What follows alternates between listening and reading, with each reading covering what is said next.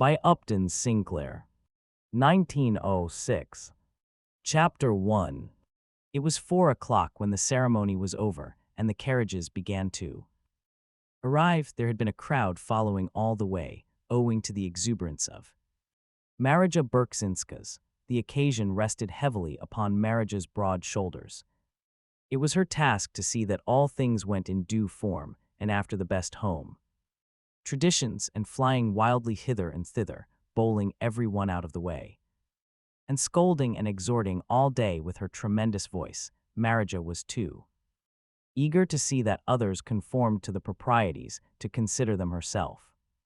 She had left the church last of all, and, desiring to arrive first at the hall, had issued orders to the coachman to drive faster. When that personage had developed a will of his own in the matter, Marija had flung up the window of the carriage and, leaning out, proceeded to tell him her opinion of him, first in Lithuanian, which he did not understand, and then in Polish, which he did.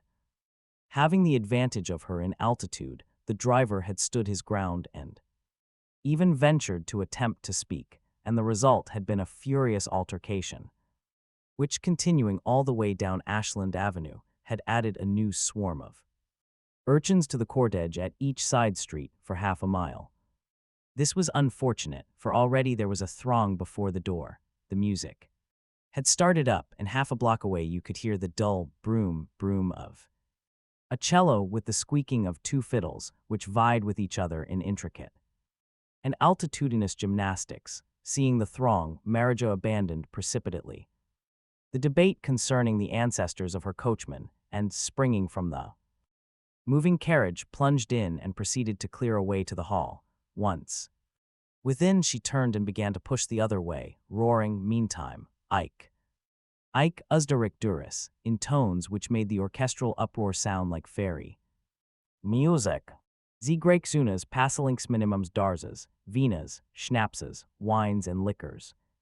Union headquarters, that was the way the signs ran. The reader, who perhaps has never held much converse in the language of far-off Lithuania, will be glad of the explanation that the place was the rear room of a saloon in that part of Chicago known as back of the yards. This information is definite and suited to the matter of fact, but how pitifully inadequate it would have seemed to one who understood that it was also the supreme hour of ecstasy in the life of one of God's gentlest creatures, the scene of the wedding feast and the joy transfiguration of little Ona Lukasate. She stood in the doorway, shepherded by cousin Marija, breathless from pushing through the crowd, and in her happiness painful to look upon. There was a light of wonder in her eyes, and her lids trembled, and her otherwise wan little face was flushed. She wore a muslin dress, conspicuously white, and a stiff little veil coming to her shoulders. There were 5 pink paper roses twisted in the veil, and 11 bright green rose leaves. There were new white cotton gloves upon her hands, and as she stood staring about her, she twisted them together feverishly.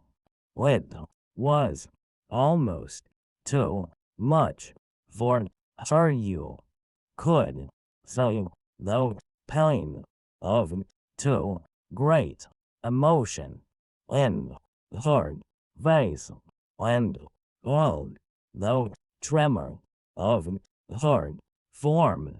She was so young, not quite 16, and small for her age, a mere child, and she had just been married, and married to Jorgis asterisk, pronounced Yorgais, of all men, to Jorgis Rudkas he, with the white flower in the buttonhole of his no black suit, he with the mighty shoulder and the giant hands.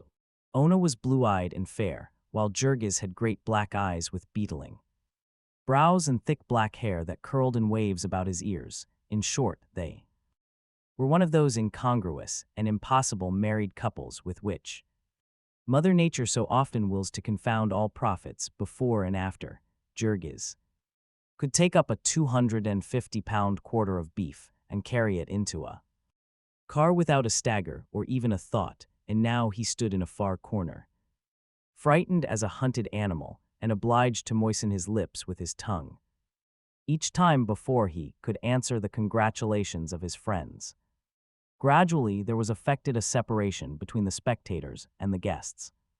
A separation at least sufficiently complete for working purposes. There was no time during the festivities, which ensued when there were not groups of onlookers in the doorways and the corners, and if any one of these onlookers came sufficiently close or looked sufficiently hungry, a chair was offered him, and he was invited to the feast. It was one of the laws of the Veselija that no one goes hungry, and while a rule made in the forests of Lithuania is hard to apply, the Stockyards district of Chicago, with its 250,000 inhabitants, still they did their best, and the children who ran in from the street, and even the dogs went out again happier. A charming informality was one of the characteristics of this celebration. The men wore their hats, or if they wished, they took them off, and their coats with them. They ate when and where they pleased and moved as often as they pleased. There were to be speeches and singing, but no one had to listen who did not care to. If he wished, meantime, to speak or sing himself, he was perfectly free. The resulting medley of sound distracted no one, save possibly alone the babies, of which there were present a number equal to the total possessed by all the guests invited. There was no other place for the babies to be, and so part of the preparations for the evening consisted of a collection of cribs and carriages in one corner. In these, the babies slept 3 or 4 together, or wakened together, as the case might be. Those who were still older and could reach the tables marched about munching contentedly at meat, bones, and bologna sausages. The room is about 30 feet square, with whitewashed walls, bare save for a calendar, a picture of a racehorse, and a family tree in a gilded frame. To the right there is a door from the saloon, with a few loafers in the doorway, and in the corner beyond it a bar, with a presiding genius clad in soiled white, with waxed black mustaches and a carefully oiled curl plastered against one side of his forehead. In the opposite corner are 2 tables, filling a third of the room and laden with dishes and cold viands, which a few of the hungrier guests are already munching. At the head, where sits the bride, is a snow-white cake with an Eiffel tower of constructed decoration, with sugar roses and 2 angels upon it, and a generous sprinkling of pink and green and yellow candies. Beyond opens a door into the kitchen, where there is a glimpse to be had of a range with much steam ascending from it, and many women, old and young, rushing hither and thither. In the corner to the left are the 3 musicians, upon a little platform, toiling heroically to make some impression upon the hubbub. Also the babies, similarly occupied, in an open window whence the populace imbibes the sights and sounds and odors.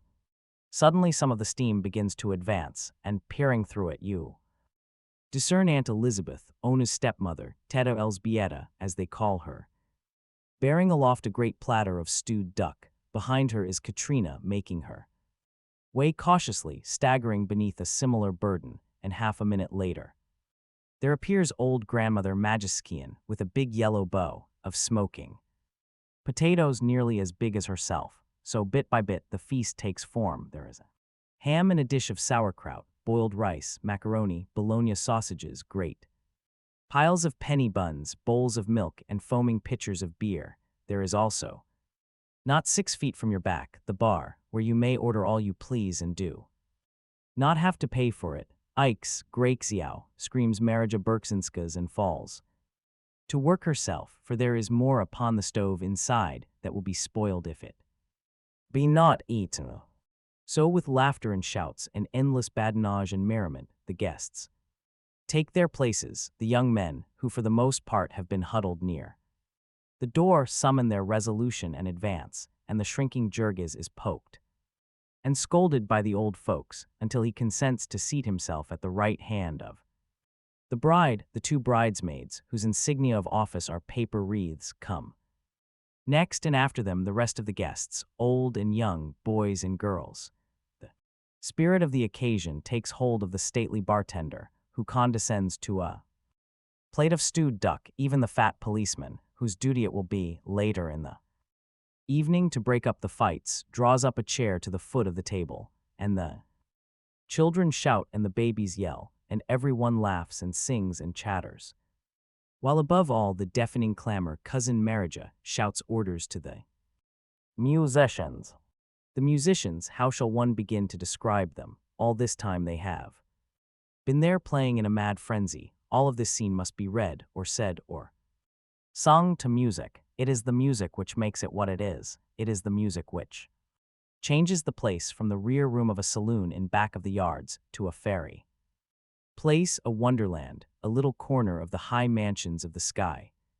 The little person who leads this trio is an inspired man. His fiddle is out of tune, and there is no rosin on his bow, but still he is an inspired man. The hands of the muses have been laid upon him. He plays like one possessed by a demon, by a whole horde of demons. You can feel them in the air round about him, capering frenetically. With their invisible feet they set the pace, and the hair of the leader of the orchestra rises on end, and his eyeballs start from their sockets as he toils to keep up with them.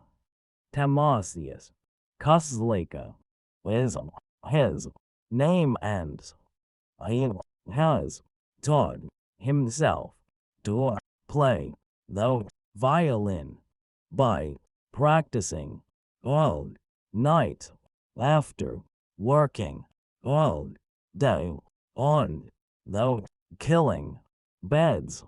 He is in his shirt sleeves with a vest figured with faded gold horseshoes, and a pie and striped shirt suggestive of peppermint candy, a pair of military trousers, light blue with a yellow stripe, serve to give that suggestion of authority proper to the leader of a band.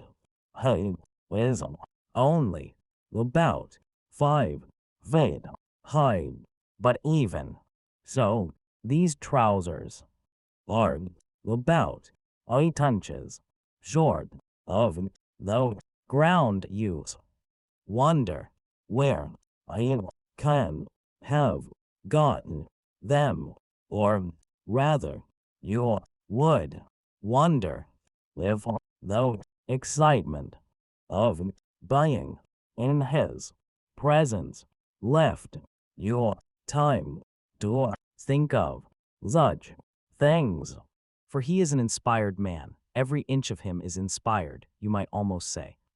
Inspired separately. He stamps with his feet, he tosses his head, he sways and swings to and fro. He has a wizened-up little face, irresistibly comical, and when he executes a turn or a flourish, his brows knit and his lips work and his eyelids wink. The very ends of his necktie bristle out, and every now and then he turns upon his companions, nodding, signaling, beckoning frantically with every inch of him, appealing, imploring, in behalf of the muses and their call.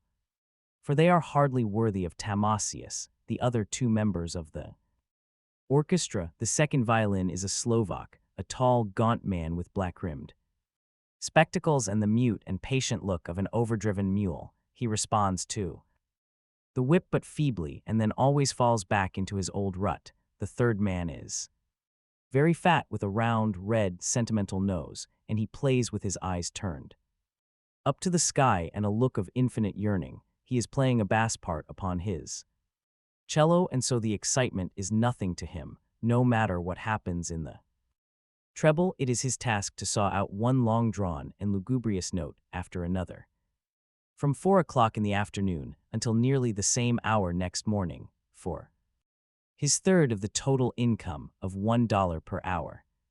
Before the feast has been 5 minutes underway, Tamasius Kusleka has risen. In his excitement, a minute or two more and you see that he is beginning to edge over toward the tables. His nostrils are dilated and his breath comes fast. His demons are driving him. He nods and shakes his head at his companions, jerking at them with his violin, until at last the long form of the second violinist also rises. Up in the end, all three of them begin advancing, step by step, upon the banqueter's Valentina Vixia, the cellist, bumping along with his instrument. Between notes, finally all three are gathered at the foot of the tables, and there Tamasius mounts upon a stool. Now he is in his glory, dominating the scene. Some of the people are eating. Some are laughing and talking, but you will make a great mistake if you think.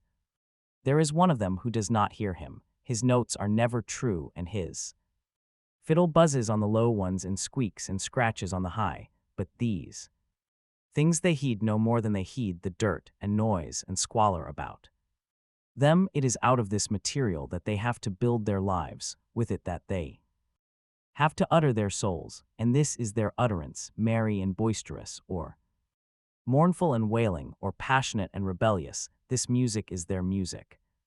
Music of home, it stretches out its arms to them, they have only to give themselves up. Chicago and its saloons and its slums fade away, there are green meadows and sunlit rivers, mighty forests and snow-clad hills, they behold home.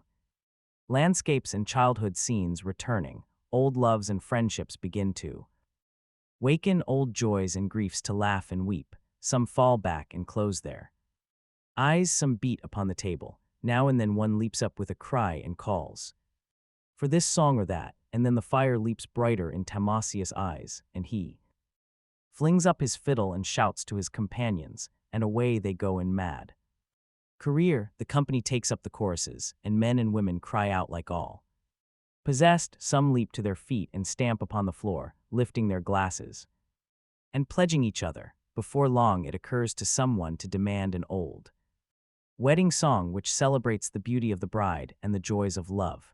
In the excitement of this masterpiece, Tamasius Kusleka begins to edge in between the tables, making his way toward the head where sits the bride. There is not a foot of space between the chairs of the guests, and Tamasius is so short that he pokes them with his bow whenever he reaches over for the low notes, but still he presses in and insists relentlessly that his companions must follow. During their progress, needless to say, the sounds of the cello are pretty well extinguished, but at last the three are at the head, and Tamasius takes his station at the right hand of the bride and begins to pour out his soul in melting strains. Little Ona is too excited to eat. Once in a while she tastes a little something when Cousin Marija pinches her elbow and reminds her, but for the most part she sits gazing with the same fearful eyes of wonder. Teta Elzbieta is Alina. Flutter like a hummingbird. Her sisters, too, keep running up behind her, whispering breathless, but Ona seems scarcely to hear them. The music keeps calling and the far-off look comes back, and she sits with her hands pressed together over her heart. Then the tears begin to come into her eyes, and as she is ashamed to wipe them away, and ashamed to let them run down her cheeks, she turns and shakes her head a little, and then flushes red when she sees that Jurgis is watching her, when in the end Tamasius Kusleka has reached her side and is waving his magic wand above her. Ona's cheeks are scarlet, and she looks as if she would have to get up and run away. In this crisis, however, she is saved by Marija Berksinskas, whom the muses suddenly visit. Marija is fond of a song of lovers parting. She wishes to hear it, and as the musicians do not know it, she has risen and is proceeding to teach them. Marija is short but powerful in build. She works in a canning factory, and all day long she handles cans of beef that weigh 14 pounds. She has a broad Slavic face with prominent red cheeks. When she opens her mouth it is tragical, but you cannot help thinking of a horse. She wears a blue flannel shirtwaist, which is now rolled up at the sleeves, disclosing her brawny Arms, she has a carving fork in her hand, with which she pounds on the table to mark the time as she roars her song, in a voice of which it is enough to say that it leaves no portion of the room vacant. The three musicians follow her, laboriously in note by note, but averaging one note behind. Thus they toil through stanza after stanza of a lovesick swain's lamentation. Sudiv caveat Kelly, two brangiosis. Sudiv lame man beadnam. Matopasker tape oxxiosis. Jogvargt ant sviato rake venam.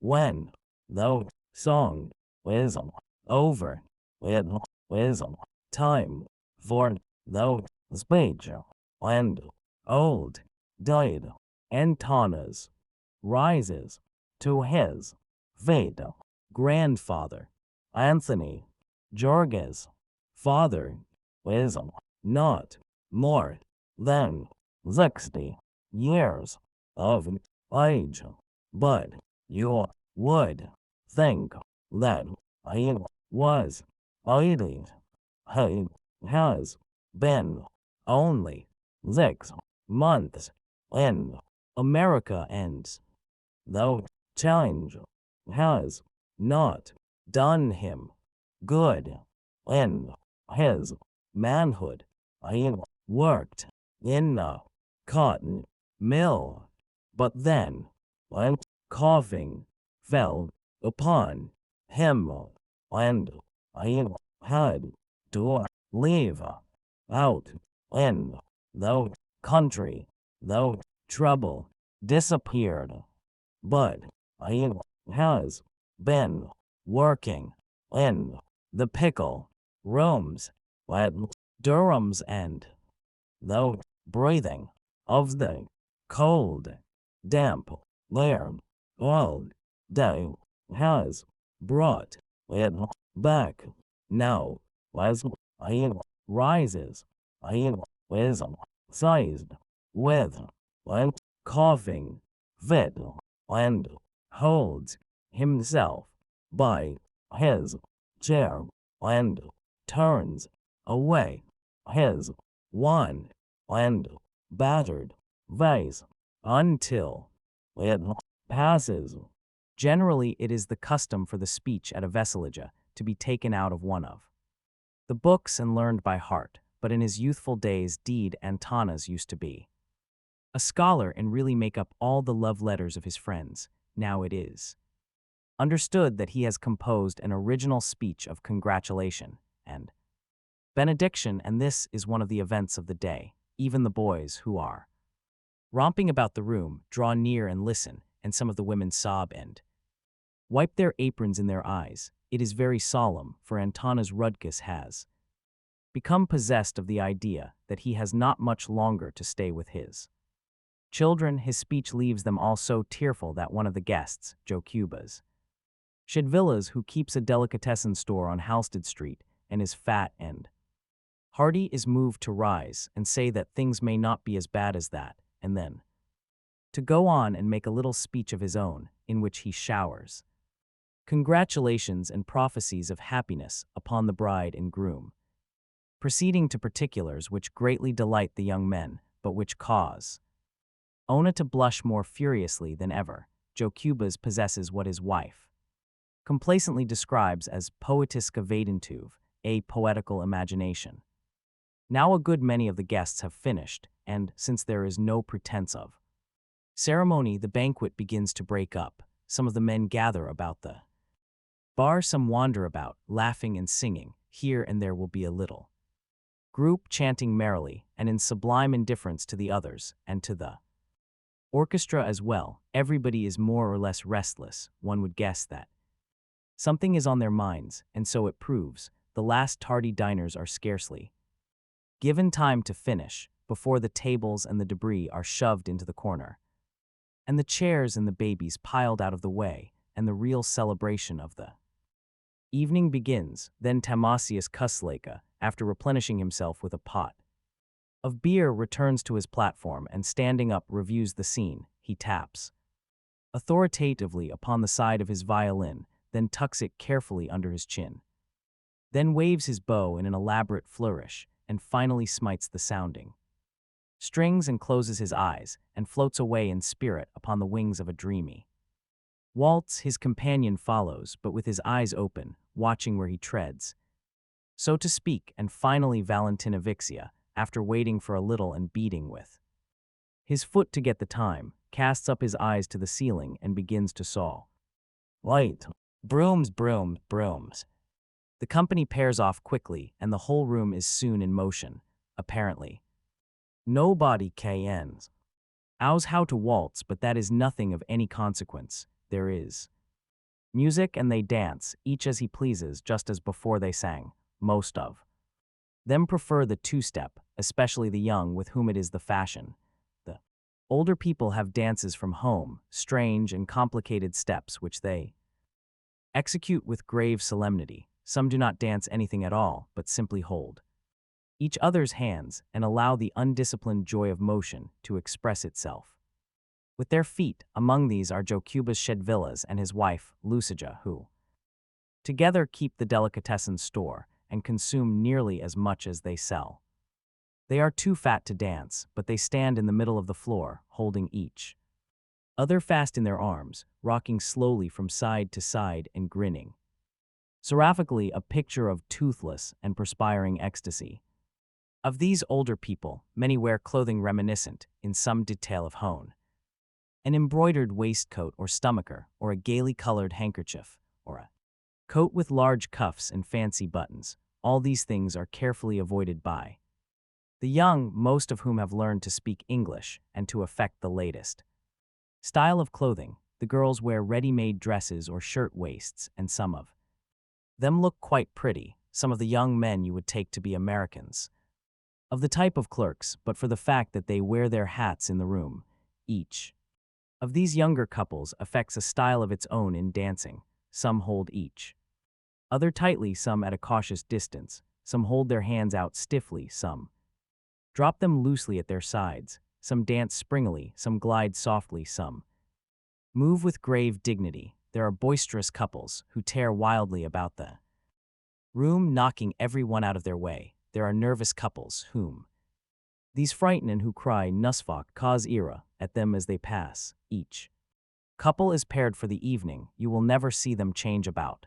There is Alina Jasaitype, for instance, who has danced unending hours with Juozas Raxias, to whom she is engaged. Elena is the beauty of the evening, and she would be really beautiful if she were not so proud. She wears a white shirtwaist, which represents perhaps half a week's labor painting cans. She holds her skirt with her hand as she dances, with stately precision, after the manner of the Grand's dames. Juozas is driving one of Durham's wagons and is making big wages. He affects a tough aspect, wearing his hat on one side and keeping a cigarette in his mouth all the evening. Then there is Jadwiga Marcinkus, who is also beautiful but humble. Jadwiga likewise paints cans, but then she has an invalid mother and 3 little sisters to support by it, and so she does not spend her wages for shirtwaists. Jadwiga is small and delicate, with jet-black eyes and hair, the latter twisted into a little knot and tied on the top of her head.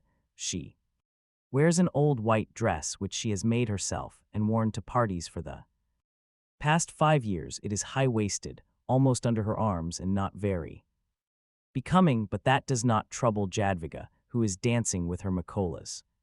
She is small while he is big and powerful. She nestles in his arms as if she would hide herself from view and leans her head upon his shoulder. He in turn has clasped his arms tightly around her, as if he would carry her away, and so she dances, and will dance, the entire evening, and would dance forever, in ecstasy of bliss.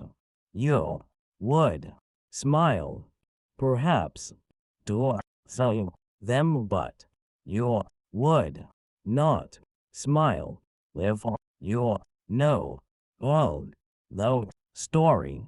This is the 5th year now that Jadwiga has been engaged to Mikolas, and her heart is sick. They would have been married in the beginning.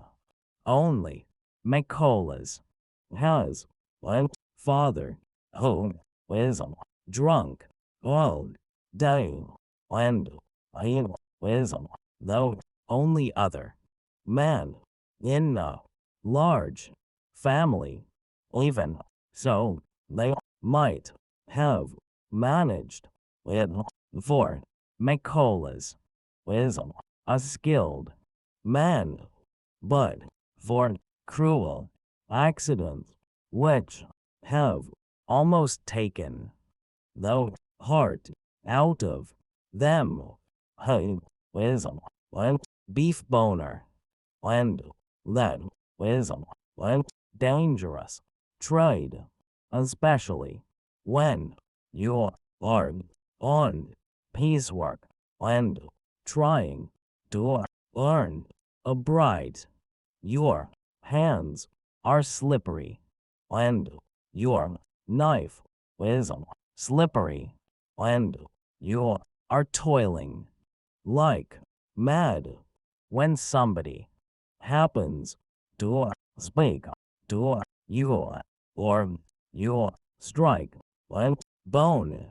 Then your hand slips up on the blade, and there is a fearful gash, and that would not be so bad, only for the deadly contagion.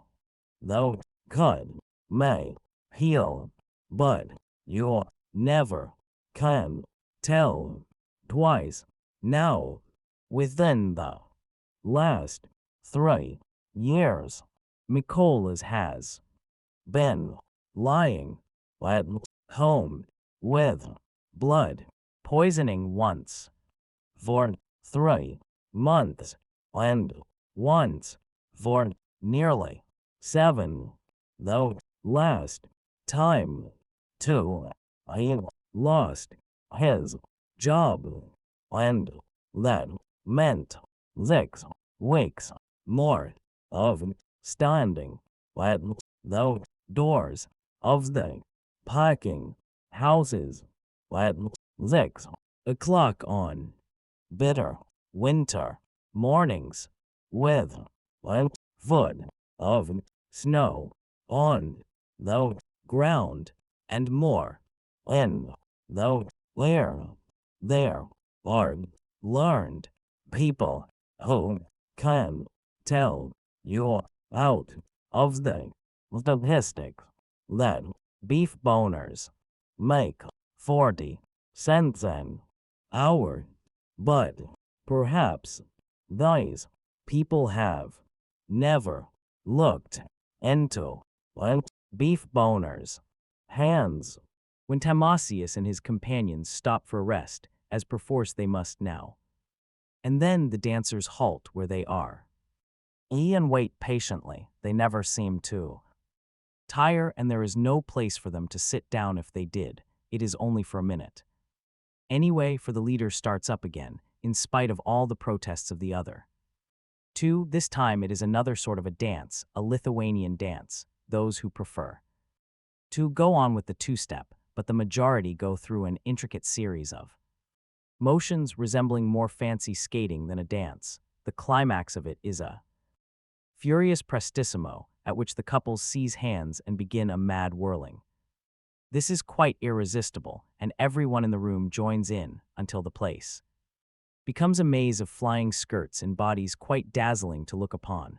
But the sight of sights at this moment is Timasius Kusleka. The old fiddle squeaks and shrieks in protest, but Timasius has no mercy. The sweat starts out on his forehead, and he bends over like a cyclist on the last lap of a race. His body shakes and throbs like a runaway steam engine, and the ear cannot follow the flying showers of notes. There is a pale blue mist where you look to see his bowing arm. With a most wonderful rush he comes to the end of the tune, and flings up his hands and staggers back exhausted, and with a final shout of delight The dancers fly apart, reeling here and there, bringing up against the walls of the room.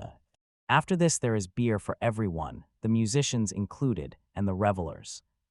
Take a long breath and prepare for the great event of the evening, which is the Exievimas. The Exievimas is a ceremony which, once begun, will continue for 3 or 4 hours, and it involves one uninterrupted dance. The guests form a great ring, locking hands, and when the music starts up, begin to move around. In a circle, in the center stands the bride, and one by one the men step into the enclosure and dance with her. Each dances for several minutes, as long as he 10 pleases. It is a very merry proceeding, with laughter and singing, and when the guest has finished, he finds himself face to face with Teta Elzbieta, who holds the hat. Into it he drops a sum of money, $1 or perhaps $5 according to his power and his estimate of the value of the privilege. The guests are expected to pay for this entertainment. If they be proper guests, they will see that there is a neat sum left over for the bride and bridegroom to start life upon. Most fearful they are to contemplate the expenses of this entertainment. They will certainly be over $200 and maybe $300, and $300 is more than the year's income of many a person in this room.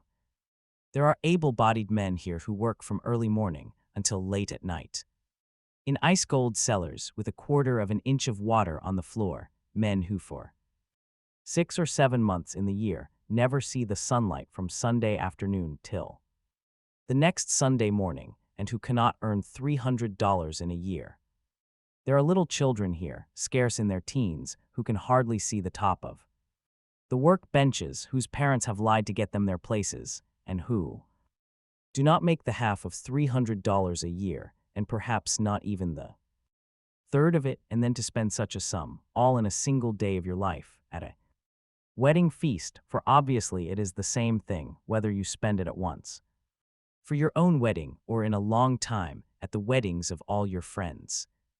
It is very imprudent, it is tragic, but it is so beautiful. Bit by bit these poor people have given up everything else, but to this they cling with all the power of their souls. They cannot give up the Veselija. To do that would mean not merely to be defeated, but to acknowledge defeat, and the difference between these two things is what keeps the world going. The Veselija has come down to them from a far-off time, and the meaning of it was that one might dwell within the cave and gaze upon shadows, provided only that once in his lifetime he could break his chains and feel his wings and behold the sun, provided that once in his lifetime he might testify to the fact that life, with all its cares and its terrors, is no such great thing after all, but merely a bubble upon the surface of a river, thing that one may toss about and play with as a juggler tosses his golden balls, a thing that one may quaff like a goblet of rare red wine.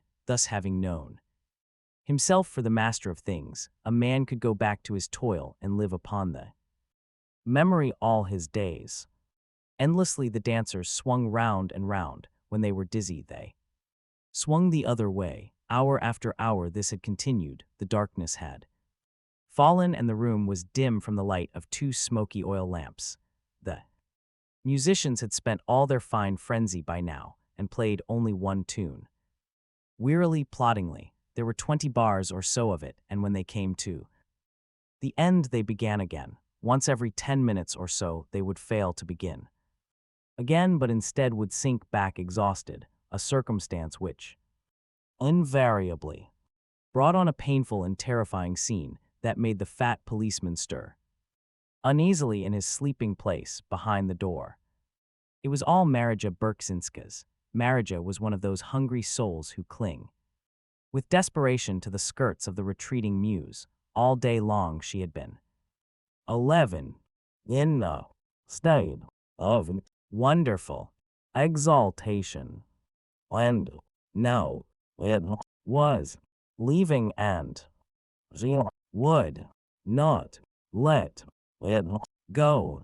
The heart soul cried out, and the words of Faust, stay, thou art fair, whether it was by beer, or by shouting, or by music, or by motion. She meant that it should not go, and she would go back to the days of it, and no sooner be fairly started than her chariot would be thrown off the truck, so to speak, by the stupidity of those thrice accursed musicians.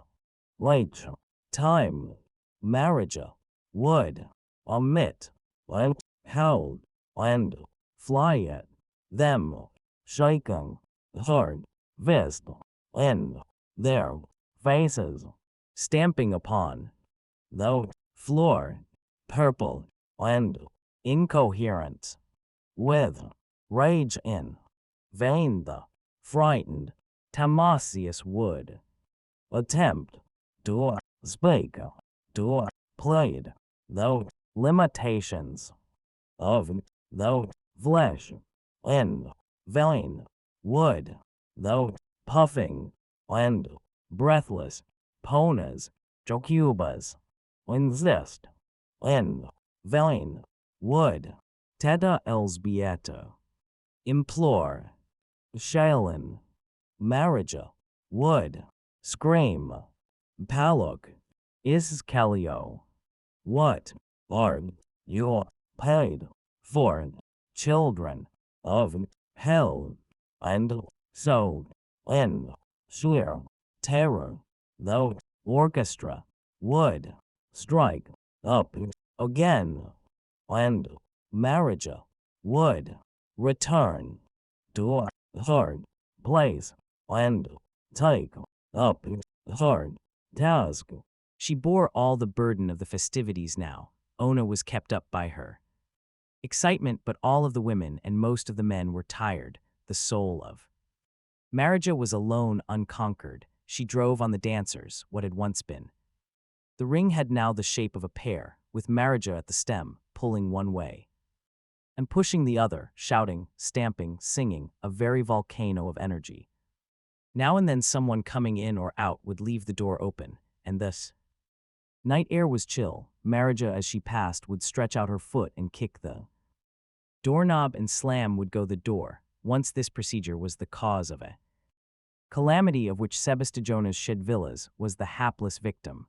Little Sebastijonas, aged 3, had been wandering about oblivious to all things, holding turned up over his mouth a bottle of liquid known as pop, pink-colored, ice-cold and delicious. Passing through the doorway, the door smote him full, and the shriek which followed brought the dancing to a halt. Marija, who threatened horrid murder 100 times a day and would weep over the injury of a fly, seized little Sebastijonas in her arms and bid fair to smother him with kisses.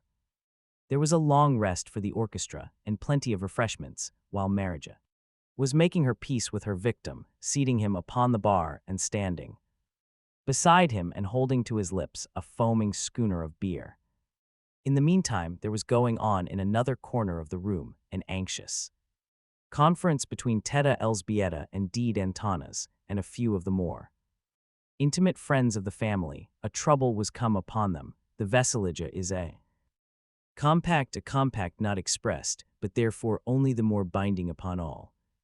Everyone's share was different, and yet everyone knew perfectly well what his share was and strove to give a little more. Now, however, since they had come to the new country, all this was changing. It seemed as if there must be some subtle poison in the air that one breathed here. It was affecting all the young men at once. They would come in crowds and fill themselves with a fine dinner, and then sneak off. One would throw another's hat out of the window, and both would go out to get it, and neither could be seen again. Or now and then half a dozen of them would get together and march out openly, staring at you and making fun of you to your face. Still others, worse yet, would crowd about the bar and at the Expense of the host drink themselves sodden, paying not the least attention to anyone and leaving it to be thought that either they had danced with the bride already or meant to later on.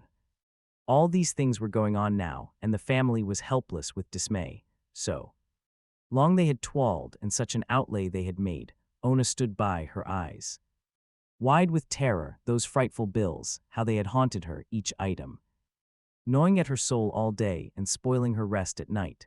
How often she had named them over one by one and figured on them as she went to work. $15 for the hall, $22 and a quarter for the ducks, $12 for the musicians, $5 at the church, and a blessing of the Virgin besides. And so on without an end. Worst of all was the frightful bill that was still to come from Greixunas for the beer and liquor that might be consumed. One could never get in advance more than a guess as to this from a saloon keeper. And then when the time came, he always came to you scratching his head and saying that he had guessed too low, but that he had done his best. Your guests had gotten so very drunk, by him you were sure to be cheated unmercifully, and that even though you thought yourself the dearest of the hundreds of friends he had, he would begin to serve your guests out of a keg that was half full, and finish with one that was half empty, and then you would be charged for 2 kegs of beer. He would agree to serve a certain quality at a certain price, and when the time came, you and your friends would be drinking some horrible poison that could not be described. You might complain, but you would get nothing for your pains but a ruined evening, while, as for going to law about it, you might as well go to heaven at once. The saloon keeper stood in with all the big politics men in the district, and when you had once found out what it meant to get into trouble with such people, you would know enough to pay what you were told to pay and shut up.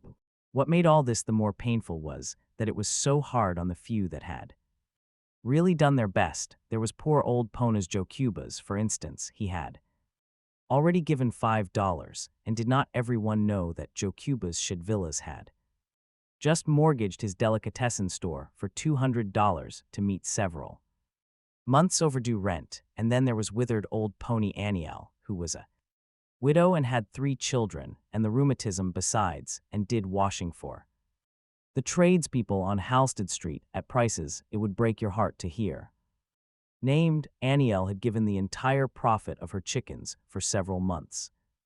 8 of them she owned, and she kept them in a little place fenced around on her backstairs. All day long the children of Aniel were raking in the dump for food for these chickens, and sometimes, when the competition there was too fierce, you might see them on Halsted Street walking close to the gutters, and with their mother following to see that no one robbed them of their fines. Money could not tell the value of these chickens to old Mrs. Jucknian. She valued them differently, for she had a feeling that she was getting something for nothing by means of them, that with them she was getting the better of a world that was getting the better of her in so many other ways. So she watched them every hour of the day, and had learned to see like an owl at night to watch them then.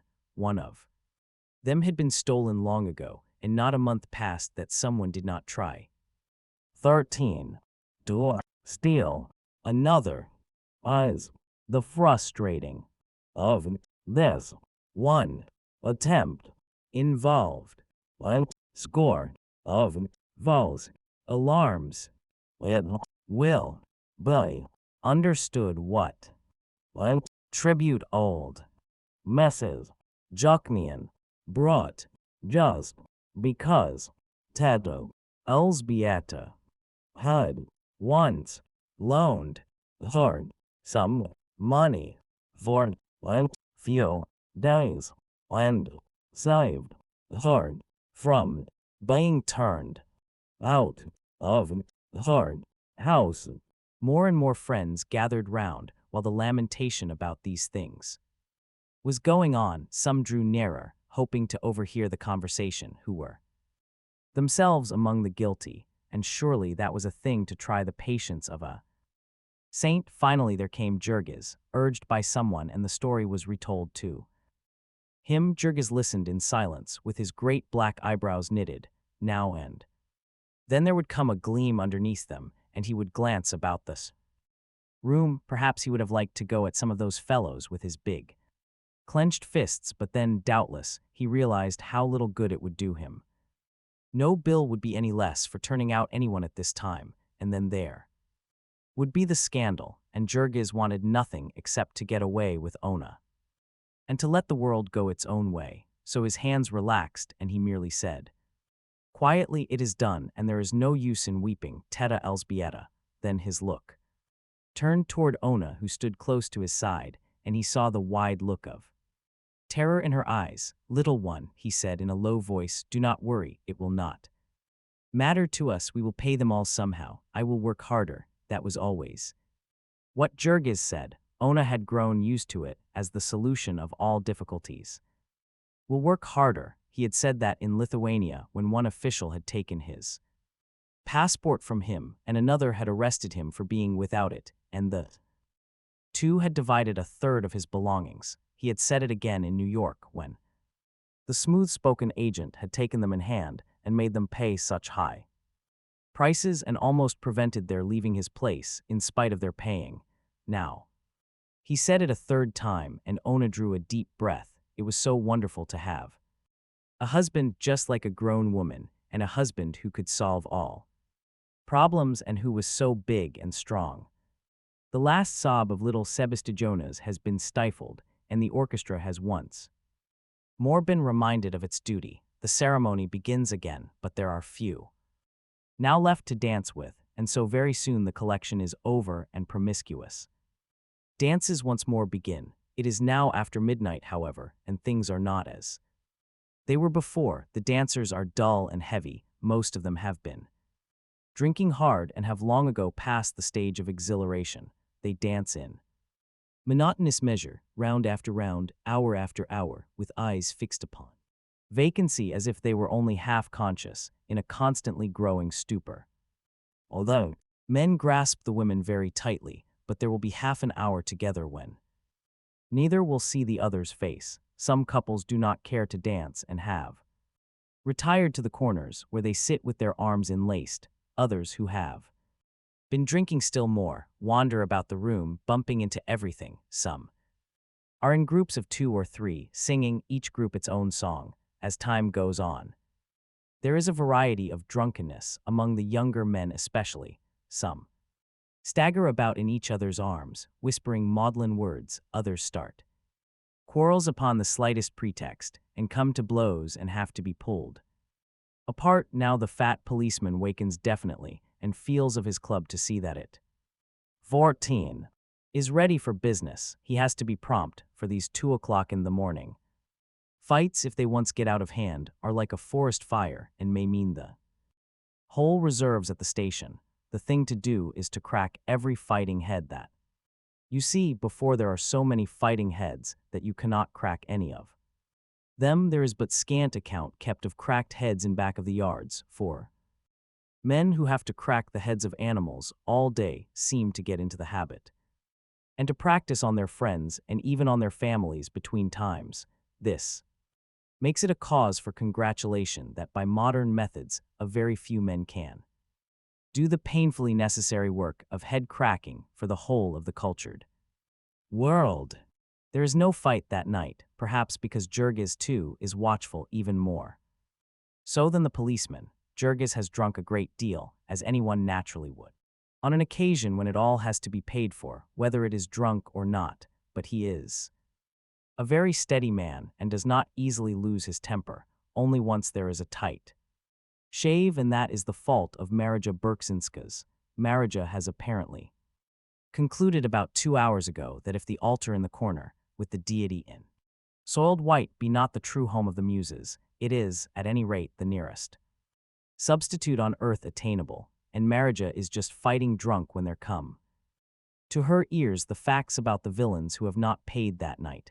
Marija goes on the warpath straight off, without even the preliminary of a good cursing, and when she is pulled off, it is with the coat collars of 2 villains in her hands. Fortunately, the policeman is disposed to be reasonable, and so it is not Marija who is flung out of the place. All this interrupts the music for not more than a minute or two, then again the merciless tune begins, the tune that has been played for the last half hour. Without one single change, it is an American tune this time, one which they have picked up on the streets. All seem to know the words of it, or at any rate the first line of it, which they hum to themselves, over and over again without rest. In the good old summertime, in the good old summertime, in the good old summertime, in the good old summertime, there seems to be something hypnotic about this with its endlessly recurring dominant. It has put a stupor upon everyone who hears it, as well as upon the men who are playing it. No one can get away from it, or even think of getting away from it. It is 3 o'clock in the morning, and they have danced out all their joy, and danced out all their strength and all the strength that unlimited drink can lend them, and still there is no one among them who has the power to think of stopping.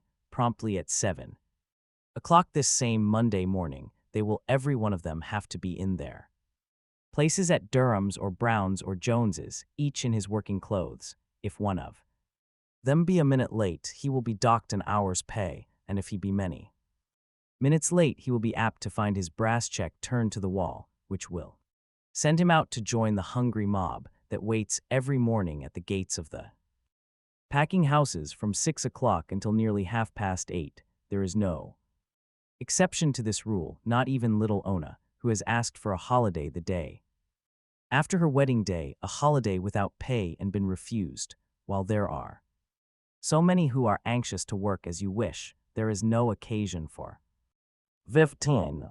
Incommoding yourself with those who must work otherwise.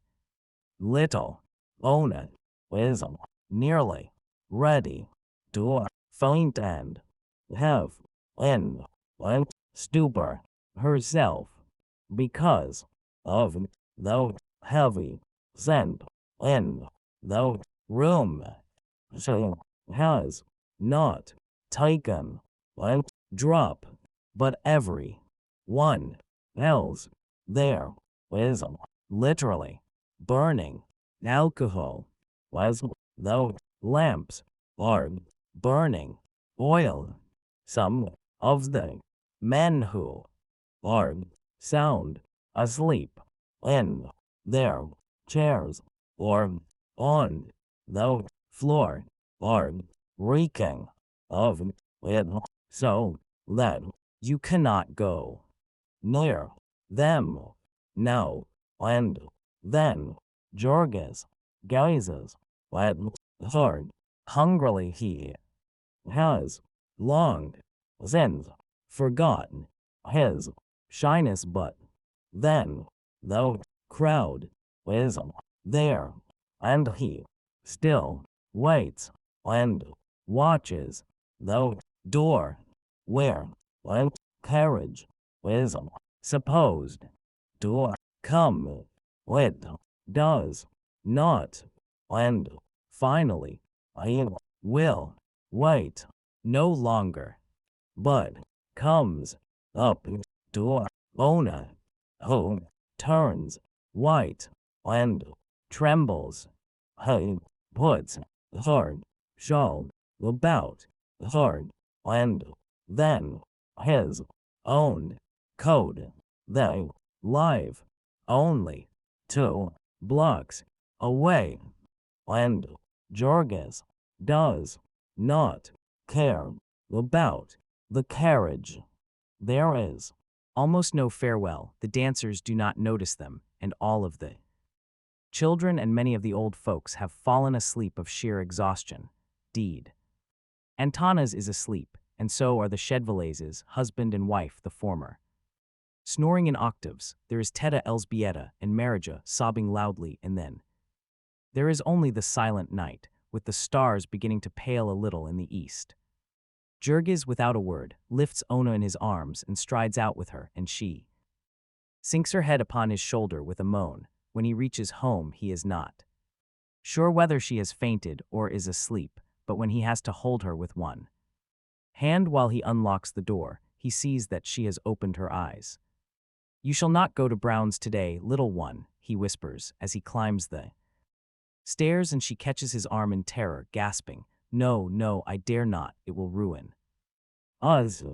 But he answers her again, "Leave it to me, leave it to me. I will earn more money. I will work harder." Chapter 2. Jurgis talked lightly about work because he was young. They told him stories about the breaking down of men there in the stockyards of Chicago and of what had happened to them afterward, stories to make your flesh creep, but Jurgis would only laugh. He had only been there 4 months, and he was young and a giant. Besides, there was too much health in him. He could not even imagine how it would feel to be beaten. "That is well enough for men like you," he would say. "Silpna's puny fellows, but my back is broad." Jurgis was like a boy from the country. He was the sort of man the bosses like to get hold of me, the sort they make it a grievance they cannot get hold of me. When he was told to go to a certain place, he would go there on this run. When I had nothing to do for the moment, he would stand round, fidgeting, dancing, with the overflow of energy that was in him. Live, he were working in a line of men. 16.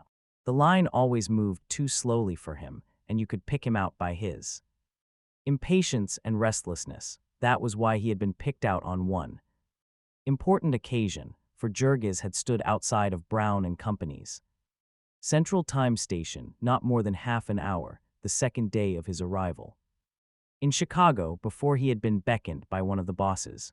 Of this he was very proud, and it made him more disposed than ever to laugh at the pessimists.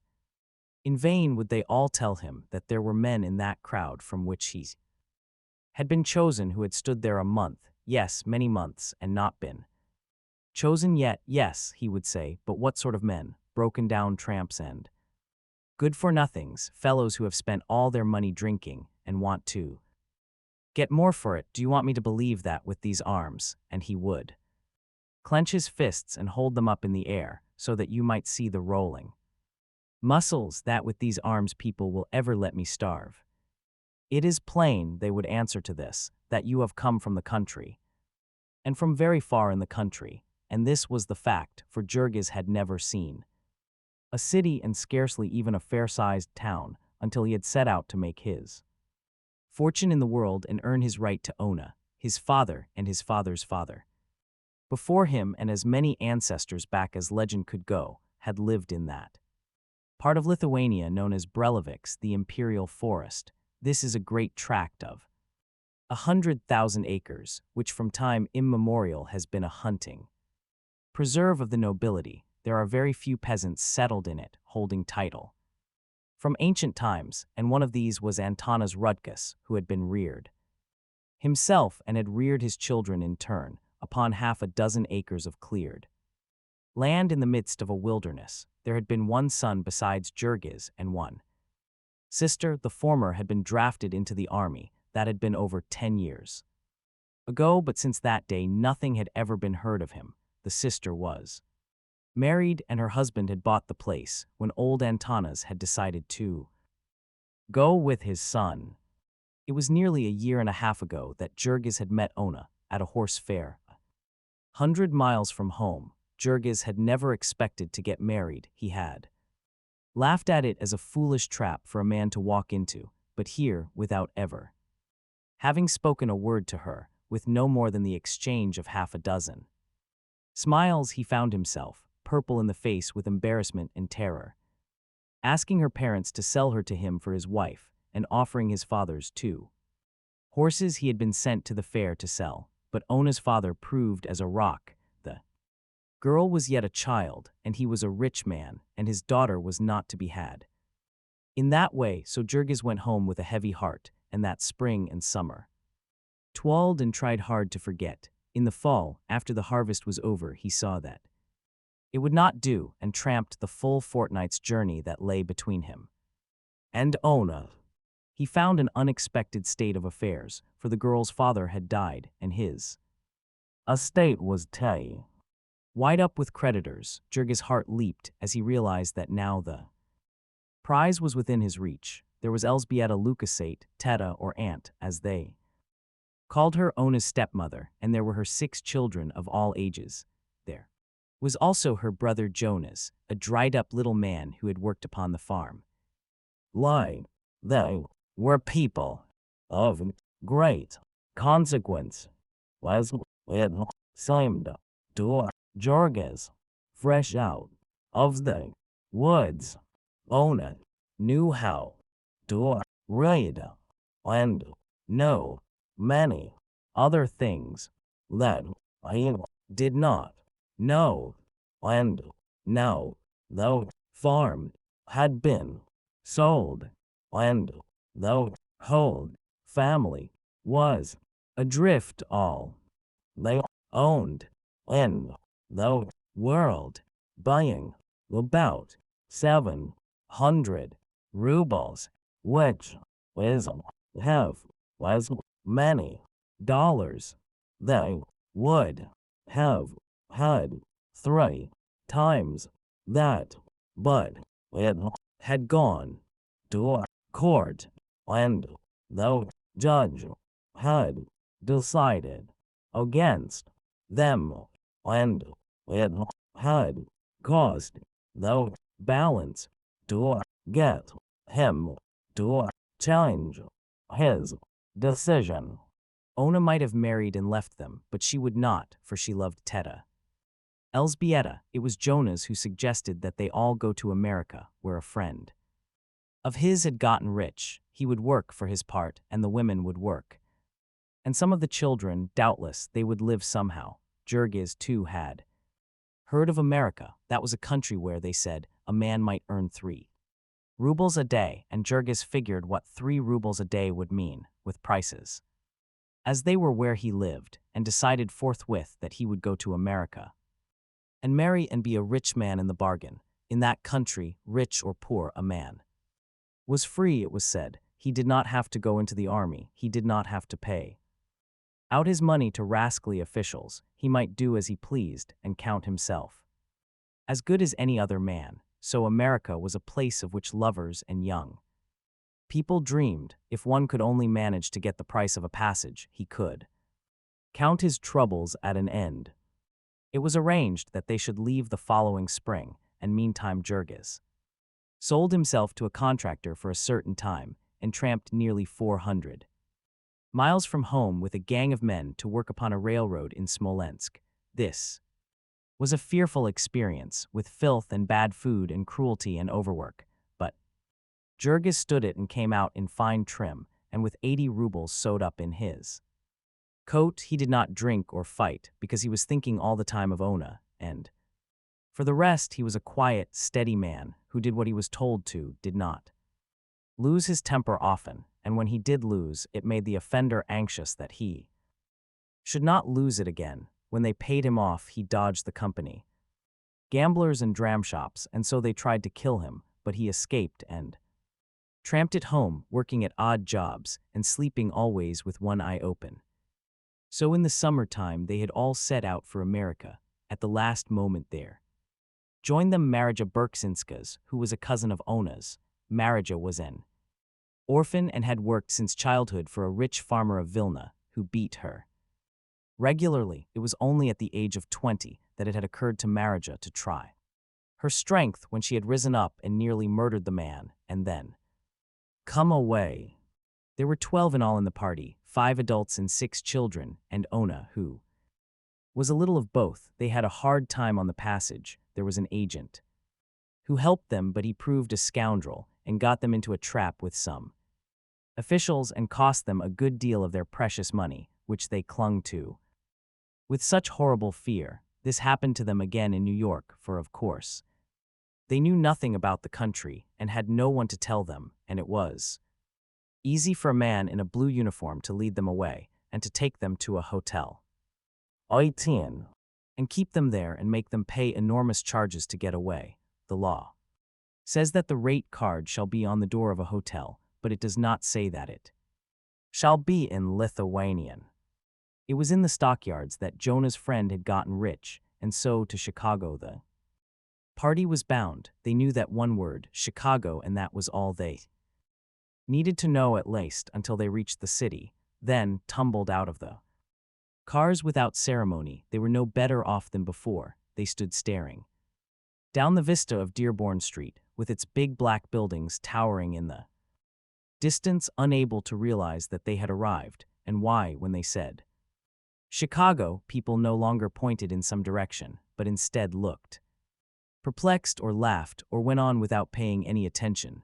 They were pitiable in their helplessness. Above all things, they stood in deadly terror of any sort of person in official uniform, and so whenever they saw a policeman they would cross the street and hurry by. For the whole of the first day they wandered about in the midst of deafening confusion, utterly lost, and it was only at night that, cowering in the doorway of a house, they were finally discovered and taken by a policeman to the station. In the morning an interpreter was found, and they were taken and put upon a car and taught a new word, stockyards.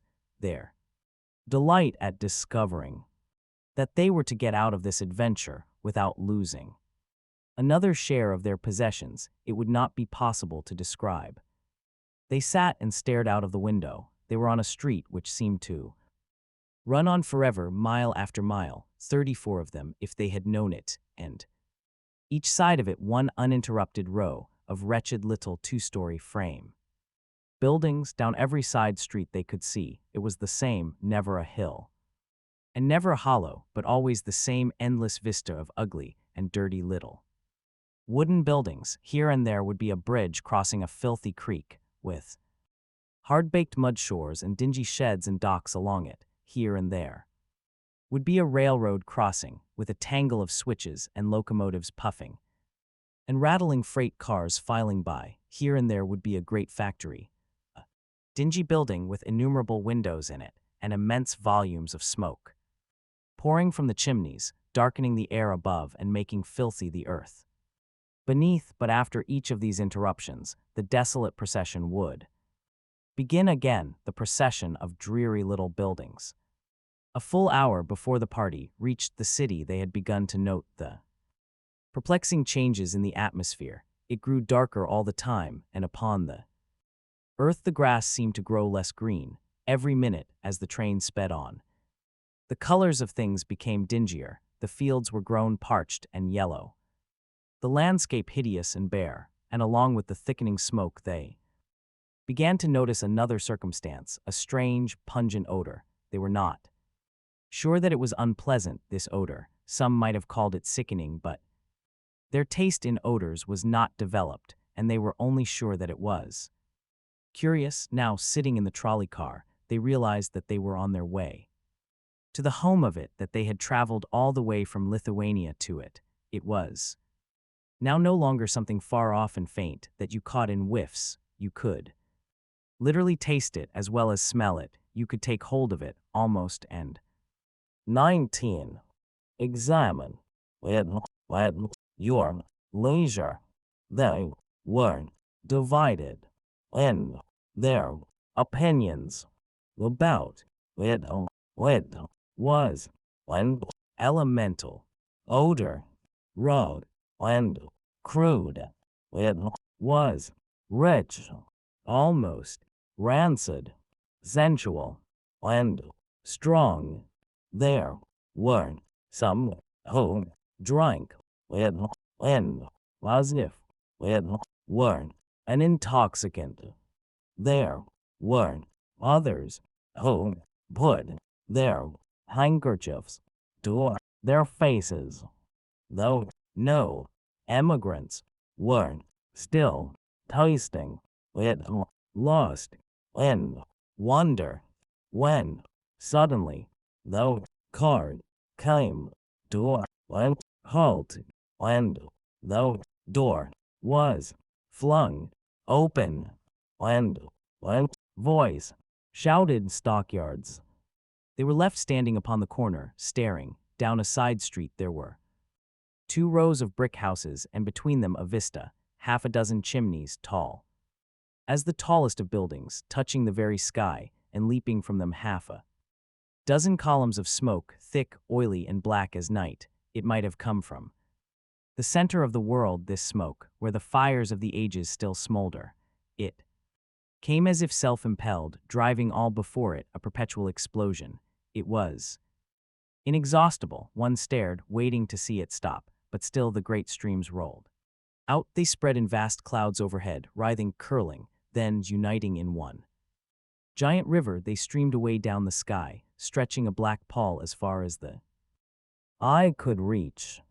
Then the party became aware of another strange thing. This, too, like the color, was a thing elemental. It was a sound made up of 10,000 little sounds. You scarcely noticed it at first. It sunk into your consciousness, a vague disturbance, a trouble. It was like the murmuring of the bees in the spring, the whisperings of the forest. It suggested endless activity, the rumblings of a world in motion. It was only by an effort that one could realize that it was made by animals, that it was the distant lowing of 10,000 cattle, the distant grunting of 10,000 swine.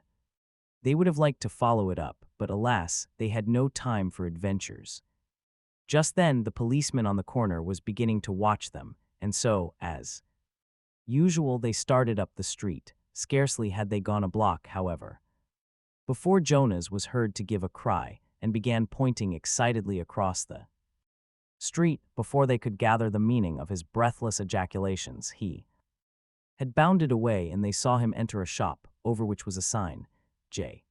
Shedvilla's Delicatessen. When he came out again, it was in company with a very stout gentleman in shirt sleeves and an apron, clasping Jonas by both hands and laughing hilariously. Then Teta Elzbieta recollected suddenly that Shedvilla's had been the name of the mythical friend who had made his fortune in America.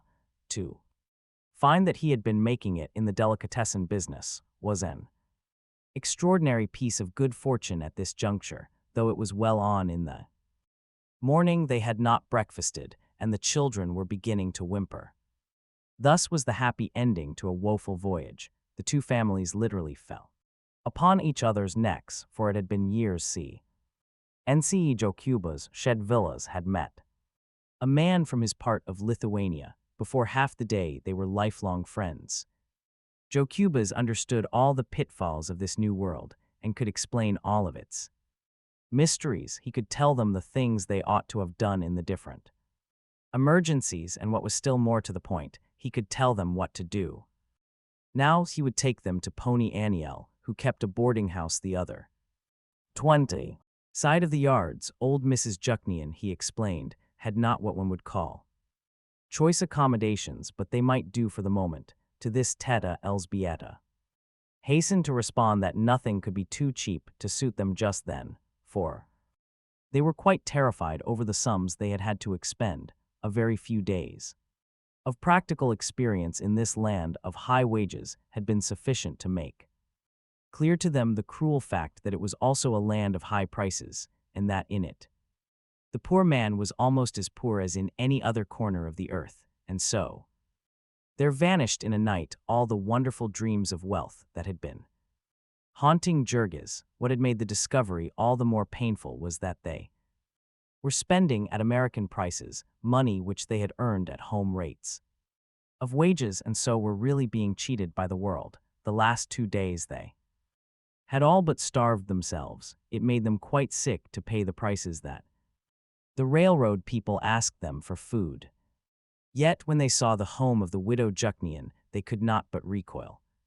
Even so, in all their journey they had seen nothing so bad as this. Pony Aniel had a 4-room flat in one of that wilderness of 2-story frame tenements that lie back of the yards. There were 4 such flats in each building, and each of the 4 was a boarding house for the occupancy of foreigners, Lithuanians, Poles, Slovaks, or Bohemians. Some of these places were kept by private persons, some were cooperative. There would be an average of half a dozen boarders to each room. Sometimes there were 13 or 14 to one room, 50 or 60 to a Flat, each one of the occupants furnished his own accommodations, that is, a mattress and some bedding. The mattresses would be spread upon the floor in rows, and there would be nothing else in the place except a stove. It was by no means unusual for two men to own the same mattress in common, one working by day and using it by night, and the other working at night and using it in the daytime. Very frequently, a lodging housekeeper would rent the same beds to double shifts of men. Mrs. Jucknian was a wizened-up little woman with a wrinkled face. Her home was unthinkably filthy. You could not enter by the front door at all, owing to the mattresses, and when you tried to go up the back stairs, you found that she had walled up most of the porch with old boards to make a place to keep her chickens. It was a standing jest of the boarders that Aniel cleaned house by letting the chickens loose in the rooms. Undoubtedly, this did keep down the vermin, but it seemed probable, in view of all the circumstances, that the old lady regarded it rather as feeding the chickens than as cleaning the rooms. The truth was that she had definitely given up the idea of cleaning anything, under pressure of an attack of rheumatism, which had kept her doubled up in one corner of her room for over a week, during which time 11 of her boarders, heavily in her debt, had concluded to try their chances of employment in Kansas City. This was July, and the fields were green. One never saw the fields nor any green thing whatever in Packingtown, but one could go out on the road and hobo it, as the men phrased it, and see the country and have a long rest and an easy time riding on the freight cars. Such was the home to which the new arrivals were welcomed. There was nothing 21 better to buy, had they might not do so well by looking further, for Mrs. Jucknian had at least kept one room for herself and her 3 little children, and now offered to share this with the women and the girls of the party. They could get bedding at a second-hand store, she explained, and they would not need any while the weather was so hot. Doubtless they would all sleep on the sidewalk. Such nights as this was did nearly all of her guests.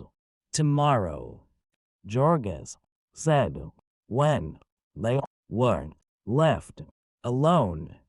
Tomorrow, I will get a job, and perhaps Jonas will get one also, and then we can get a place of our own.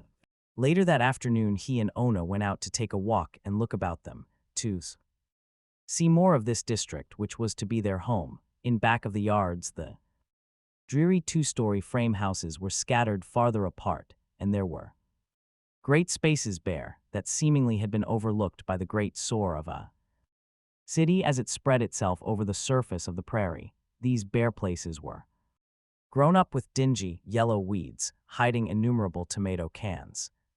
Innumerable children played upon them, chasing one another here and there, screaming and fighting.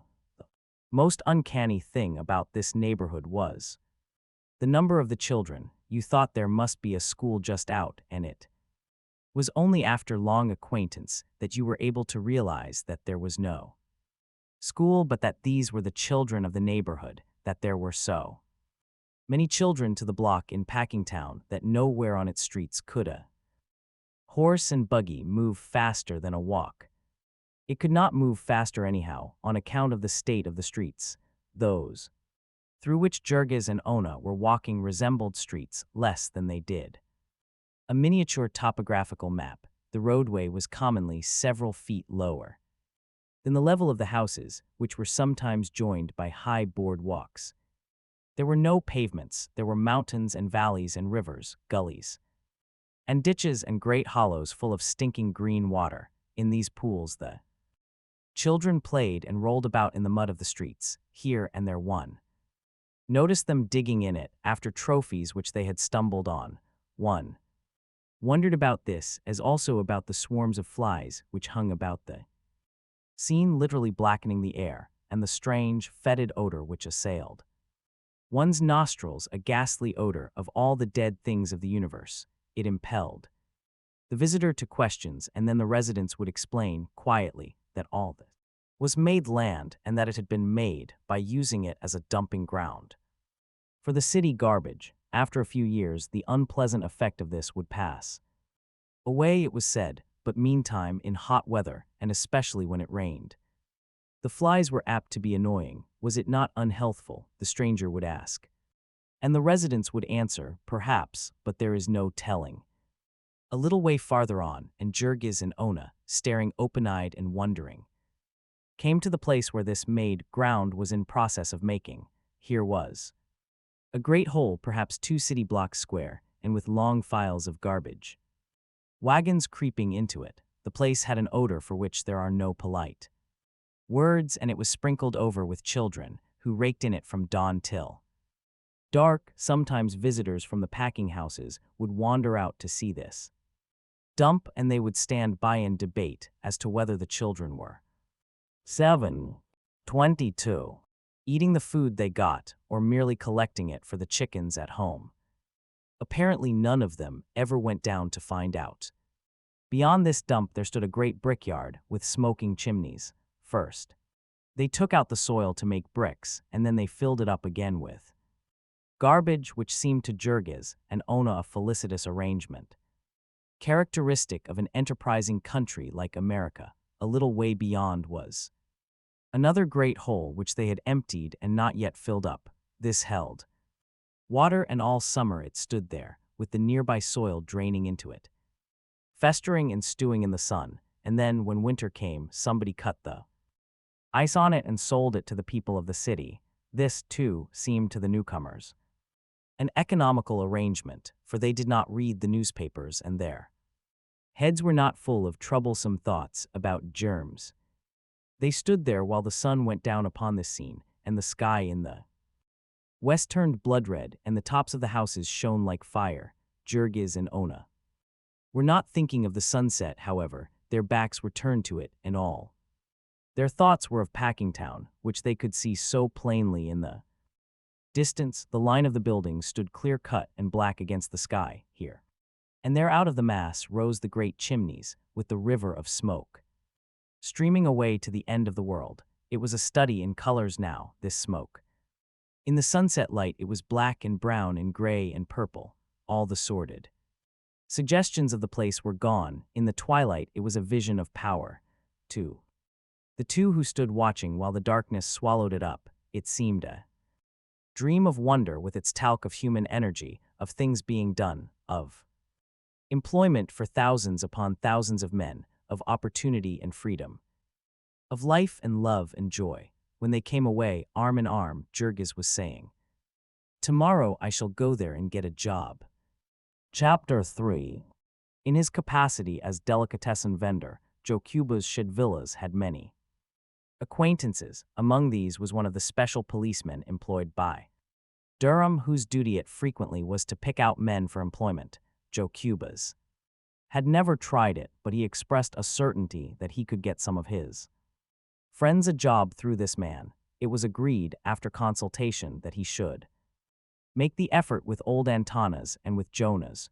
Jurgis was confident of his ability to get work for himself, unassisted by anyone. As we have said before, he was not mistaken in this. He had gone to Brown's and stood there not more than half an hour before one of the bosses noticed his form towering above the rest and signaled to him. The colloquy which followed was brief and to the point. "Speak English." "No, Lithuanian." Jurgis had studied this word carefully. 23. "Job." G. A nod. Worked here before. No stand. Signals and gesticulations on the part of the boss. Vigorous shakes of the head. By Jurgis. Shovel guts. No stand, more shakes of the head. Zarnos pagakstis schluofa, imitative motions. Load. See door, durries, pointing. Yay. Tomorrow 7 o'clock, understand, Ritaj prispietes septini. Decui tamastai, thank you, sir, and that was all. Jurgis turned away and then. In a sudden rush, the full realization of his triumph swept over him, and he gave a yell and a jump and started off on a run. He had a job, and he went all the way home as if upon wings and burst into the house like a cyclone, to the rage of the numerous lodgers who had just turned in for their daily sleep. Meantime, Joe Cubas had been to see his friend the policeman and received encouragement, so it was a happy party, there being no more to be done that day. The shop was left under the care of Lucija, and her husband sallied forth to show his friends the sights of Packingtown. Joe Cubas did this with the air of a country gentleman escorting a party of visitors over his estate. He was an old-time resident, and all these wonders had grown up under his eyes, and he had a personal pride in them. The Packers might own the land, but he claimed the landscape, and there was no one to say nay to this. They passed down the busy street that led to the yards. It was still early morning, and everything was at its high tide of activity. A steady stream of employees was pouring through the gate, employees of the higher sort at this hour, clerks and stenographers and such. For the women there were waiting big 2-horse wagons which set off at a gallop as fast as they were filled. In the distance there was heard again the lowing of the cattle, a sound as of a far-off ocean calling. They followed it, this time as eager as children in sight of a circus menagerie, which indeed the scene a good deal resembled. They crossed the railroad tracks, and then on each side of the street were the pens full of cattle. They would have stopped to look, but Joe Cubas hurried them on to where there was a stairway and a raised gallery from which everything could be seen. Here they stood, staring, breathless with wonder.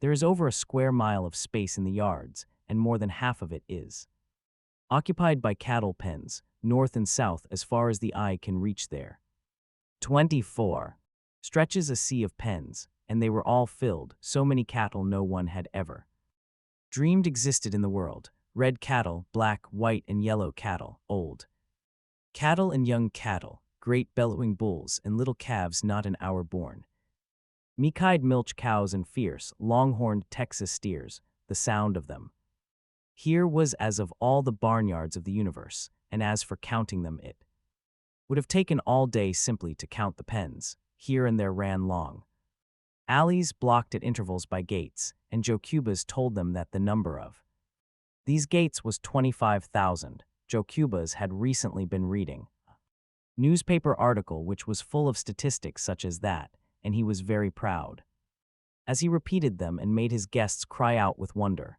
Jurgis, too, had a little of this sense of pride. Had he not just gotten a job and become a sharer? All this activity, a cog in this marvelous machine. Here and there about the alleys galloped men upon horseback, booted and carrying long whips. They were very busy, calling to each other and to those who were driving the cattle. They were drovers and stock raisers who had come from far states, and brokers and commission merchants and buyers for all the big packing houses. Here and there they would stop to inspect a bunch of cattle, and there would be a parley, brief and businesslike. The buyer would nod or drop his whip, and that would mean a bargain, and he would note it in his little book, along with hundreds of others he had made that morning. Then Joe Cubas pointed out the place where the cattle were driven to be weighed, upon a great scale that would weigh 100,000 pounds at once and record it automatically. It was near to the east entrance that they stood, and all along this east side of the yards ran the railroad tracks into which the cars were run, loaded with cattle, all night long. This had been going on, and now the pens were full. By tonight they would all be empty, and the same thing would be done again. And what will become of all these creatures? Cried Teta Elsbieta. By tonight, Jokubas answered, they will all be killed and cut up and over. There on the other side of the packing houses are more railroad tracks, where the cars come to take them away. There were 250 miles of track within the yards, their guide went on to tell them. They brought about 10,000 head of cattle every day, and as many hogs and half as many sheep, which meant some 8 or 10 million live creatures turned into food every year. One stood and watched and, little by little, caught the drift of the tide as it set in the direction of the packing houses. There were groups of cattle being driven to the chutes, which were roadways about 15 feet wide, raised high above the pens. In these chutes the stream of animals was continuous. It was quite uncanny to watch them, pressing on to their fate, all unsuspicious, a very river of death. Our friends were not poetical, and the sight suggested to them no metaphors of human destiny. They thought only of the wonderful efficiency of it all. The chutes into which the hogs went climbed high up to the very top of the distant buildings, and Jokubas explained that the hogs went up by the power of their own legs, and then their weight carried them back through all the processes necessary to make them into pork.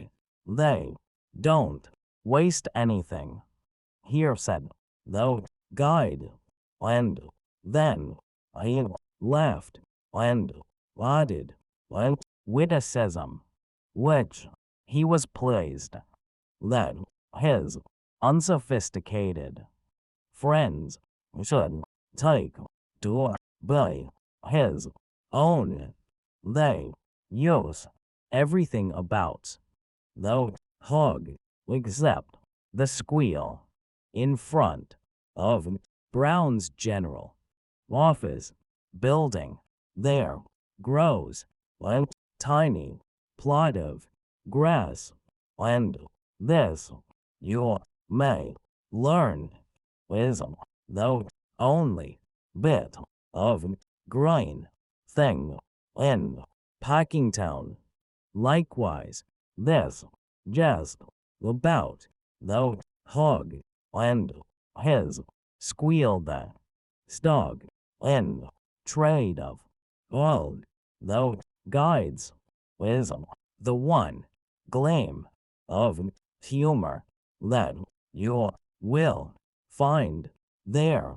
After they had seen enough of the pens, the party went up the street to the mass of buildings which occupy the center of the yards. These buildings, made of brick and stained with innumerable layers of Packingtown smoke, were painted all over with advertising signs, from which the visitor realized suddenly that he had come to the home of many of the torments of his life. It was here that they made those products with the wonders of which they pestered him so, by placards that defaced the landscape when he traveled, and by staring advertisements in the newspapers and magazines, by silly little jingles that he could not get out of his mind, and gaudy pictures that lurked for him around every street corner. Here was where they made Brown's imperial hams and bacon, Brown's dressed beef, Brown's Excelsior sausages. Here was the headquarters of Durham's Pure Leaf lard, of Durham's breakfast bacon, Durham's canned beef, potted ham, deviled chicken, Peerless fertilizer. Entering one of the Durham buildings, they found a number of other visitors waiting, and before long there came a guide to escort them through the place. They make a great feature of showing strangers through the packing plants, for it is a good advertisement, but Pona's Jokubas whispered maliciously that the visitors did not see any more than the packers wanted them to. They climbed a long series of stairways outside of the building to the top of its 5 or 6 stories. Here was the chute with its river of hogs, all patiently toiling upward. There was a place for them to rest, to cool off, and then through another passageway they went into a room from which there is no returning for hogs. It was a long, narrow room with a gallery along it for visitors. At the head there was a great iron wheel, about 20 feet in circumference, with rings here and there along its edge. Upon both sides of this wheel there was a narrow space, into which came the hogs at the end of their journey. In the midst of them stood a great burly Negro, bare-armed and bare-chested. He was resting for the moment, for the wheel had stopped while men were cleaning up. In a minute or two, however, it began slowly to revolve, and then the men upon each side of it sprang to work. They had chains which they fastened about the leg of the nearest hog, and the other end of the chain they hooked into one of the rings upon the eso. As the wheel turned, a hog was suddenly jerked off his feet and borne aloft.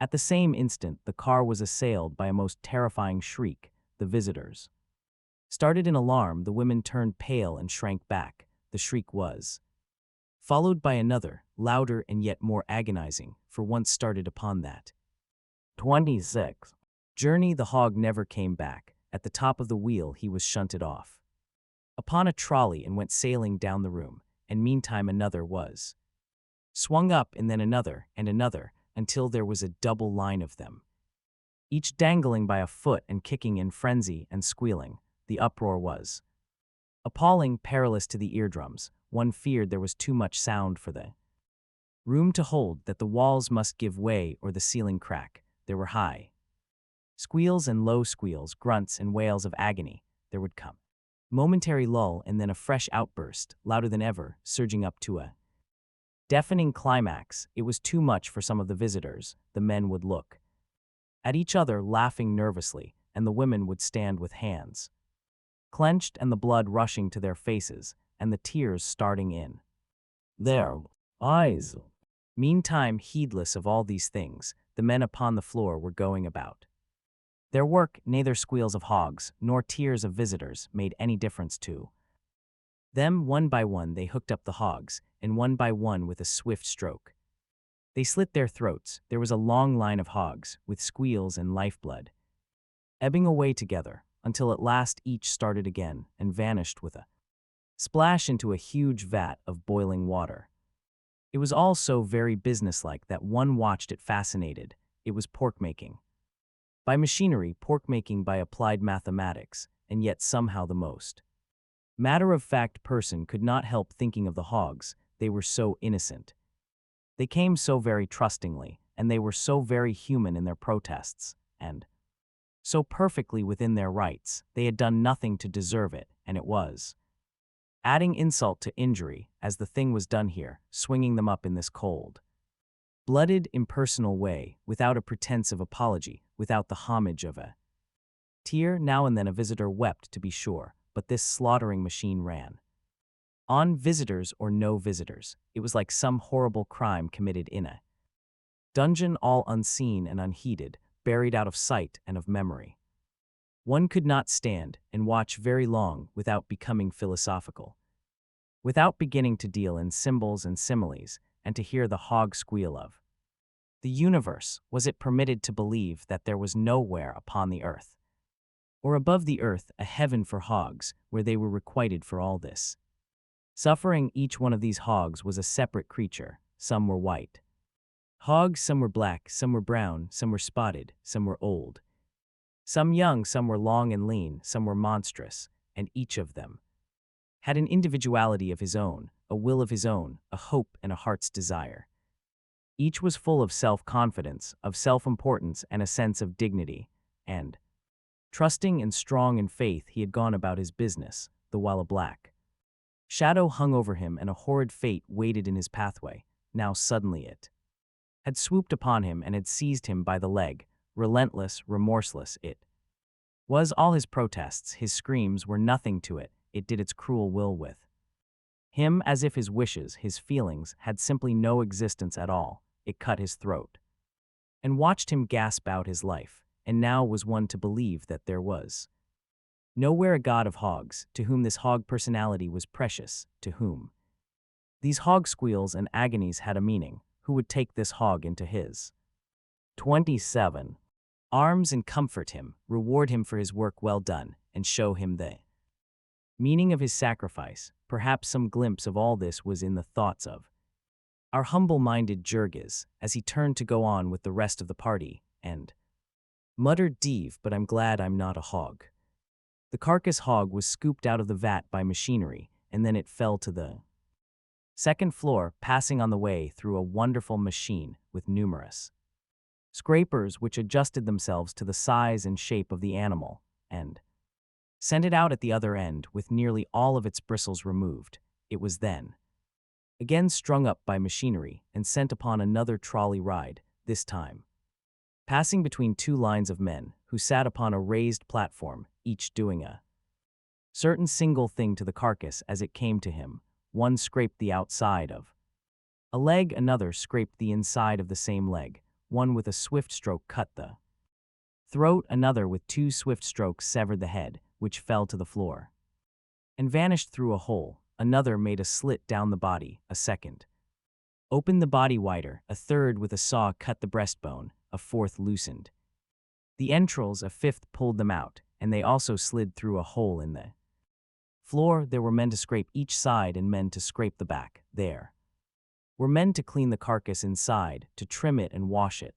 Looking down this room, one saw, creeping slowly, a line of dangling hogs 100 yards in length, and for every yard there was a man, working as if a demon were after him. At the end of this hog's progress, every inch of the carcass had been gone over several times, and then it was rolled into the chilling room where it stayed for 24 hours, and where a stranger might lose himself in a forest of freezing hogs.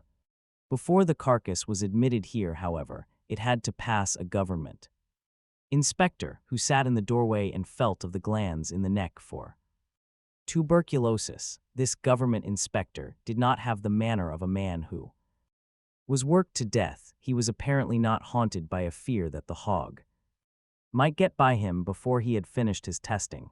If you were a sociable person, he was quite willing to enter into conversation with you and to explain to you the deadly nature of the ptomaines which are found in tubercular pork. And while he was talking with you, you could hardly be so ungrateful as to notice that a dozen carcasses were passing him untouched. This inspector wore a blue uniform with brass buttons, and he gave an atmosphere of authority to the scene and, as it were, put the stamp of official approval upon the things which were done in Durham's. Jurgis went down the line with the rest of the visitors, staring open-mouthed, lost in wonder. He had dressed hogs himself in the forest of Lithuania, but he had never expected to live to see one hog dressed by several hundred men. It was like a wonderful poem to him, and he took it all in guilelessly, even to the conspicuous signs demanding immaculate cleanliness of the employees. Jurgis was vexed when the cynical Jokubas translated these signs with sarcastic comments, offering to take them to the secret rooms where the spoiled meats went to be doctored. 28.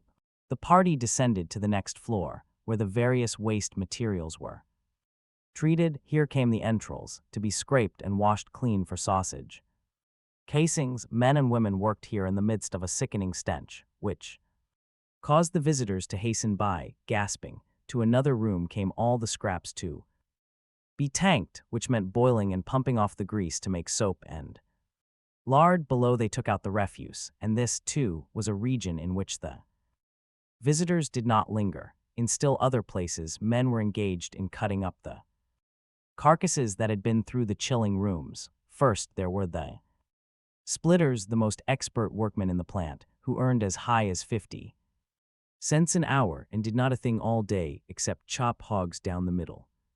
Then there were cleaver men, great giants with muscles of iron. Each had 2 men to attend him, to slide the half carcass in front of him on the table and hold it while he chopped it, and then turn each piece so that he might chop it once more. His cleaver had a blade about 2 feet long, and he never made but one cut. He made it so neatly, too, that his implement did not smite through and dull itself. There was just enough force for a perfect cut, and no more. So through various yawning holes there slipped to the floor below, to one room hams, to another forequarters, to another sides of pork. One might go down to this floor and see the pickling rooms, where the hams were put into vats, and the great smoke rooms with their airtight iron doors. In other rooms they prepared salt pork. There were whole cellars full of it, built up in great towers to the ceiling.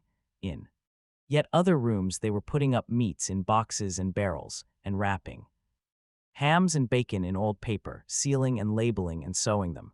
From the doors of these rooms went men with loaded trucks to the platform where freight cars were waiting to be filled, and one went out there and realized with a start that he had come at last to the ground floor of this enormous building. Then the party went across the street to where they did the killing of beef, where every hour they turned 400 or 500 cattle into meat. Unlike the place they had left, all this work was done on one floor, and instead of there being one line of carcasses which moved to the workmen, there were 15 or 20 lines, and the men moved from one to another of these. This made a scene of intense activity, a picture of human power wonderful to watch. It was all in one great room, like a circus amphitheater, with a gallery for visitors running over the center. Along one side of the room ran a narrow gallery, a few feet from the floor, into which gallery the cattle were driven by men with goads, which gave them electric shocks. Once crowded in here, the creatures were prisoned, each in a separate pen by gates that shut, leaving them no room to turn around, and while they stood bellowing and plunging, over the top of the pen there leaned one of the knockers armed with a sledgehammer and watching for a chance to deal a blow. The room echoed with the thuds in quick succession and the stamping and kicking of the steers. The instant the animal had fallen, the knocker passed on to another, while a second man raised a lever, and the side of the pen was raised, and the animal, still kicking and struggling, slid out to the killing bed. Here a man put shackles about one leg and pressed another lever, and the body was 29 jerked up into the air. There were 15 or 20 such pens, and it was a matter of only a couple of minutes to knock 15 or 20 cattle and roll them out. Then, once more, the gates were opened and another lot rushed in, and so out of each pen there rolled a steady stream of carcasses, which the men upon the killing beds had to get out of the way. The manner in which they did this was something to be seen and never forgotten. They worked with furious intensity, literally upon the run, at a pace with which there is nothing to be compared except a football game. It was all highly specialized labor, each man having his task to do. Generally this would consist of only 2 or 3 specific uts, and he would pass down the line of 15 or 20 carcasses, making these cuts upon each. First there came the butcher to bleed them. This meant one swift stroke, so swift that you could not see it, only the flash of the knife, and before you could realize it, the man had darted on to the next line, and a stream of bright red was pouring out upon the floor. This floor was half an inch deep with blood, in spite of the best efforts of men who kept shoveling it through holes. It must have made the floor slippery. But no one could have guessed this by watching the men at work. The carcass hung for a few minutes to bleed. There was no time lost, however, for there were several hanging in each line, and one was always ready. It was let down to the ground, and there came the headsman, whose task it was to sever the head with 2 or 3 swift strokes. Then came the floorsman to make the first cut in the skin, and then another to finish ripping the skin down the center, and then half a dozen more in swift succession to finish the skinning. After they were through, the carcass was again swung up, and while a man with a stick examined the skin to make sure that it had not been cut, and another rolled it up and tumbled it through one of the inevitable holes in the floor, this beef proceeded on its journey. There were men to cut it, and men to split it, and men to gut it and scrape it clean inside. There were some with hoes which threw jets of boiling water upon it, and others who removed the feet and added the final touches. In the end, as with the hogs, the finished beef was run into the chilling room to hang its appointed time. The visitors were taken there and shown them, all neatly hung in rows, labeled conspicuously with the tags of the government inspectors, and some which had been killed by a special process, marked with the sign of the kosher rabbi, certifying that it was fit for sale to the Orthodox, and then the visitors were taken to the other parts of the building to see what became of each particle of the waste material that had vanished through the floor, and to the pickling rooms, and the salting rooms, the canning rooms, and the packing rooms, where choice meat was prepared for shipping in refrigerator cars, destined to be eaten in all the four corners of civilization. Afterward they went outside, wandering about among the mazes of buildings in which was done the work auxiliary to this great industry. There was scarcely a thing needed in the business that Durham and Company did not make for themselves. There was a great steam power plant and an electricity plant. There was a barrel factory and a boiler repair shop. There was a building to which the grease was piped and made into soap and lard, and 30. Then there was a factory for making lard cans and another for making soap boxes. There was a building in which the bristles were cleaned and dried for the making of hair cushions and such things. There was a building where the skins were dried and tanned. There was another where heads and feet were made into glue, and another where bones were made into fertilizer. No tiniest particle of organic matter was wasted in Durham's. Out of the horns of the cattle they made combs, buttons, hairpins, and imitation ivory. Out of the shinbones and other big bones they cut knife and toothbrush handles and mouthpieces for pipes. Out of the hoofs they cut hairpins and buttons, before they made the rest into glue.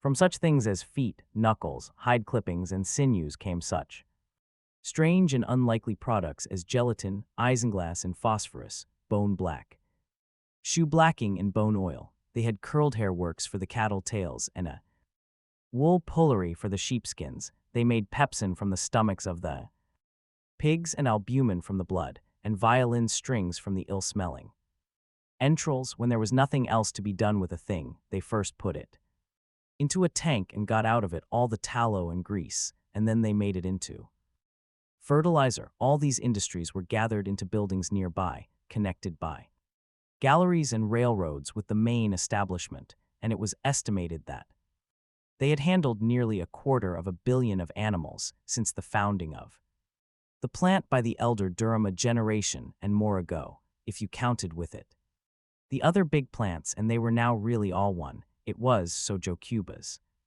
informed them, the greatest aggregation of labor and capital ever gathered in one place. It employed 30,000 men. It supported directly 250,000 people in its neighborhood, and indirectly it supported 500,000. It sent its products to every country in the civilized world, and it furnished the food for no less than 30 million people.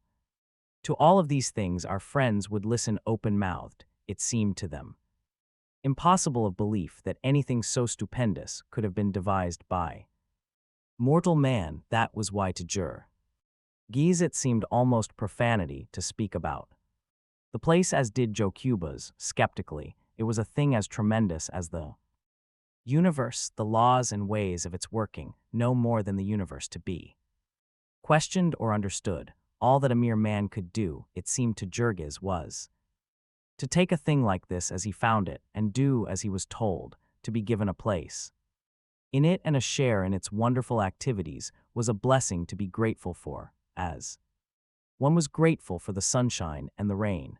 Jurgis was even glad that he had not seen the place before meeting with his triumph, for he felt that the size of it would have overwhelmed him, but now he had been admitted, he was a part of it all. He had the feeling that this whole huge establishment had taken him under its protection and had become responsible for his welfare. So guileless was he, and ignorant of the nature of business, that he did not even realize that he had become an employee of Brown's, and that Brown and Durham were supposed by all the world to be deadly rivals. were even required to be deadly rivals by the law of the land and ordered to try to ruin each other under penalty of fine and imprisonment. By age. Chapter 4. Promptly at 7 the next morning, Jurgis reported for work. He came to the door that had been pointed out to him, and there he waited for nearly 2 hours. The boss had meant for him to enter, but had not said this, and so it was only when on his way out to hire another man that he came upon Jurgis. He gave him a good cursing, but as Jurgis did not understand a word of it, he did not object. He followed the boss, who showed him where to put his street clothes, and waited while he donned the working clothes he had bought in a second-hand shop, and brought with him in a bundle. Then he led him to the killing beds. The work which Jurgis was to do here was very simple, and it took him but a few minutes. To learn it, he was provided with a stiff besom, such as is used by street sweepers, and it was his place to follow down the line the man who drew out the smoking entrails from the carcass of the steer. This mass was to be swept into a trap, which was then closed so that no one might slip into it. As Jurgis came in, the first cattle of the morning were just making their appearance, and so, with scarcely time to look about him and none to speak to anyone, he fell to work.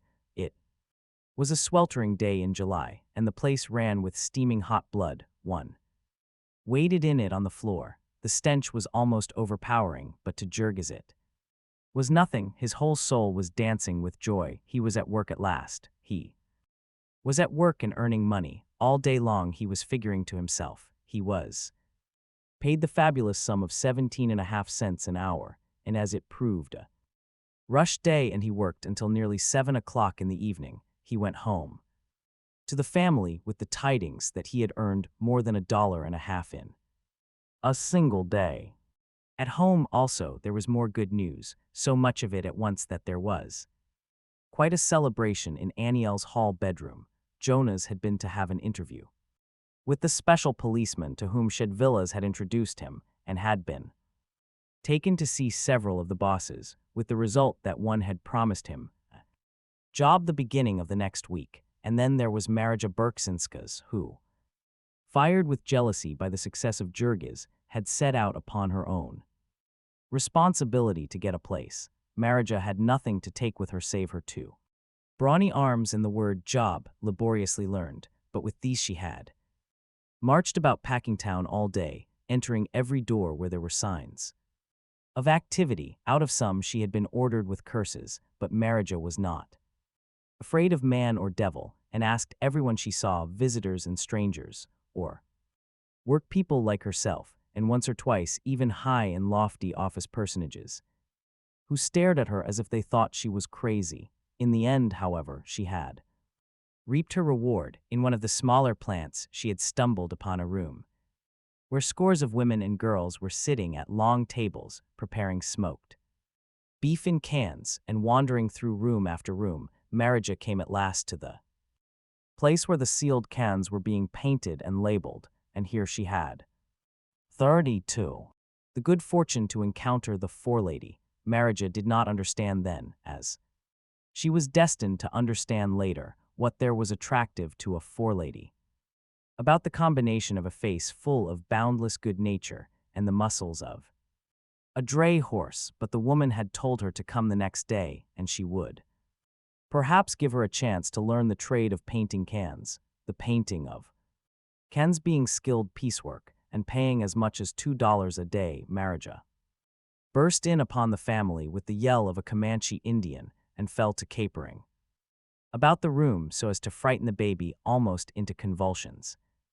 Better luck than all this could hardly have been hoped for. There was only one of them left to seek a place. Jurgis was determined that Teta Elzbieta should stay at home to keep house, and that Ona should help her. He would not have Ona working. He was not that sort of a man, he said, and she was not that sort of a woman. It would be a strange thing if a man like him could not support the family with the help of the board of Jonas and Marija. He would not even hear of letting the children go to work. There were schools here in America for children, Jurgis had heard, to which they could go for nothing, that the priest would Object to these schools was something of which he had as yet no idea, and for the present his mind was made up that the children of Teta Elzbieta should have as fair a chance as any other children.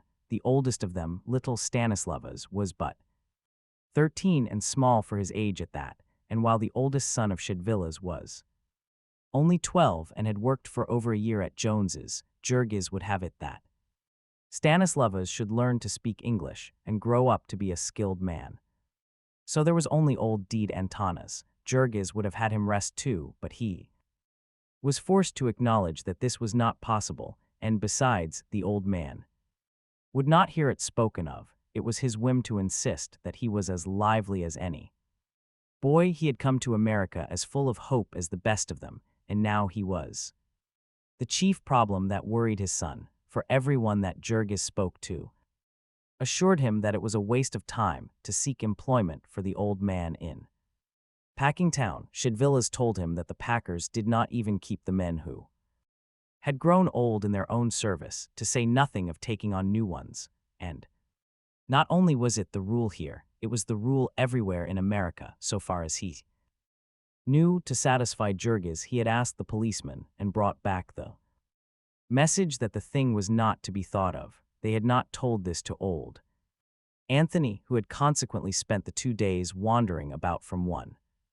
part of the yards to another, and had now come home to hear about the triumph of the others, smiling bravely and saying that it would be his turn another day. Their good luck, they felt, had given them the right to think about a home, and sitting out on the doorstep that summer evening, they held consultation about it. And Jurgis took occasion to broach a weighty subject, passing down the avenue. To work that morning, he had seen 2 boys leaving an advertisement from house to house, and seeing that there were pictures upon it, Jurgis had asked for one, and had rolled it up and tucked it into his shirt. At noontime a man with whom he had been talking had read it to him and told him a little about it, with the results that Jurgis had conceived a wild idea.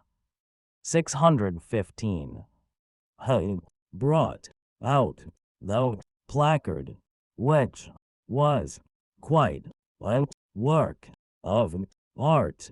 It was nearly 2 feet long, printed on calendared paper, with a selection of colors so bright that they shone even in the moonlight. The center of the placard was occupied by a house, brilliantly painted, new and dazzling. The roof of it was of a purple hue and trimmed with gold. The house itself was silvery, and the doors and windows red. It was a 2-story building with a porch in front and a very fancy scrollwork around the edges. It was complete in every tiniest detail, even the doorknob, and there was a hammock on the porch and white lace curtains in the windows. Underneath this, in one corner, was a picture of a husband and wife in loving embrace. In the opposite corner was a cradle with fluffy curtains drawn over it, and a smiling cherub hovering upon silver-colored wings, for fear that the significance of all this should be lost. There was a label in Polish, Lithuanian, and German Dom. Name, Heim, Why, Pay, Rent, though, linguistic, circular, went, on, do, demand, why, not, own, your, own, home, do, your, no, let, your, can, buy, one, vorless, then your, rent, way, have, built, thousands of homes, which are now occupied by happy families. So it became eloquent, picturing the blissfulness of married life in a house with nothing to pay. It even quoted home sweet home and made bold to translate it into Polish, though for some reason it omitted the Lithuanian of this. Perhaps the translator found it a difficult matter to be sentimental in a language in which a sub is known as Guxiajamas and smile as Nusis Zipsagemas. Over this document, the family pored long, while Ona spelled out its contents. It appeared that this house contained 4 rooms, besides a basement, and that it might be bought for $1,500, the lot and all. Of this, only $300 had to be paid down, the balance being paid at the rate of $12 a month. These were frightful sums, but then they were in America, where people talked about such without fear. They had learned that they would have to pay a rent of $9 a month for a flat, and there was no way of doing better unless the family of 12 was to exist in 1 or 2 rooms, as at present. If they paid rent, of course they might pay forever and be no better off.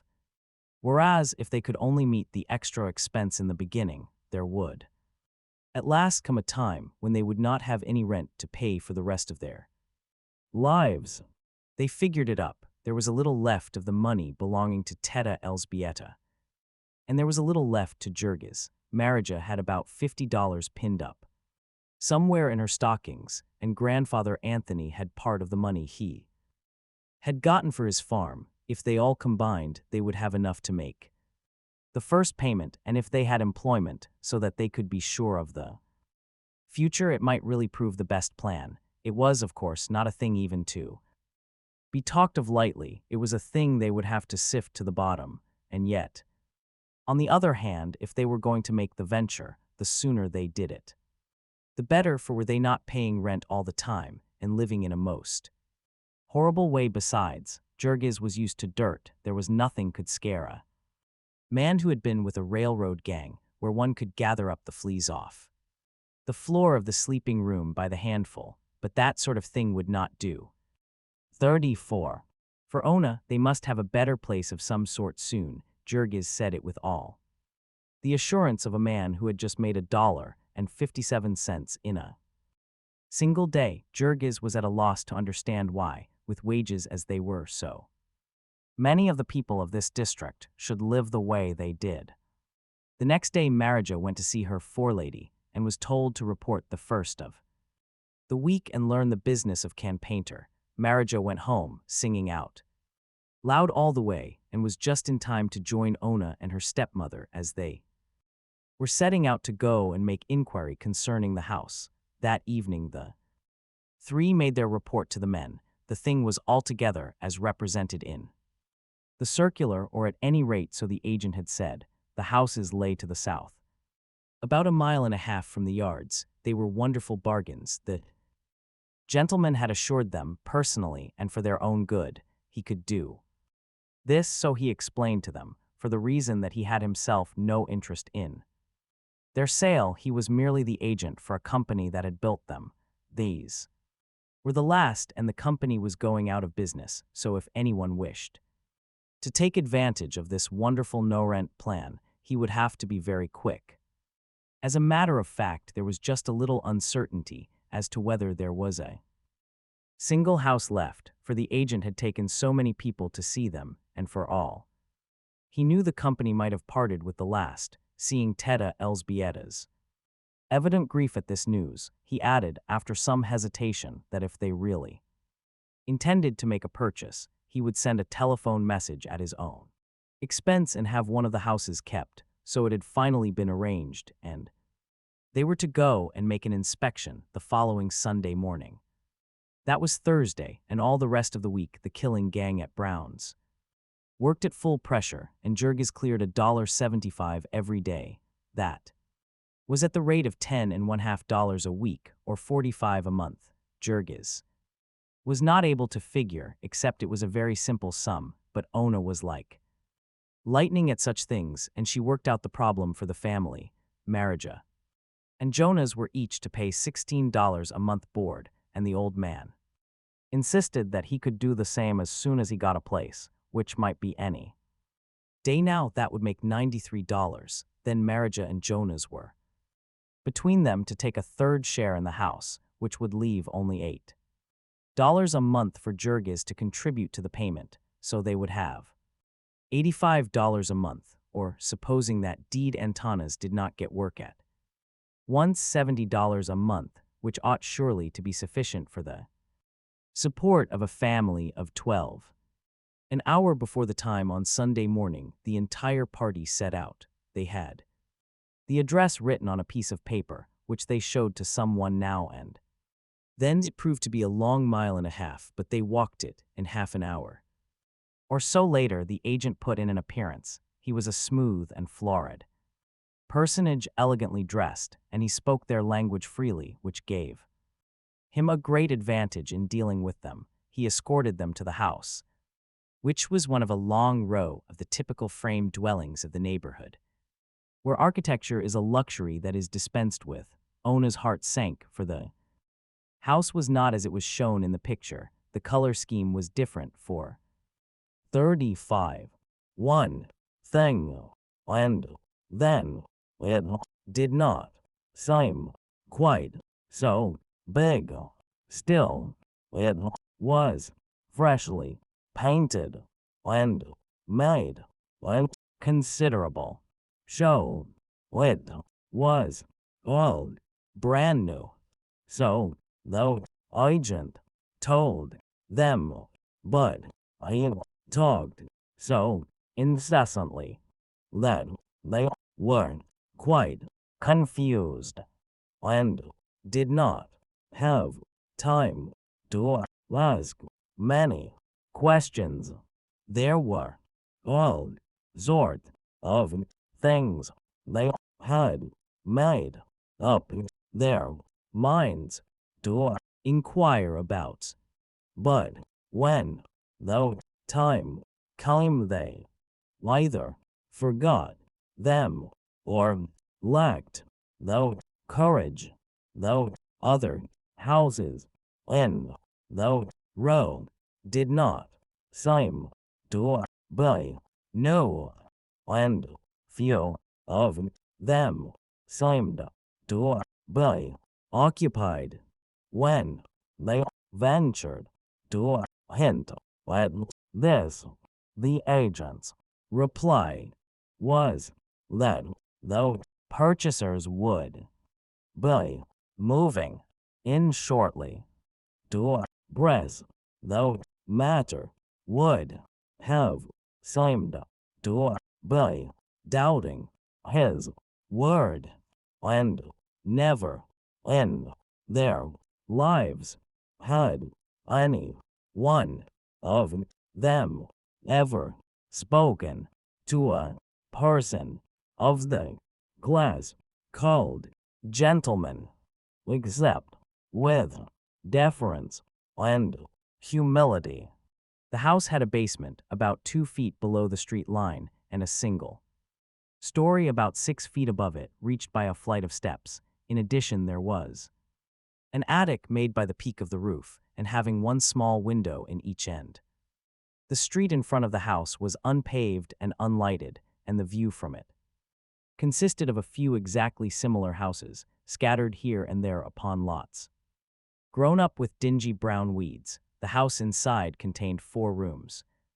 Plastered white, the basement was but a frame, the walls being unplastered and the floor not laid. The agent explained that the houses were built that way, as the purchasers generally preferred to finish the basements to suit their own taste. The attic was also unfinished. The family had been figuring that in case of an emergency they could rent this attic, but they found that there was not even a floor, nothing but joists, and beneath them the lath and plaster of the ceiling. Below all of this, however, did not chill their ardor as much as might have been expected because of the volubility of the agent. There was no end to the advantages of the house as he set them forth, and he was not silent for an instant. He showed them everything, down to the locks on the doors and the catches on the windows and how to work them. He showed them the sink in the kitchen with running water and a faucet, something which Teta Elsbieta had never in her wildest dreams hoped to possess. After a discovery such as that, it would have seemed ungrateful to find any fault, and so they tried to shut their eyes to other defects. Still, they were peasant people, and they hung on to their money by instinct. It was quite in vain that the agent hinted at promptness. They would see, they told him. They could not decide until they had had more time. And so they went home again, and all day and evening there was figuring and debating. It was an agony to them to have to make up their minds in a matter such as this. They never could agree altogether. There were so many arguments upon each side, and one would be obstinate, and no sooner would the rest have convinced him than it would transpire that his arguments had caused another to waver. Once in the evening, when they were all in harmony, and the house was as good as bought, Shedvillas came in and upset them again. Shedvillas had no use for property owning. He told them cruel stories of people who had been done to death in this buying a home swindle. They would be almost sure to get into a tight place and lose all their money, and there was no end of expense that one 36 could never foresee, and the house might be good for nothing from top to bottom. How was a poor man to know? Then, too, they would swindle you with the contract, and how was a poor man to understand anything about a contract? It was all nothing but robbery, and there was no safety but in keeping out of it.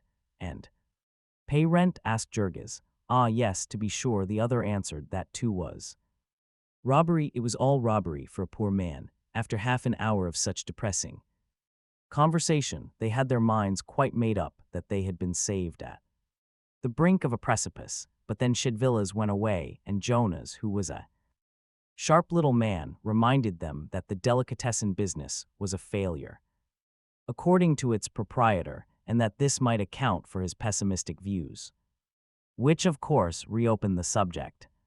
The controlling factor was that they could not stay where they were. They had to go somewhere, and when they gave up the house plan and decided to rent, the prospect of paying out $9 a month forever they found just as hard to face. All day and all night for nearly a whole week, they wrestled with the problem, and then in the end Jurgis took the responsibility. Brother Jonas had gotten his job and was pushing a truck in Durham's, and the killing gang at Brown's continued to work early and late, so that Jurgis grew more confident, every hour more certain of his mastership. It was the kind of thing the man of the family had to decide and carry through. He told himself.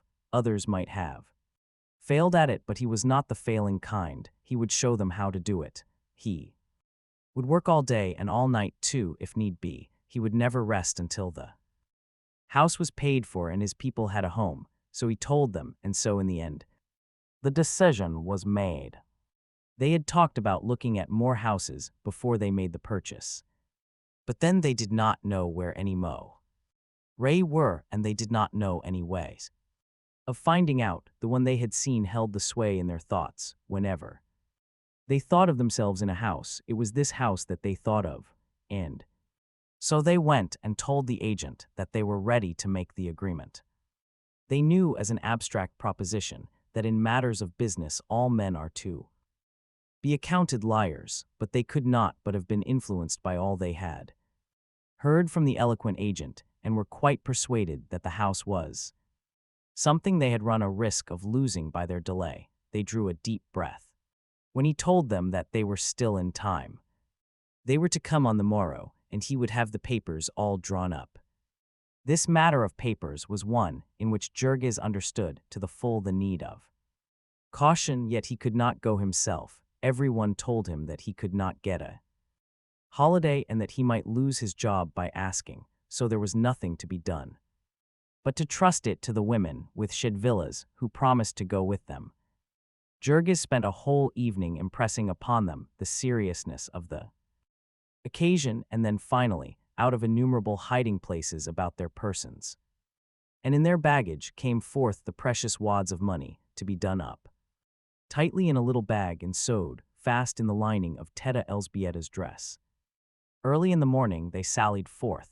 Jurgis had given them so many 37 instructions and warned them against so many perils that though women were quite pale with fright, and even though imperturbable delicatessen vendor who prided himself upon buying a businessman was ill at ease, though agent had though died already, and invited them to sit down and read with this. Shedvillas proceeded to do a painful and laborious process, during which the agent drummed upon the desk. Teta Elzbieta was so embarrassed that the perspiration came out upon her forehead in beads, for was not this reading as much as to say plainly to the gentleman's face that they doubted his honesty. Yet Jokubas Shedvillas read on and on, and presently there developed that he had good reason for doing so, for a horrible suspicion had begun dawning in his mind. He knitted his brows more and more as he read. This was not a deed of sale at all, so far as he could see it, provided only for the renting of the property. It was hard to tell with all this strange legal jargon, words I had never heard before, but was not this plain? The party of the first part hereby covenants and agrees to rent to the said party of the second part, and then again a monthly rental of $12 for a period of 8 years and 4 months. Then Shedvillas took off his spectacles and looked at the agent and stammered a question.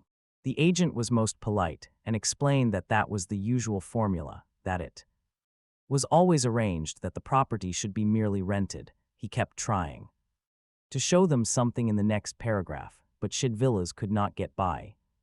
The word rental, and when he translated it to Teta Elżbieta, she too was thrown into a fright. They would not own the home at all then for nearly 9 years. The agent, with infinite patience, began to explain again, but no explanation would do now. Elżbieta had firmly fixed in her mind the last solemn warning of Jurgis: if there is anything wrong, do not give him the money, but go out and get a lawyer. It was an agonizing moment, but she sat in the chair, her hands clenched like death, and made a fearful effort, summoning all her powers, and gasped out her purpose. Jokubas translated her words. She expected the agent to fly into a passion, but he was, to her bewilderment, as ever imperturbable. He even offered to go and get a lawyer for her, but she declined this. They went a long way on purpose to find a man who would not be a Confederate, then let anyone imagine their dismay when, after half an hour, they came in with a lawyer and heard him greet the agent by his first name. They felt that all was lost. They sat like prisoners, summoned to hear the reading of their death warrant. There was nothing more that they could do. They were trapped. The lawyer read over the deed, and when he had read it, he informed Shidvillas that it was all perfectly regular, that the deed was a blank deed, such as was often used in these sales, and was the price. As agreed, the old man asked $300 down and the balance at $12 a month, till the total of $1,500 had been paid. Yes, that was correct, and it was for the sale of such and such a house, the house and lot and everything. Yes, and the lawyer showed him where that was all written, and it was all perfectly regular. There were no tricks about it of any sort. They were poor people, and this was all they had in the world, and if there was anything wrong, they would be ruined. And so Shidvillas went on, asking 138 trembling question after another, while the eyes of the women folks were fixed upon him in mute agony. They could not understand what he was saying, but they knew that upon it their fate depended, and when at last he had questioned until there was no more questioning to be done, and the time came for them to make up their minds and either close the bargain or reject it, it was all that poor Teta Elżbieta could do to keep from bursting into tears. Jokubas had asked her if she wished to sign. He had asked her twice, and what could she say? How did she know if this lawyer were telling the truth, that he was not in the conspiracy? And yet how could she say so? What excuse could she give? The eyes of every one in the room were upon her, awaiting her decision, and at last, half blind with her tears, she began fumbling in her jacket where she had pinned the precious money, and she brought it out and unwrapped it before the men. All of this Ona sat watching from a corner of the room, twisting her hands together. Meantime, in a fever of fright, Ona longed to cry out and tell her stepmother to stop, that it was all a trap, but there seemed to be something clutching her by the throat, and she could not make a sound. And so Teta Elżbieta laid the money on the table, and the agent picked it up and counted it, and then wrote them a receipt for it, and passed them the deed. Then he gave a sigh of satisfaction and rose and shook hands with them all, still as smooth and polite as at the beginning.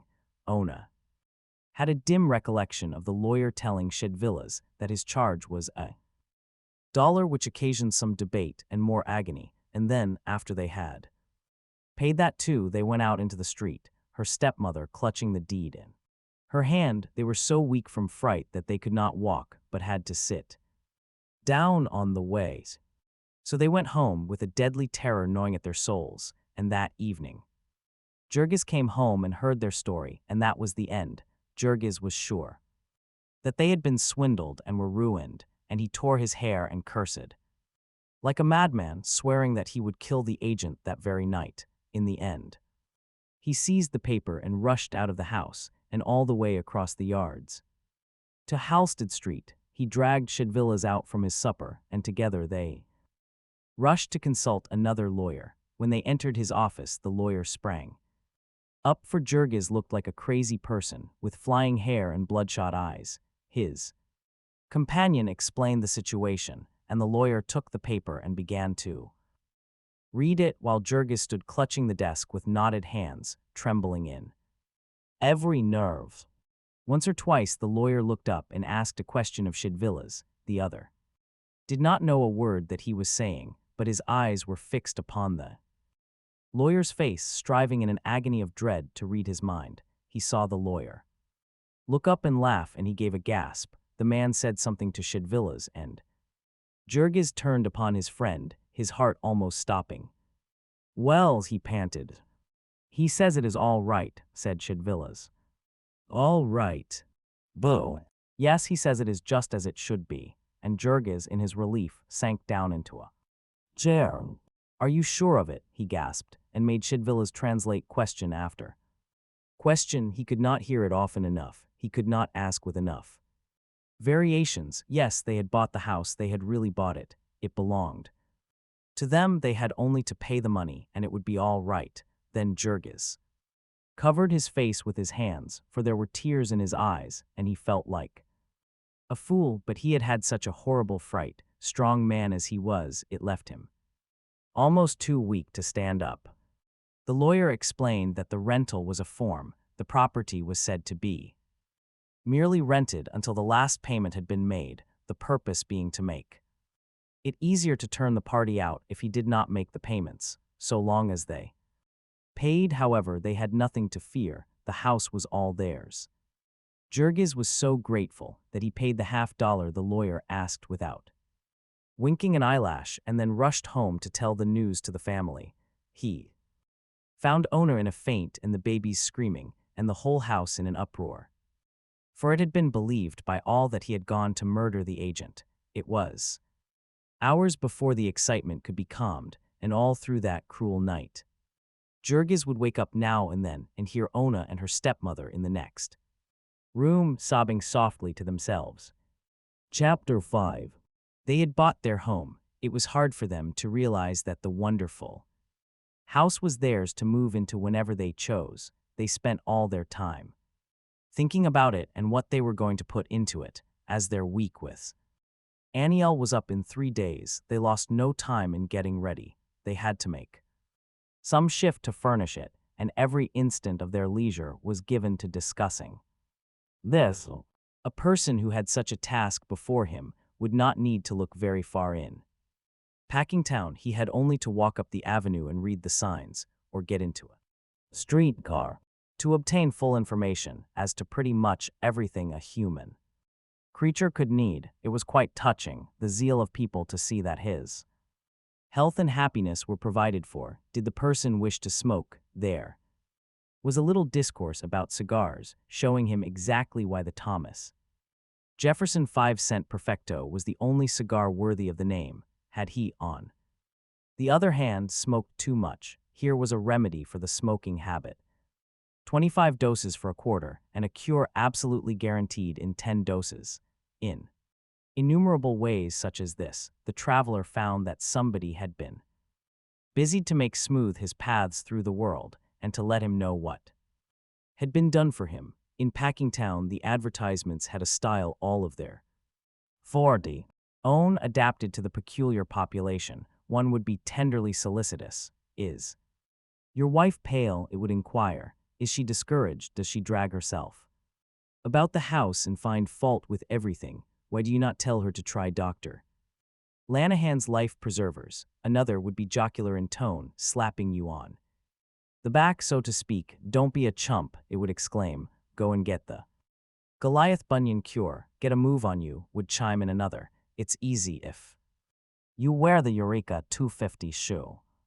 Among these importunate signs was one that had caught the attention of the family by its pictures. It showed 2 very pretty little birds building themselves a home, and Marija had asked an acquaintance to read it to her, and told them that it related to the furnishing of a house. Feather your nest, it ran, and went on to say that it could furnish all the necessary feathers for a 4-room nest for the ludicrously small sum of $75. The particularly important thing about this offer was that only a small part of the money need be had at once.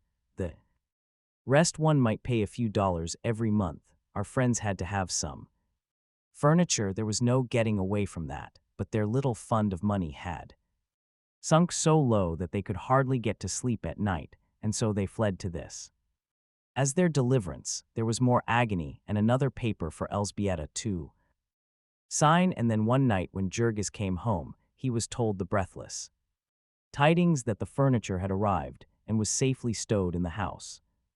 Parlor set of 4 pieces, a bedroom set of 3 pieces, a dining room table and 4 chairs, a toilet set with beautiful pink roses painted all over it, an assortment of crockery also with pink roses and so on. One of the plates in the set had been found broken when they unpacked it, and Ona was going to the store the first thing in the morning to make them change it. Also, they had promised 3 saucepans, and there had only 2 come, and did Jurgis think that they were trying to cheat them.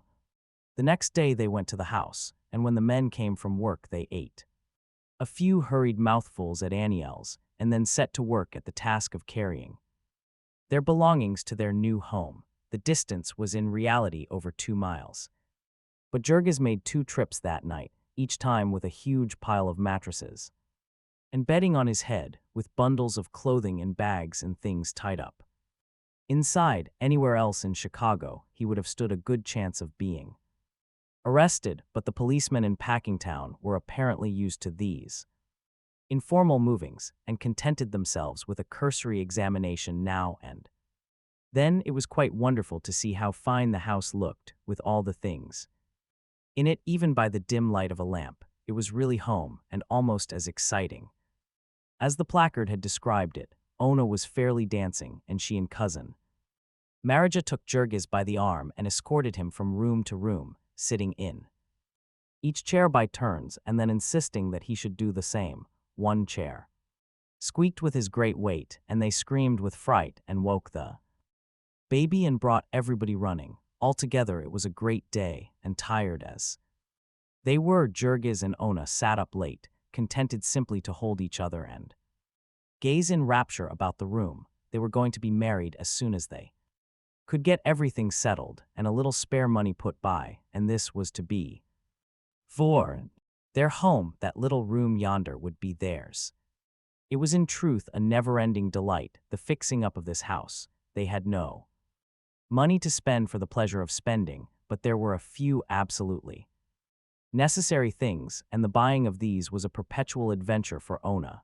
It must always be done at night, so that Jurgis could go along, and even if it were only a pepper cruet or half a dozen glasses for 10 cents, that was enough for an expedition. On Saturday night they came home with a great basketful of things and spread them out on the table, while everyone stood round, and the children climbed up on the chairs or howled to be lifted up to see. There were sugar and salt and tea and crackers, and a can of lard and a milk pail, and a SCR ubbing brush and a pair of shoes for the second oldest boy, and a can of oil and a tack hammer and a pound of nails. These last were to be driven into the walls of the kitchen and the bedrooms to hang things on, and there was a family discussion as to the place where each one was to be driven. Then Jurgis would try to hammer and hit his fingers because the hammer was too small, and get mad because Ona had refused to let him pay 15 cents more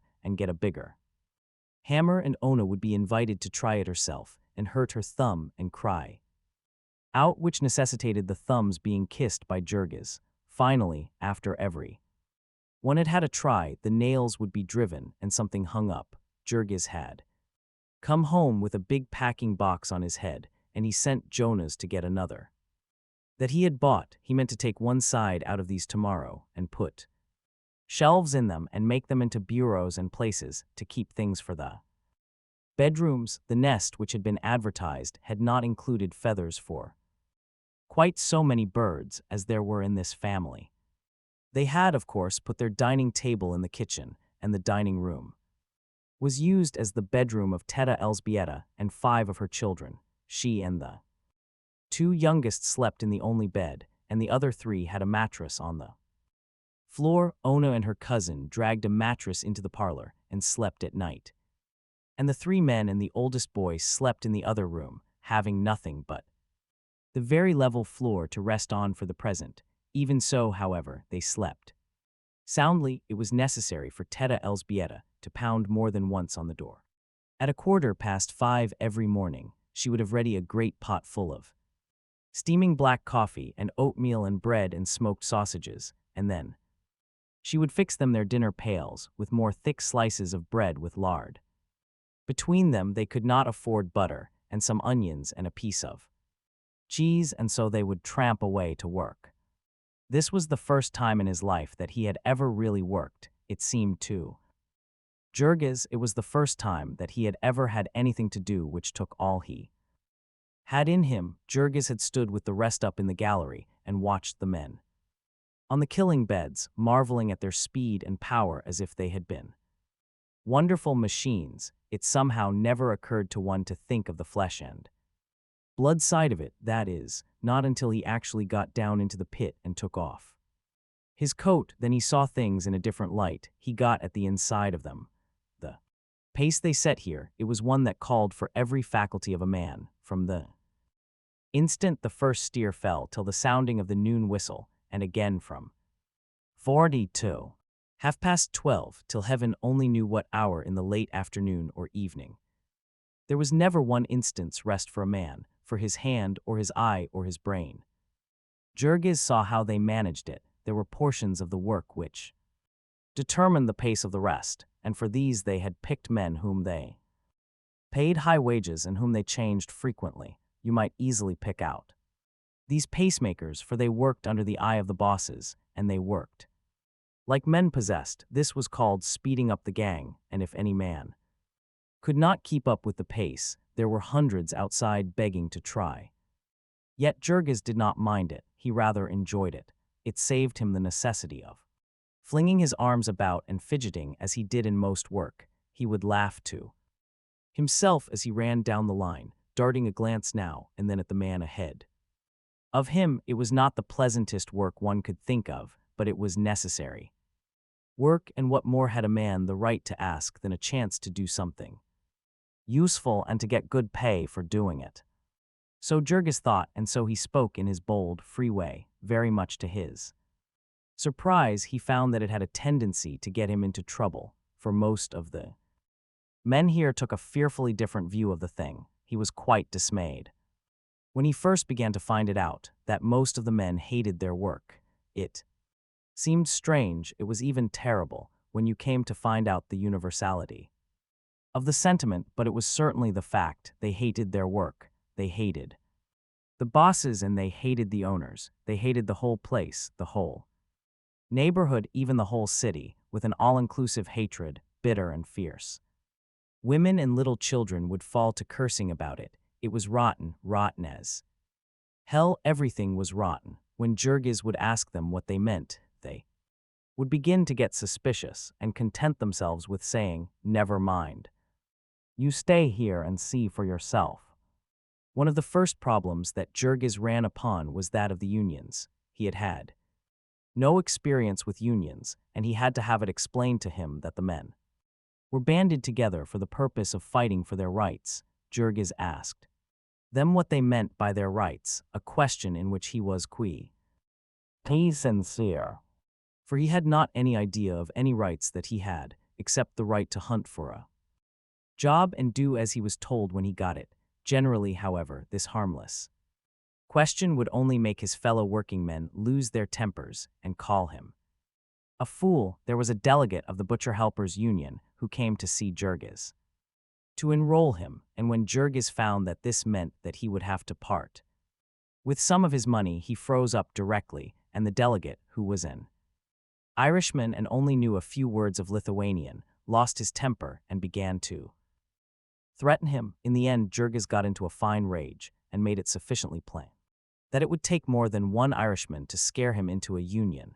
Little by little he gathered that the main thing the men wanted was to put a stop to the habit of speeding up. They were trying their best to force a lessening of the pace, for there were some, they said, who could not keep up with it, whom it was killing. But Jurgis had no sympathy with such ideas as this. He could do the work himself, and so could the rest of them, he declared, if they were good for Anything, if they couldn't do it, let them go somewhere else. Jurgis had not. 43. Studied the books, and he would not have known how to pronounce laces. Fair, but he had been round the world enough to know that a man has to shift for himself in it, and that if he gets the worst of it, there is nobody to listen to him holler. Yet there have been known to be philosophers and plain men who swore by Malthus in the books and would, nevertheless, subscribe to a relief fund in time of a famine. It was the same with Jurgis, who consigned the unfit to destruction, while going about all day sick at heart because of his poor old father, who was wandering somewhere in the yards begging for a chance to earn his bread. Old Antanas had been a worker ever since he was a child. He had run away from home when he was 12 because his father beat him for trying to learn to read, and he was a faithful man, too. He was a man you might leave alone for a month if only you had made him understand what you wanted him to do in the meantime, and now here he was, worn out in soul and body, and with no more place in the world than a sick dog. He had his home, as it happened, and some one who would care for him if he never got a job, but his son could not help thinking, suppose this had not been the case. Antanas Rudkus had been into every building in Packingtown by this time, and into nearly every room. He had stood mornings among the crowd of applicants, till the very policemen had come to know his face and to tell him to go home and give it up. He had been likewise to all the stores and saloons for a mile about, begging for some little thing to do. And everywhere they had ordered him out, sometimes with curses, and not once even stopping to ask him a question. So after all, there was a crack in the fine structure of Jurgis' faith in things as they are. The crack was wide while Deed Antanas was hunting a job, and it was yet wider when he finally got it, for one evening the old man came home in a great state of excitement, with the tale that he had been approached by a man in one of the corridors of the pickle rooms of Durham's, and asked what he would pay to get a job. He had not known what to make of this at first, but the man had gone on with matter-of-fact frankness to say that he could get him a job, provided that he were willing to pay 1/3 of his wages for it. Was he a boss? Antanas had asked, to which the man had replied that that was nobody's business, but that he could do what he said. Jurgis had made some friends by this time, and he sought one of them and asked what this meant. The friend, who was named Tamasius Kusleka, was a sharp little man who folded hides on the killing beds, and he listened to what Jurgis had to say without seeming at all surprised. They were common enough, he said. Such cases of petty graft. It was simply some boss who proposed to add a little to his income. After Jurgis had been there a while, he would know that the plants were simply honeycombed with rottenness of that sort. The bosses grafted off the men, and they grafted off each other, and some day the superintendent would find out about the boss, and then he would graft off the boss. Warming to the subject, Tamasius went on to explain the situation. Here was Durham's, for instance, owned by a man who was trying to make as much money out of it as he could, and did not care in the least how he did it, and underneath him ranged 44 ranks and grades like an army, were managers and superintendents, and foremen, each one driving the man next below him and trying to squeeze out of him as much work as possible, and all the men of the same rank were pitted against each other. The accounts of each were kept separately, and every man lived in terror of losing his job if another made a better record than he. So from top to bottom the place was simply a seething cauldron of jealousies and hatreds. There was no loyalty or decency anywhere about it. There was no place in it where a man counted for anything against $1, and worse than there being no decency, there was not even any honesty. The reason for that, who could say? It must have been old Durham in the beginning. It was a heritage which the self-made merchant had left to his son, along with his millions. Jurgis would find out these things for himself if he stayed there long enough. It was the men who had to do all the dirty jobs, and so there was no deceiving them, and they caught the spirit of the place and did like all the rest.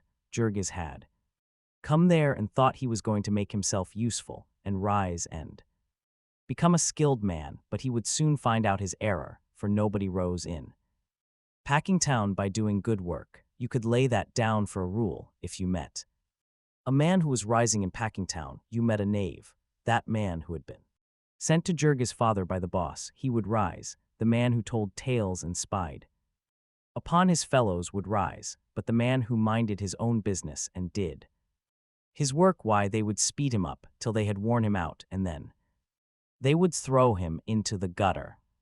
Jurgis went home with his head buzzing, yet he could not bring himself to believe such things. No, it could not be so. Tamasius was simply another of the grumblers. He was a man who spent all his time fiddling, and he would go to parties at night and not get home till sunrise, and so of course he did not feel like work then too. He was a puny little chap, and so he had been left behind in the race, and that was why he was sore, and yet so many strange things kept coming to Jurgis' notice every day.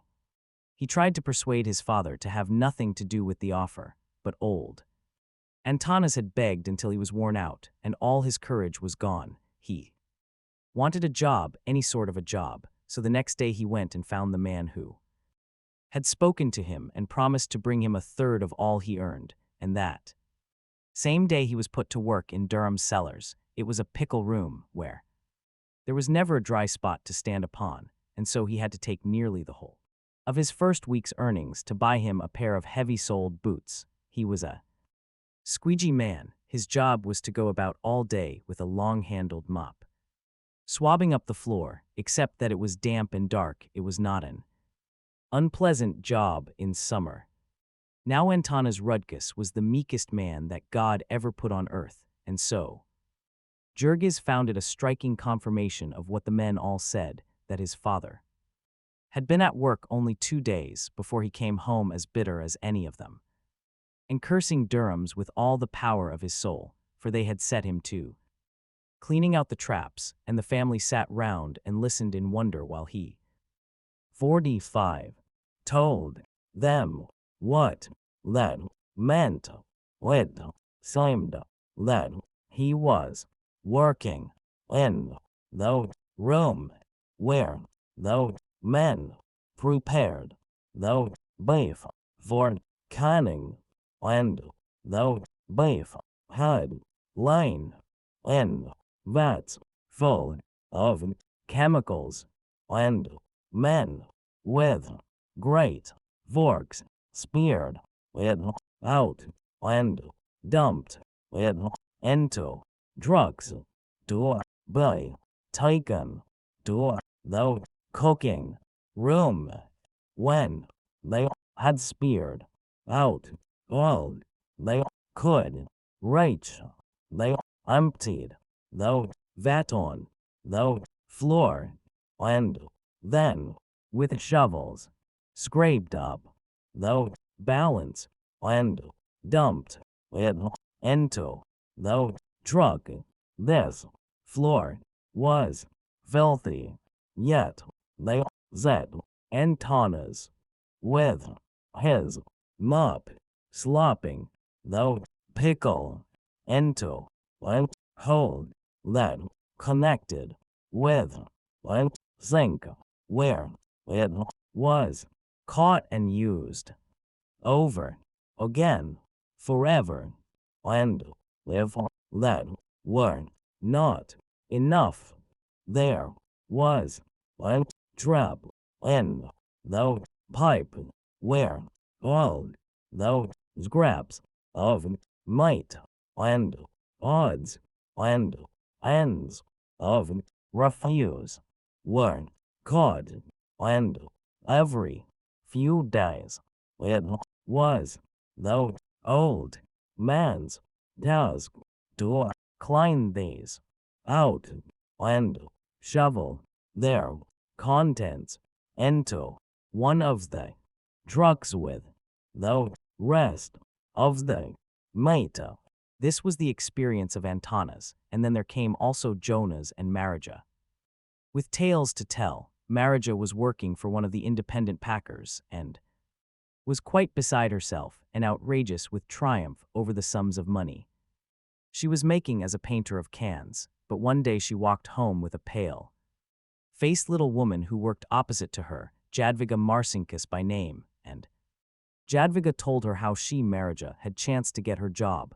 She had taken the place of an Irishwoman who had been working in that factory ever since anyone could remember, for over 15 years, so she declared. Mary Dennis was her name, and a long time ago she had been seduced and had a little boy. He was a cripple and an epileptic, but still he was all that she had in the world to love. And they had lived in a little room, alone somewhere back of Halsted Street, where the Irish were. Mary had had consumption, and all day long you might hear her coughing as she worked. Of late she had been going all to pieces, and when Marija came, the forelady had suddenly decided to turn her off. The forelady had to come up to a certain standard herself, and could not stop for sick people, Jadwiga explained. The fact that Mary had been there so long had not made any difference to her. It was doubtful if she even knew that, for both the forelady and the superintendent were new people, having only been there 2 or 3 years themselves. Jadwiga did not know what had become of the poor creature. She would have gone to see her, but had been sick herself. She had pains in her back all the time, Jadwiga explained, and feared that she had womb trouble. It was not fit work for a woman, handling 14-pound cans all day. It was a striking circumstance that Jonas, too, had gotten his job by the misfortune of some other person. Jonas pushed a truck loaded with hams from the smoke rooms on to an elevator, and thence to the packing rooms. The trucks were all of iron and heavy, and they put about 80 hams on each of them.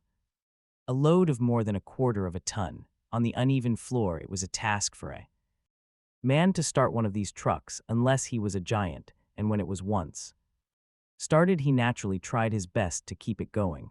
There was always the boss prowling about, and if there was a second's delay, he would fall to cursing Lithuanians and Slovaks and such, who could not understand what was said to them. The bosses were wont to kick about the place like so many dogs. Therefore, these trucks went for the most part on the run, and the predecessor of Jonas had been jammed against the wall by one and crushed in a horrible and nameless 46 manner.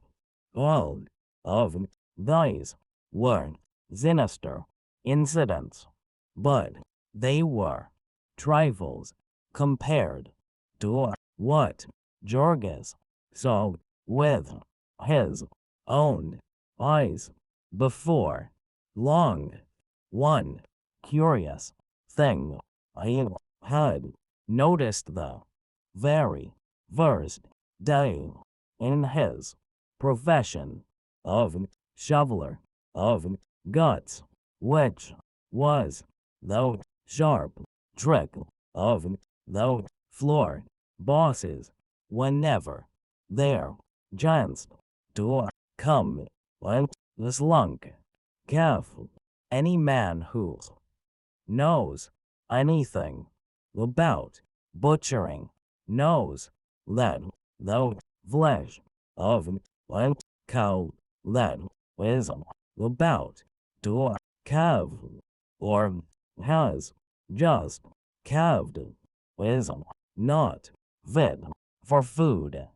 A good many of these came every day to the packing houses, and, of course, if they had chosen, it would have been an easy matter for the packers to keep them till they were fit for food, but for the saving of time and fodder, it was the law that cows of that sort came along with the others, and whoever noticed it would tell the boss, and the boss would start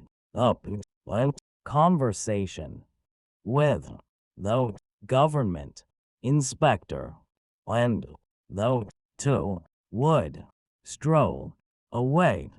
So, in a trice, the carcass of the cow would be cleaned out, and entrails would have vanished. It was Jorge's task to slide them into the trap calves and all, and on the floor below they took out these slunk calves and butchered them for meat and used even the skins of them. One day a man slipped and hurt his leg, and that afternoon, when the last of the cattle had been disposed of and the men were leaving, Jurgis was ordered to remain and do some special work which this injured man had usually done. It was late, almost dark, and the government inspectors had all gone, and there were only a dozen or two of men on the floor. That day they had killed about 4,000 cattle, and these cattle had come in freight trains from far states, and some of them had got hurt. There were some with broken legs and some with gored sides. There were some that had died, from what cause no one could say.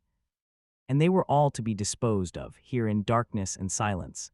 Downers, the men called them, and the packing house had a special elevator upon which they were raised to the killing beds, where the gang proceeded to handle them, with an air of businesslike nonchalance, which said plainer than any words that it was a matter of everyday routine. It took a couple of hours to get them out of the way, and in the end Jurgis saw them go into the chilling rooms with the rest of the meat being carefully scattered here and there so that they could not be identified. When he came home that night, he was in a very somber mood, having begun to see at last how those might be right who had laughed at him for his faith in America. Chapter 6. Jurgis and Ona were very much in love. They had waited a long time. It was now well into the second year, and Jurgis judged everything by the criterion of its helping or hindering their union. All his thoughts were there. He accepted the family because it was a part of Ona, and he was interested in the house because 47. It was to be Ona's home, even though tricks and cruelties he saw at Durham's had little meaning for him just then, save as they might happen to affect his future with Ona. The marriage would have been at once if they had had their way, but this would mean that they would have to do without any wedding feast, and when they suggested this, they came into conflict with the old people.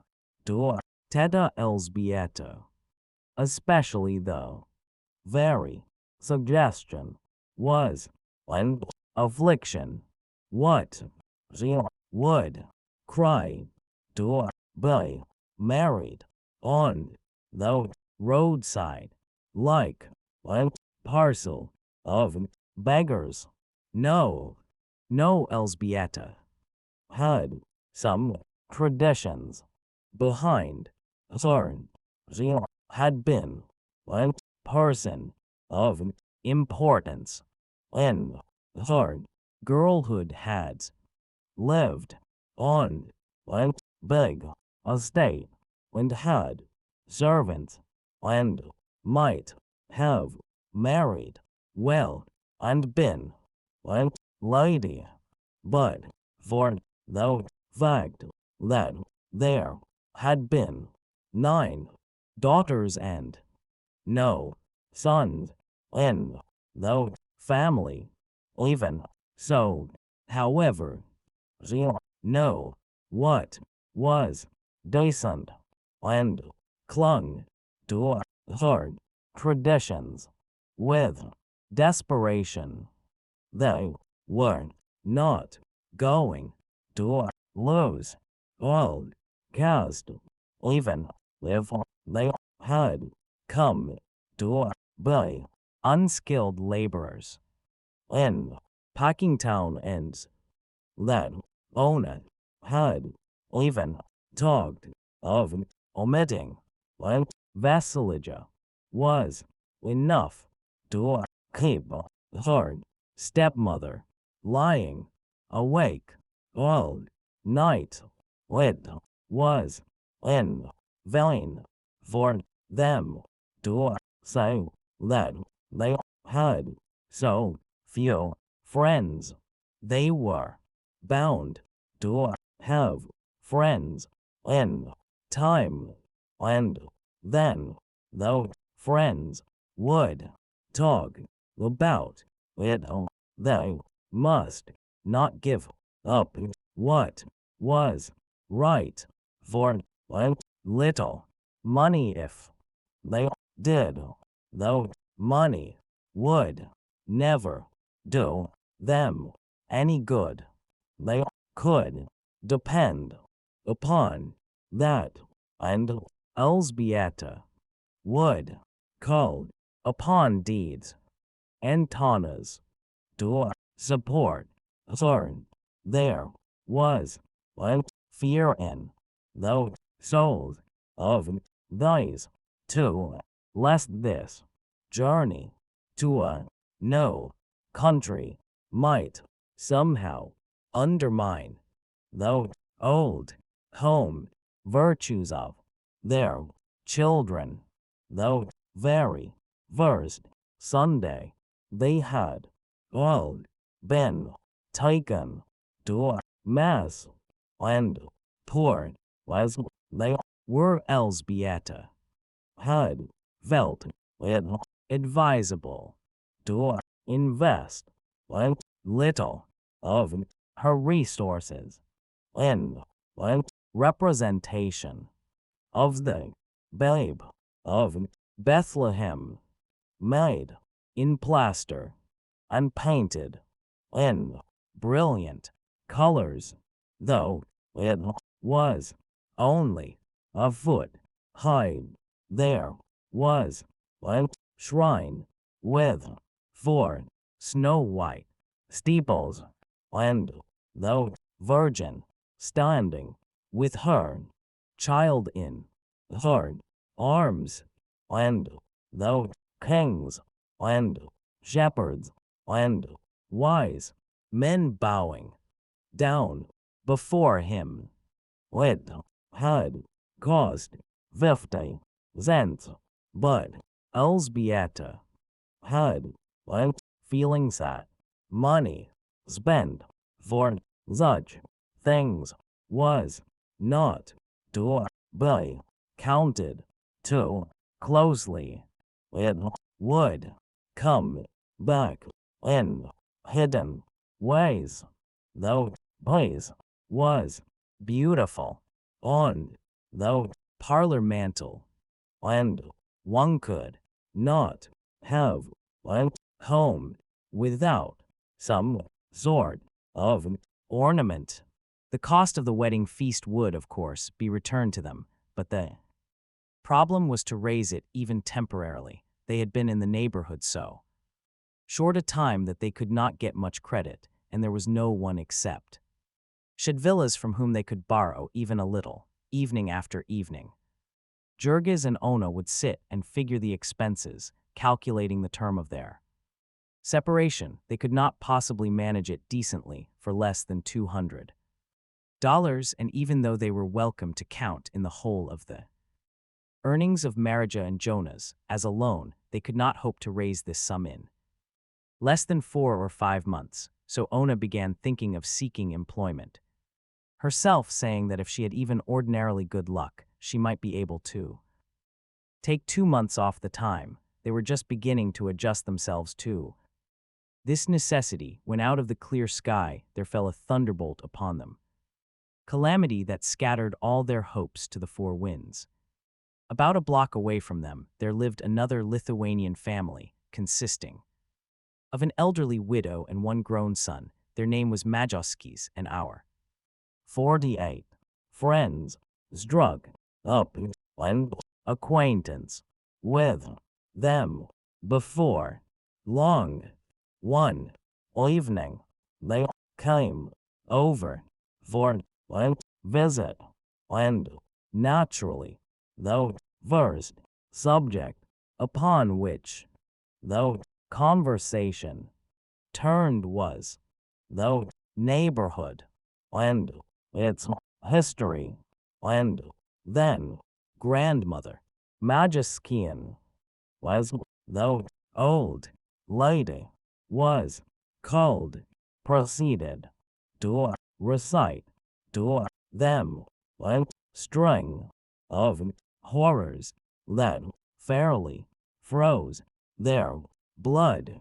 She was a wrinkled up and wizened personage. She must have been 80, and as she mumbled the grim story through her toothless gums, she seemed a very old witch to them. Grandmother Majeskian had lived in the midst of misfortune so long that it had come to be her element, and she talked about starvation, sickness, and death as other people might about weddings and holidays. The thing came gradually. In the first place, as to the house they had bought, it was not new at all as they had supposed. It was about 15 years old, and there was nothing new upon it but the paint, which was so bad that it needed to be put on new every year or two. The house was one of a whole row that was built by a company which existed to make money by swindling poor people. The family had paid $1,500 for it, and it had not cost the builders $500 when it was new. Grandmother Majeskian knew that because her son belonged to a political organization with a contractor who put up exactly such houses. They used the very flimsiest and cheapest material. They built the houses a dozen at a time, and they cared about nothing at all except the outside shine. The family could take her word as to the trouble they would have, for she had been through it all. She and her son had bought their house in exactly the same way. They had fooled the company, however, for her son was a skilled man who made as high as $100 a month, and as he had had sense enough not to marry, they had been able to pay for the house. Grandmother Majeskian saw that her friends were puzzled at this remark. They did not quite see how paying for the house was fooling the company. Evidently, they were very inexperienced. Cheap as the houses were, they were sold with the idea that the people who bought them would not be able to pay for them when they failed. If it were only by a single month, they would lose the house and all that they had paid on it, and then the company would sell it over again. And did they often get a chance to do that? Grandmother Majeskian raised her hands. They did it. How often no one could say, but certainly more than half of the time. They might ask anyone who knew anything at all about Packingtown as to that. She had been living here ever since this house was built, and she could tell them all about it. And had it ever been sold before? Suzamilky. Why, since it had been built, no less than 4 families that their informant could name had tried to buy it and failed. She would tell them a little about it. The first family had been Germans. The families had all been of different nationalities. There had been a representative of several races that had displaced each other in the stockyards. Grandmother Majeskian had come to America with her son at a time when, so far as she knew, there was only one other Lithuanian family in the district. The workers had all been Germans, then skilled cattle butchers that the packers had brought from abroad to start the business. 49. Afterward, was cheaper labor had come. These Germans had moved away. Though next were though Irish there had been 6 or 8 years when Packingtown had been a regular Irish city. There were a few colonies of them still here, enough to run all the unions and the police force and get all the graft, but most of those who were working in the packing houses had gone away at the next drop in wages after the big strike. The Bohemians had come then, and after them the Poles. People said that old man Durham himself was responsible for these immigrations. He had sworn that he would fix the people of Packingtown so that they would never again call a strike on him, and so he had sent his agents into every city and village in Europe to spread the tale of the chances of work and high wages at the stockyards.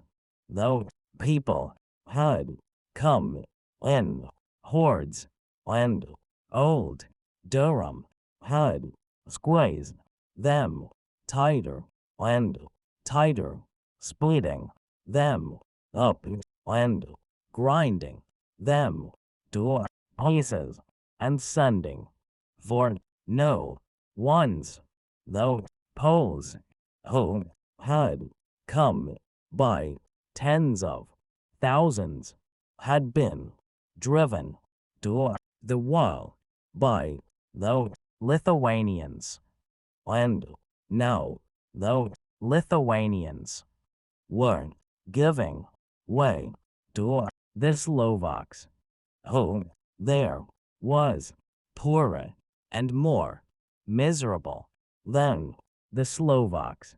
Grandmother Majeskian had no idea, but the packers would find them. Never fear, it was easy to bring them, for wages were really much higher, and it was only when it was too late that the poor people found out that everything else was here too. They were like rats in a trap. That was the truth, and more of them were piling in every day. By and by they would have their revenge, though, for the thing was getting beyond human endurance, and the people would rise and murder the packers. Grandmother Majeskian was a socialist or some such strange thing. Another son of hers was working in the mines of Siberia, and the old lady herself had made speeches in her time which made her seem all the more Terrible. Door. Her present. Auditors. They called her back to the story of the house. The German family had been a good sort, to be sure. There had been a great many of them, which was a common failing in Packingtown, but they had worked hard, and the father had been a steady man, and they had a good deal more than half paid for the house, but he had been killed in an elevator accident in Durham's. Then there had come the Irish, and there had been lots of them too. The husband drank and beat the children. The neighbors could hear them shrieking any night. They were behind with their rent all the time, but the company was good too. There was some politics back of that. Grandmother Magiskian could not say just what, but the Laffertys had belonged to the War Whoop League, which was a sort of political club of all the thugs and rowdies in the district, and if you belonged to that, you could never be arrested for anything. Once upon a time old Lafferty had been caught with a gang that had stolen cows from several of the poor people of the neighborhood and butchered them in an old shanty back of the yards and sold them. He had been in jail only 3 days for it and had come out laughing and had not even lost his place in the packing house. He had gone all to ruin with the drink, however, and lost his power. One of his sons, who was a good man, had kept him and the family up for a year or two, but then he had got sick with consumption. That was another thing. Grandmother Magiskian interrupted herself. This 50 house was unlucky. Every family that lived in it, someone was sure to get consumption. Nobody could tell why that was. There must be something about the house or the way it was built. Some folks said it was because the building had been begun in the dark of the moon. There were dozens of houses that way in Packingtown. Sometimes there would be a particular room that you could point out. If anybody slept in that room, he was just as good as dead. With this house, it had been the Irish first, and then a Bohemian family had lost a child of it. Though, to be sure, that was uncertain, since it was hard to tell what was the matter with children who worked in the yards. In those days there had been no law about the age of children. The packers had worked all but the babies. At this remark the family looked puzzled, and Grandmother Magiskian again had to make an explanation that it was against the law for children to work before they were 16. What was the sense of that, they asked. They had been thinking of letting little Stanislavas go to work. Well, there was no need to worry. Grandmother Magiskian said the law made no difference except that it forced people to lie about the ages of their children. One would like to know what the lawmakers expected them to do. There were families that had no possible means of support except the children, and the law provided them no other way of getting a living. Very often a man could get no work in Packingtown for months, while a child could go and get a place easily. There was always some new machine by which the packers could get as much work out of a child as they had been able to get out of a man, and for a third of the pay.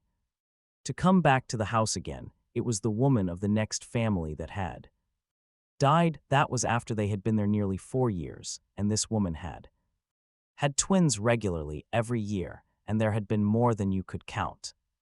When they moved in, after she died, the man would go to work all day and leave them to shift for themselves. The neighbors would help them now and then, for they would almost freeze to death. At the end, there were 3 days that they were alone before it was found out that the father was dead. He was a floorsman at Jones's, and a wounded steer had broken loose and mashed him against a pillar. Then the children had been taken away, and the company had sold the house that very same week to a party of emigrants. So this grim old woman went on with her tale of horrors. How much of it was exaggeration, who could tell? It was only too plausible. There was that about consumption, for instance. They knew nothing about consumption whatever, except that it made people cough, and for 2 weeks they had been worrying about a coughing spell of Antana's. It seemed to shake him all over, and it never stopped. You could see a red stain wherever he had spit upon the floor. And yet all these things were as nothing to what came a little later. They had begun to question the old lady as to why one family had been unable to pay trying to show her by figures that it ought to have been possible, and Grandmother Magiskian had disputed their figures. You say $12 a month, but that does not include the interest. Then they stared at her. Interest, they cried. So, interest on the money you still owe, she answered. But we don't have to pay any interest, they exclaimed. 3 or 4 at once. We only have to pay $12 each month. And for this, she laughed at them. You are like all the rest, she said. They trick you and light you alive. They never sell those houses without interest. Get your deed and say then, with a horrible sinking of the heart, Teta Elzbieta unlocked her bureau and brought out the paper that had already caused them so many agonies. Now they sat round scarcely breathing while the old lady, who could read English, ran over it. Yes, she said. Finally, here it is, of course with interest. Thereon, monthly, at the rate of 7% per annum. And there followed a dead silence. What does that mean? Asked Jurgis finally, almost in a whisper. That means, replied the other, that you have to pay them $7 next month as well as the $12. Then again there was not a sound. It was sickening, like a nightmare in which suddenly something gives way beneath you, and you feel yourself sinking down into bottomless abysses, as if in a flash of lightning they saw themselves victims of a relentless fate, cornered, trapped in the grip of destruction. All the fair structure of their hopes came crashing about their ears. And all the time the old woman was going on talking. They wished that she would be still. Her voice sounded like the croaking of some dismal raven. Jurgis sat with his hands clenched and beads of perspiration on his forehead, and there was a great lump in Ona's throat, choking her. Then suddenly Teta Elzbieta broke the silence with a wail, and Marija began to wring her hands and sob. Ai. Be damn mans. All their outcry did them no good, of course. There sat Grandmother Magiskian, unrelenting, typifying fate. No, of course it was not fair, but then fairness had nothing to do with it, and of course they had not known it. They had not been intended to know it, but it was in the deed, and that was all that was necessary, as they would find when the time came. Somehow or other they got rid of their guest, and then they passed a night of lamentation. The children woke up and found out that something was wrong, and they wailed and would not be comforted. In the morning, of course, most of them had to go to work. The packing houses would not stop for their sorrows, but by 7 o'clock Ona and her stepmother were standing at the door of the office of the agent. Yes, he told them when he came, it was quite true that they would have to pay interest. And then Teta Elzbieta broke forth into protestations and reproaches so that the people outside stopped and peered in at the window. The agent was as bland as ever. He was deeply pained, he said. He had not told them, simply because he had supposed they would understand that they had to pay interest upon their debt as a matter of course. So they came away, and Ona went down to the yards, and at noontime saw Jurgis and told him. Jurgis took it stolidly. He had made up his mind to it by this time it was part of fate. They would manage it. Somehow he made his usual answer. I will work harder.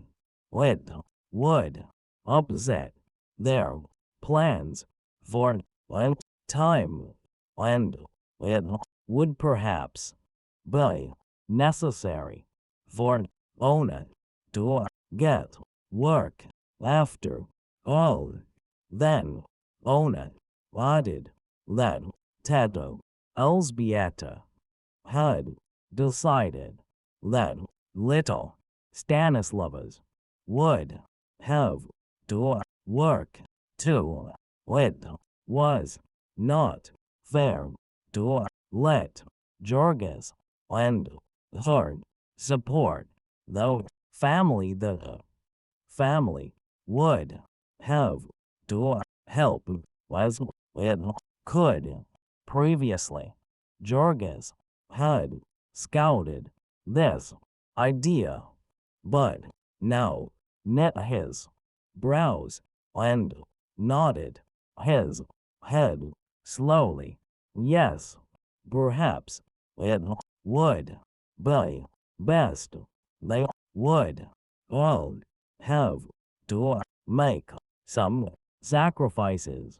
Now, so Ona set out that day to hunt for work, and at night Marija came home saying that she had met a girl named Jassetite who had a friend that worked in one of the wrapping rooms in Brown's and might get a place for Ona there, only the forelady was the kind that takes presents. It was no use for anyone to ask her for a place unless at the same time they slipped a $10 bill into her hand. Jurgis was not in the least surprised at this now. He merely asked what the wages of the place would be, so negotiations were opened, and after interview Ona came home and reported that the forelady seemed to like her, and had said that, while she was not sure, she thought she might be able to put her at work sewing covers on hams, a job at which she would earn as much as $8 or $10 a week. That was a bid, so Marija reported after consulting her friend, and then there was an anxious conference at home. The work was done in one of the cellars, and Jurgis did not want Ona to work in such a place. But then, it was easy work and one could not have everything. So in the end, Ona, with a $10 bill burning a hole in her palm, had another interview with this forelady. Meantime, Teta Elzbieta had taken Stanislavas to the priest and gotten a certificate to the effect that he was 2 years older than he was, and with it the little boy now sallied forth to make his fortune in the world. It chanced that Durham had just put in a wonderful new lard machine, and when the special policeman in front of the time station saw Stanislavas and his document, he smiled to himself and told him to go, Czia, pointing, and so Stanislavas went down a long stone corridor and up a flight of stairs, which took him into a room lighted by electricity, with the new machines for filling lard cans at work in it. The lard was finished on the floor above, and it came in little jets like beautiful, wriggling, snow-white snakes of unpleasant odor. There were several kinds and sizes of jets, and after a certain precise quantity had come out, each stopped automatically, and the wonderful machine made a turn and took the can under another jet, and so on, until it was filled neatly to the brim and pressed tightly and smoothed off. To attend to all this and fill several hundred cans of lard per hour, there were necessary 2 human creatures, one of whom knew how to place an empty lard can on a certain spot every few seconds, and the other of whom knew how to take a full lard can off a certain spot every few seconds and set it upon a tray. And so, after little Stanislavas had stood gazing timidly about him for a few minutes, a man approached him and asked what he wanted, to which 53 Stanislavas said, "Job." Then the man said, "How old?"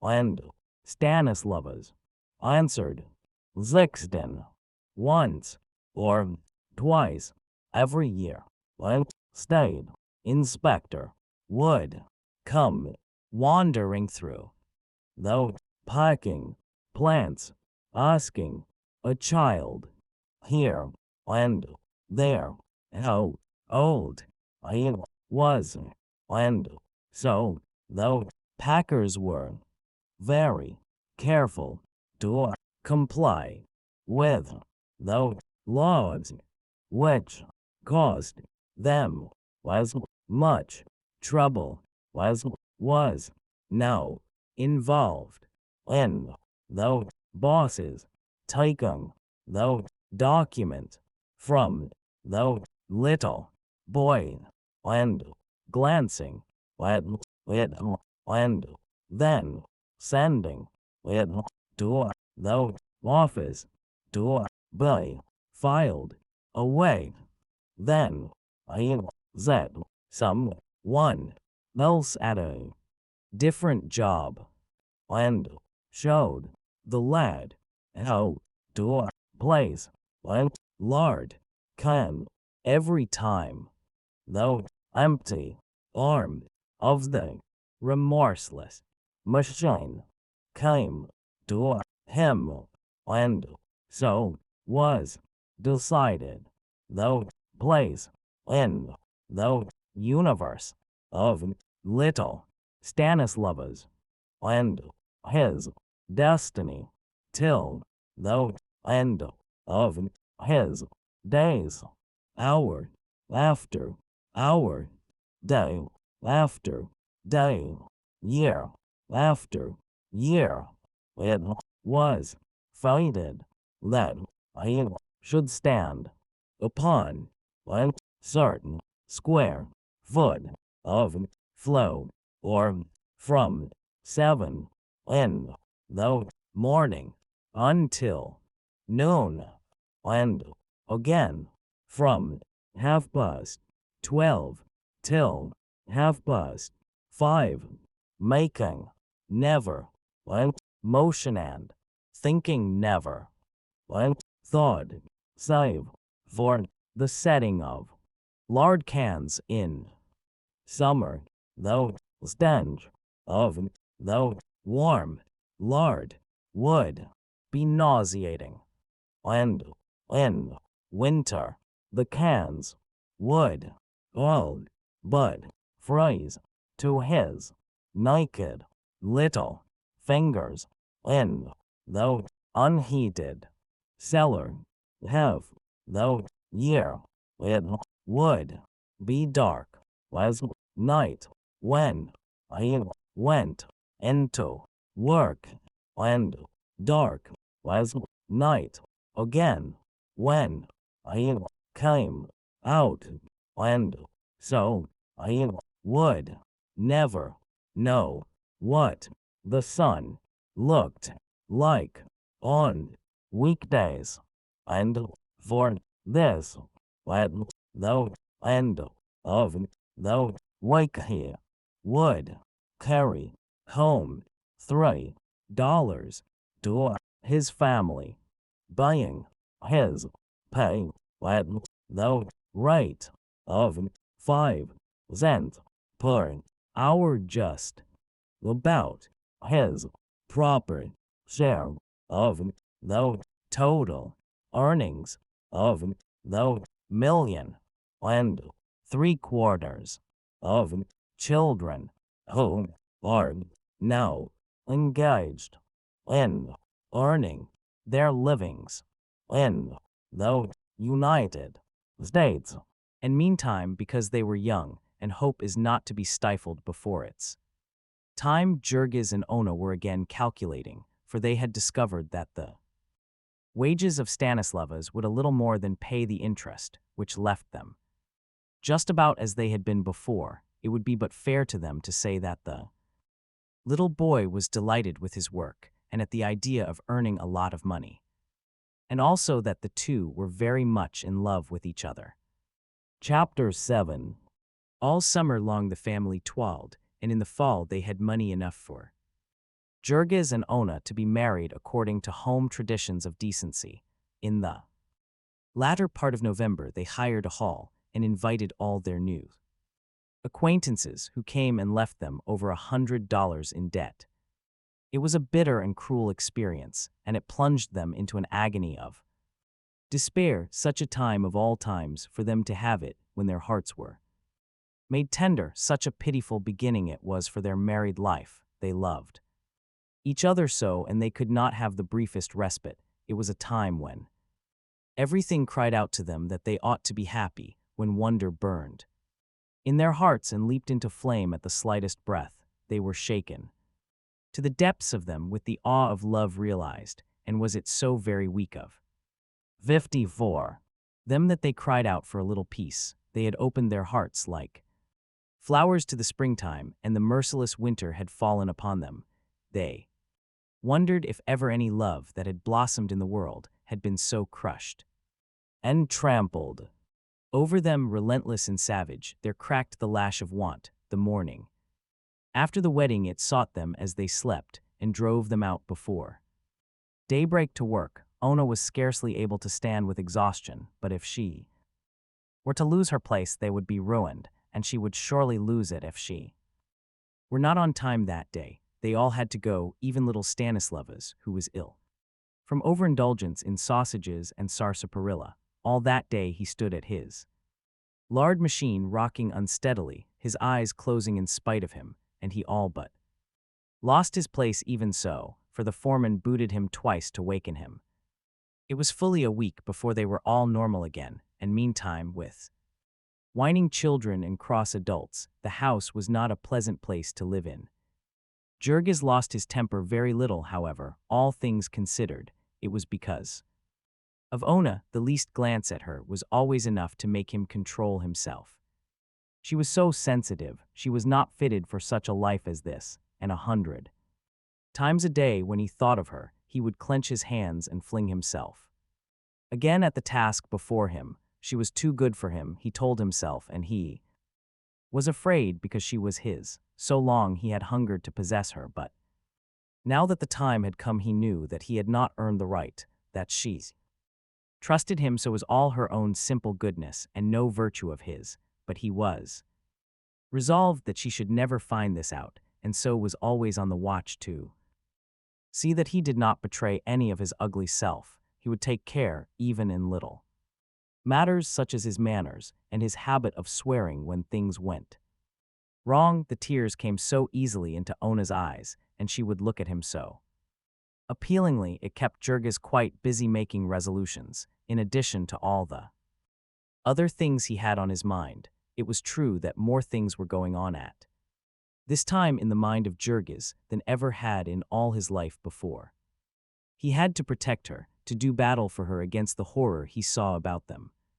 He was all that she had to look to, and if he failed she would be lost. He would wrap his arms about her and try to hide her from the world. He had learned the ways of things about him now. It was a war of each against all, and the devil take the hindmost. You did not give feasts to other people, you waited for them to give feasts to you. You went about with your soul full of suspicion and hatred. You understood that you were environed by hostile powers that were trying to get your money, and who used all the virtues to bait their traps with. The store keepers blast aired up their windows with all sorts of lies to entice you. The very fences by the wayside, the lamp posts and telegraph poles were pasted over with lies. The great corporation which employed you lied to you, and lied to the whole country from top to bottom. It was nothing but one gigantic lie.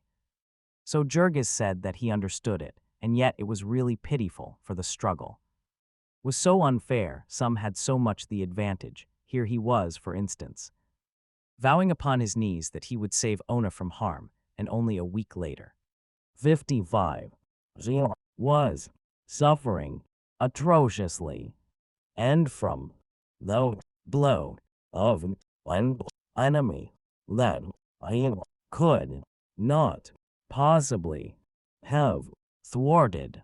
There came a day when the rain fell in torrents, and it being December, to be wet with it and have to sit all day long in one of the cold cellars of Brown's was no laughing matter.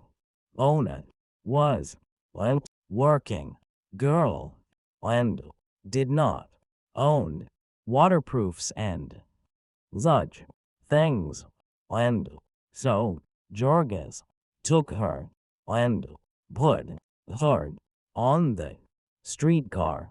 Now it chanced that this car line was owned by gentlemen who were trying to make money, and the city having passed an ordinance requiring them to give transfers, they had fallen into a rage, and first they had made a rule that transfers could be had only when the fare was paid, and later, growing still uglier, they had made another that the passenger must ask for the transfer. The conductor was not allowed to offer it.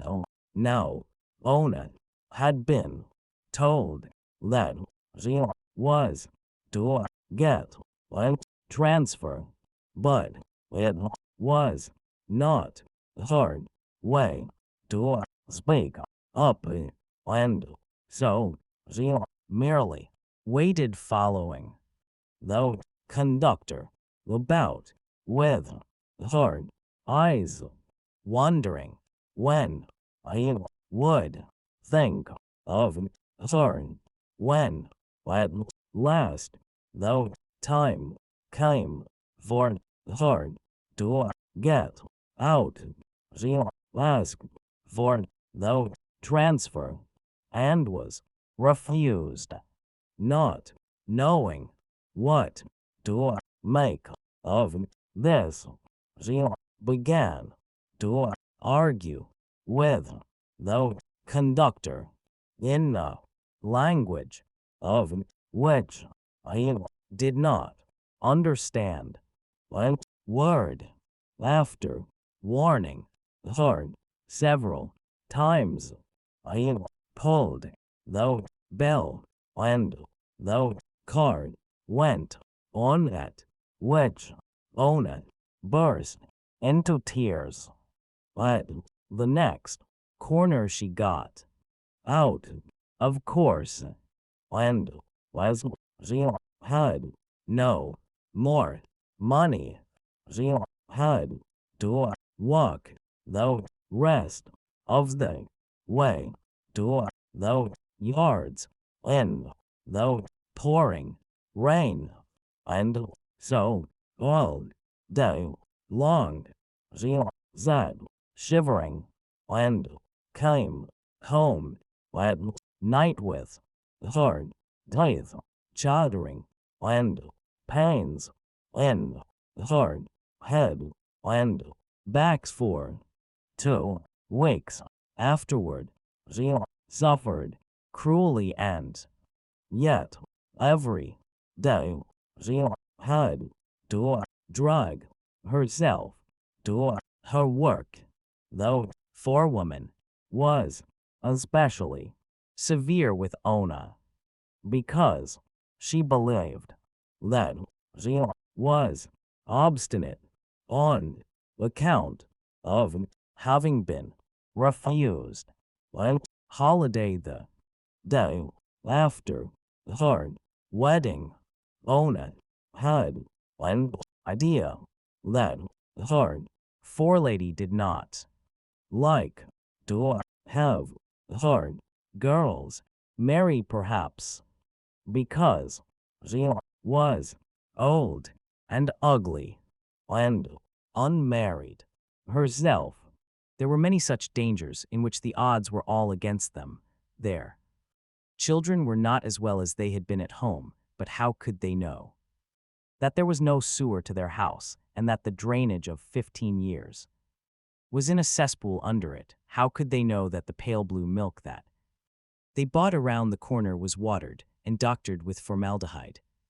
Besides, when the children were not well at home, Teta Elzbieta would gather herbs and cure them. Now she was obliged to go to the drugstore and buy extracts, and how was she to know that they were all adulterated? How could they find out that their tea and coffee, their sugar and flour had been doctored, that their canned peas had been colored with copper salts, and their fruit jams with aniline dyes? And even if they had known it, what good would it have done them, since there was no place within miles of them where any other sort was to be had? The bitter winter was coming, and they had to save money to get more clothing and bedding, but it would not matter in the least how much they saved. They could not get anything to keep them warm. All the clothing that was to be had in the stores was made of cotton and shoddy, which is made by tearing old clothes to pieces and weaving the fiber again. If they paid higher prices, they might get frills and fanciness or be cheated, but genuine quality they could not obtain for love nor money. A young friend of Shedvilla's, recently come from abroad, had become a clerk in a store on Ashland Avenue, and he narrated with 56 glee and trick that had been played upon an unsuspecting countryman by his boss. The customer had desired to purchase an alarm clock, and the boss had shown him two exactly similar, telling him that the price of one was $1 and of the other $1.75. Upon being asked what the difference was, the man had wound up the first halfway and the second all the way, and showed the customer how the latter made twice as much noise, upon which the customer remarked that he was a sound sleeper and had better take the more expensive clock. There is a poet who sings that their heart grows and nobler their bearing, whose youth in the fires of anguish hath died. But it was not likely that he had reference to the kind of anguish that comes with destitution, that is so endlessly bitter and cruel, and yet so sordid and petty, so ugly, so humiliating, unredeemed by the slightest touch of dignity or even of pathos. It is a kind of anguish that poets have not commonly dealt with. Its very words are not admitted into the vocabulary of poets. The details of it cannot be told in polite society at all. How, for instance, could anyone expect to excite sympathy among lovers of good literature by telling how a family found their home alive with vermin, and of all the suffering and inconvenience and humiliation they were put to, and the hard-earned money they spent in efforts to get rid of them? After long hesitation and uncertainty, they paid 25 cents for a big package of insect powder, a patent preparation which chanced to be 95% gypsum, a harmless earth which had cost about 2 cents to prepare. Of course it had not the least effect, except upon a few roaches which had the misfortune to drink water after eating it, and so got their inwards set in a coating of plaster of Paris. The family, having no idea of this and no more money to throw away, had nothing to do but give up and submit to one more misery for the rest of their days. Then there was old Antanas. The winter came, and the place where he worked was a dark, unheated cellar, where you could see your breath all day and where your fingers sometimes tried to freeze. So the old man's cough grew every day worse, until there came a time when it hardly ever stopped, and he had become a nuisance about the place. Then, too, a still more dreadful thing happened to him. He worked in a place where his feet were soaked in chemicals, and it was not long before they had eaten through his new boots. Then sores began to break out on his feet and grow worse and worse, whether it was that his blood was bad or there had been a cut he could not say, but he asked the men about it and learned that it was a regular thing. It was the saltpeter. Everyone felt it sooner or later, and then it was all up with him, at least for that sort of work. The sores would never heal. In the end, his toes would drop off if he did not quit. Yet old Antanas would not quit. He saw the suffering of his family, and he remembered what it had cost him to get a job, so he tied up his feet and went on limping about and coughing until at last he fell to pieces, all at once and in a heap like the one-horse shay. They carried him to a dry place and laid him on the floor. And that night, 2 of those men Helped him home. The poor old man was put to bed, and though I tried it every morning until the end, I never could get up again. he would Lie there and cough day and night, wasting away to a mere skeleton.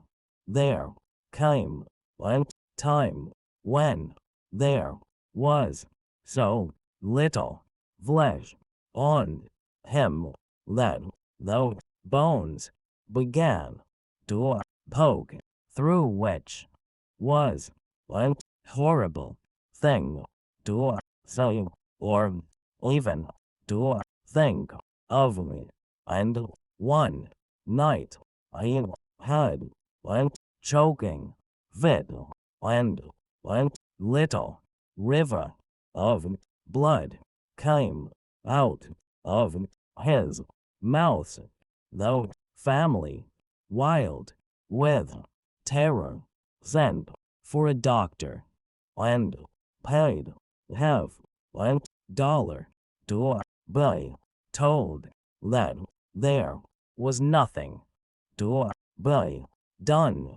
Mercifully, the doctor did not say this so that the old man could hear, for he was still clinging to the faith that tomorrow or next day I would be better and could go back to his job.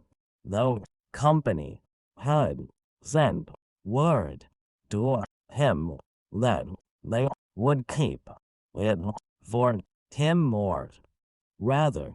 Jorges Had bribed one off men to come one Sunday afternoon and say they had died.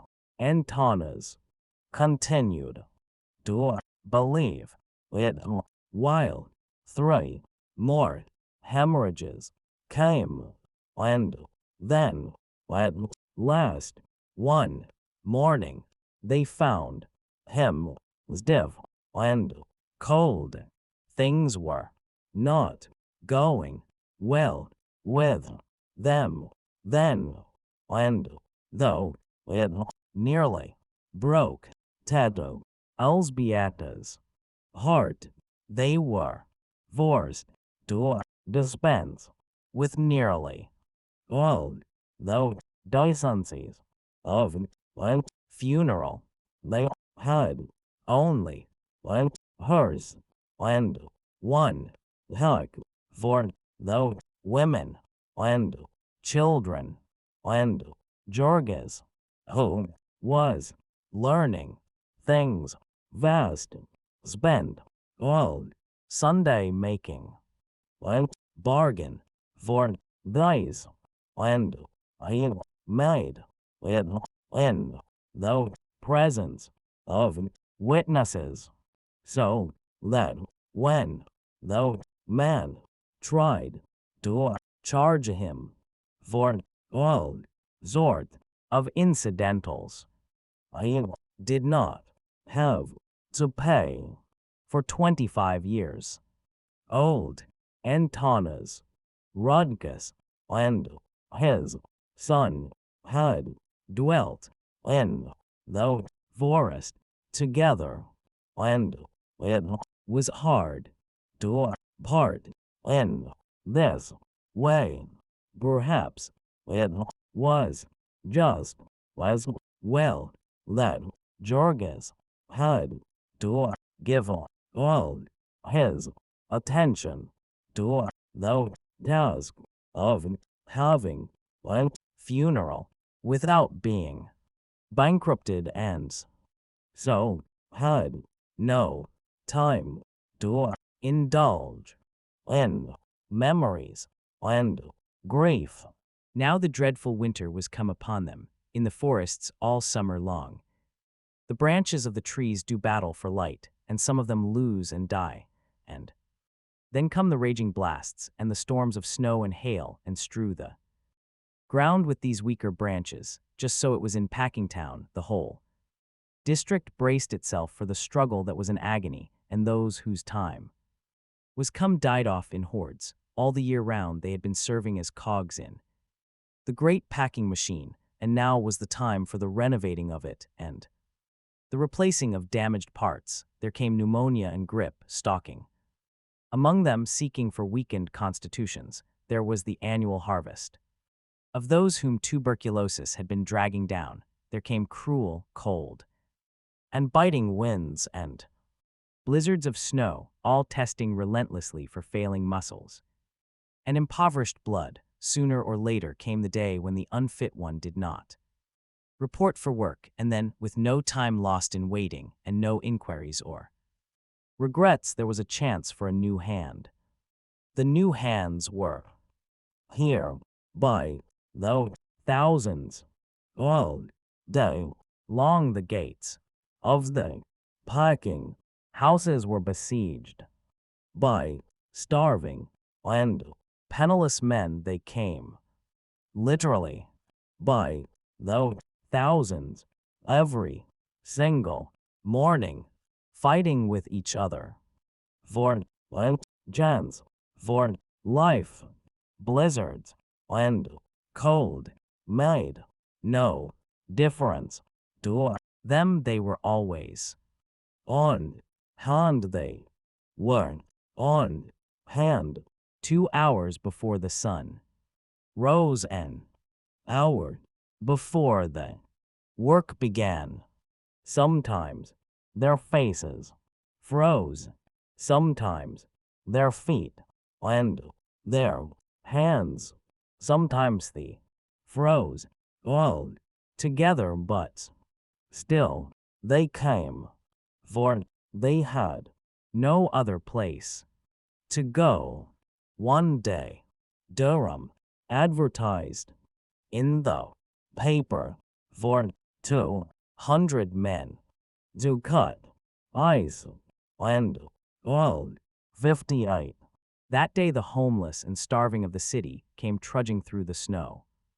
From all over its 200 square miles, that night 40 score of them crowded into the station house of the Stockyards district. They filled the rooms, sleeping in each other's laps, toboggan fashion, and they piled on top of each other in the corridors, till the police shut the doors and left some to freeze.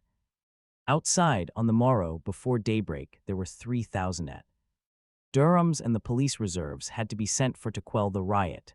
Then Durham's bosses picked out 20 of the biggest. The 200 proved to have been a printer's error.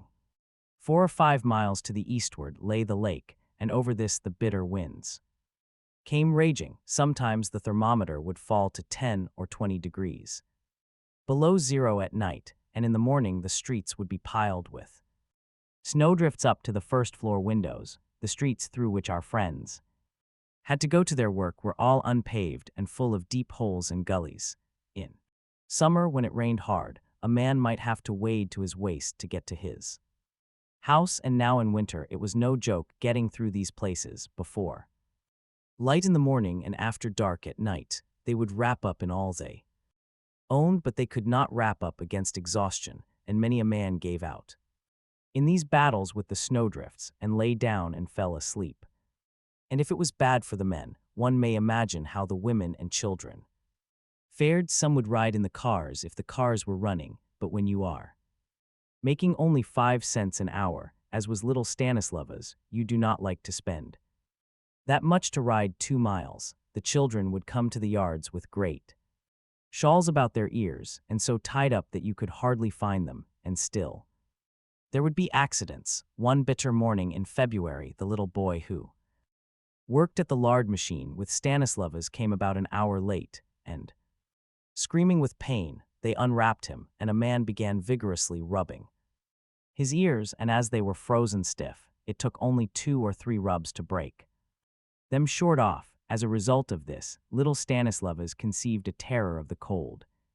That was almost a mania. Every morning, when it came time to start for the yards, he would begin to cry and protest. Nobody knew quite how to manage him, for threats did no good. It seemed to be something that he could not control, and they feared sometimes that he would go into convulsions. In the end, it had to be arranged that he always went with Jurgis and came home with him.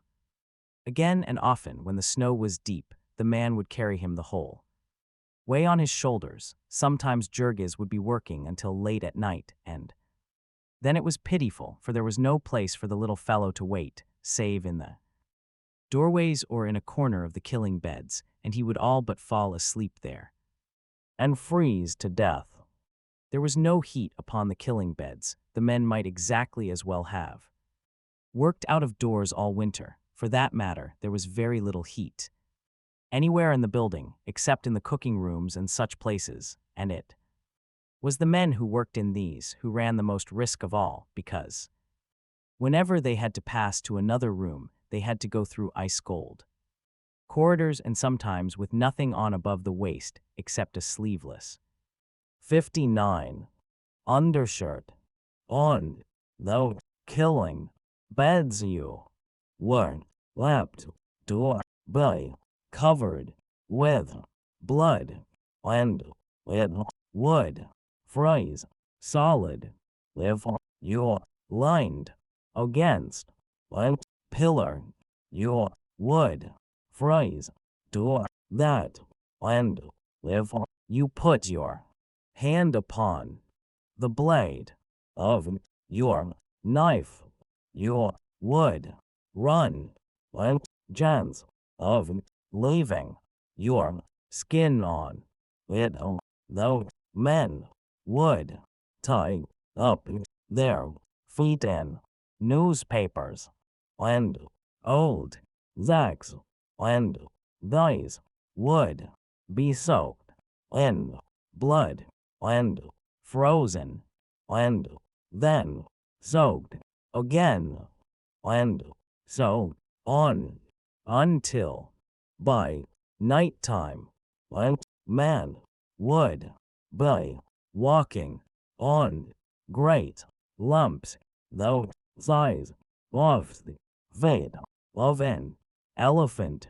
Now and then, when the bosses were not looking, you would see them plunging their feet and ankles into the steaming hot carcass of the steer, or darting across the room to the hot water jets. The cruelest thing of all was that nearly all of them, all of those who used knives, were unable to wear gloves, and their arms would be white with frost, and their hands would grow numb. And then, of course, there would be accidents also.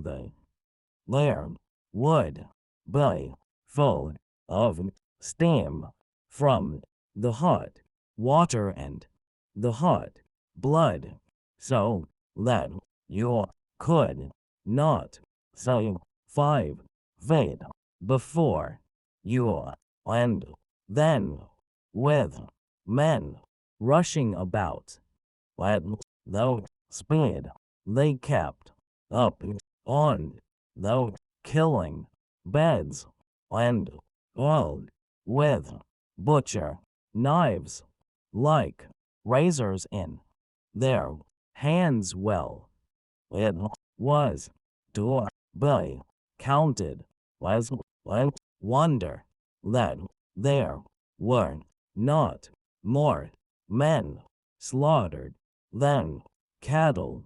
And yet all this inconvenience they might have put up with, if only it had not been for one thing, if only there had been some place where they might eat. Jurgis had either to eat his dinner amid the stench in which he had worked, or else to rush, as did all his companions, to any one of the hundreds of liquor stores which stretched out their arms to him. To the west of the yards ran Ashland Avenue, and here was an unbroken line of saloons, Whiskey Row, they called it. To the north was 47th Street, where there were half a dozen too. The block, and at the angle of the two was Whiskey Point, a space of 15 or 20 acres and containing one glue factory and about 200 saloons. One might walk among these and take his choice: hot pea soup and boiled cabbage today, sauerkraut and hot frankfurters, walk in, bean soup and stewed lamb, welcome. All of these things were printed in many languages, as were also the names of the resorts, which were infinite in their variety and appeal. There was the Home Circle and the Cozy Corner. There were firesides and hearthstones and pleasure palaces and wonderlands and dream castles and love's delights. Whatever else they were called, they were sure to be called Union Headquarters, and to hold out a welcome to working men. And there was always a warm stove and a chair near it, and some friends to laugh and talk with. There was only one condition attached: you must drink. If you went in not intending to drink, you would be put out in no time, and if you were slow about going, like as not you would get your head split open with a beer bottle in the bargain. But all of the men understood the convention and drank. They believed that by it they were getting something for nothing, for they did not need to take more than one drink, and upon the strength of it they might fill themselves up with a good hot dinner. This did not always work out in practice, however, for there was pretty sure to be a friend who would treat you, and then you would have to treat him. Then someone else would come in, and anyhow a few drinks were good for a man who worked hard. As he went back he 60 did not shiver, so he had more courage for his task. The deadly brutalizing monotony of it did not afflict him so. He had ideas while he worked, and took a more cheerful view of his circumstances. On the way home, however, the shivering was apt to come on him again, and so he would have to stop once or twice to warm up against the cruel cold. As there were hot things to eat in this saloon too, he might get home late to his supper, or he might not get home at all. And then his wife might set out to look for him, and she too would feel the cold. And perhaps she would have some of the children with her, and so a whole family would drift into drinking, as the current of a river drifts downstream, as if to complete the chain. The packers all paid their men in checks, refusing all requests to pay in coin. And where in Packingtown could a man go to have his check cashed but to a saloon, where he could pay for the favor by spending a part of the money? From all of these things Jurgis was saved because of Ona. He never would take but the one drink at noontime, and so he got the reputation of being a surly fellow, and was not quite welcome at the saloons, and had to drift about from one to another. Then at night he would go straight home, helping Ona and Stanislavas, or often putting the former on a car, and when he got home perhaps he would have to trudge several blocks and come staggering back through the snowdrifts with a bag of coal upon his shoulder. Home was not a very attractive place, at least not this winter. They had only been able to buy one stove, and this was a small one and proved not big enough to warm even the kitchen in the bitterest weather. This made it hard for Teta Elżbieta all day and for the children. When they could not get to school, at night they would sit huddled round this stove while they ate their supper off their laps, and then Jurgis and Jonas would smoke a pipe, after which they would all crawl into their beds to get warm after putting out the fire to save the coal. Then they would have some frightful experiences with the cold. They would sleep with all their clothes on, including their overcoats, and put over them all the bedding and spare clothing they owned. The children would sleep all crowded in to one bed, and yet even so they could not keep warm. The outside ones would be shivering and sobbing, crawling over the others and trying to get down into the center and causing a fight.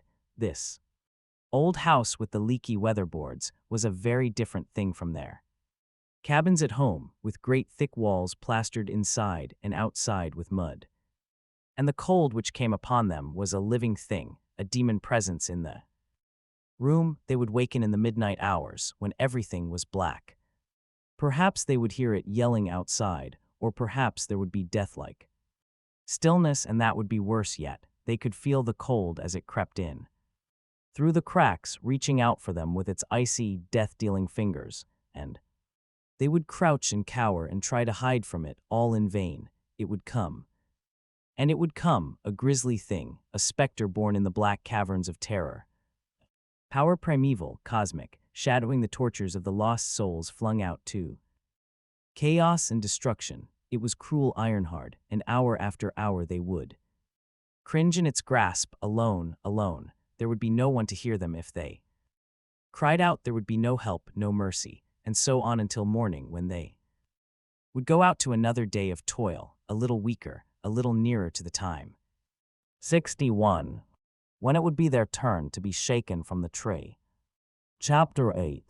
Yet even by this deadly winter, the germ of hope was not to be kept from sprouting in their hearts. It was just at this time that the great adventure befell Marija. The victim was Tamasius Kusleka, who played the violin. Everybody laughed at them, for Tamasius was petite and frail, and Marija could have picked him up and carried him off under one arm, but perhaps that was why she fascinated him. The sheer volume of Marija's energy was overwhelming.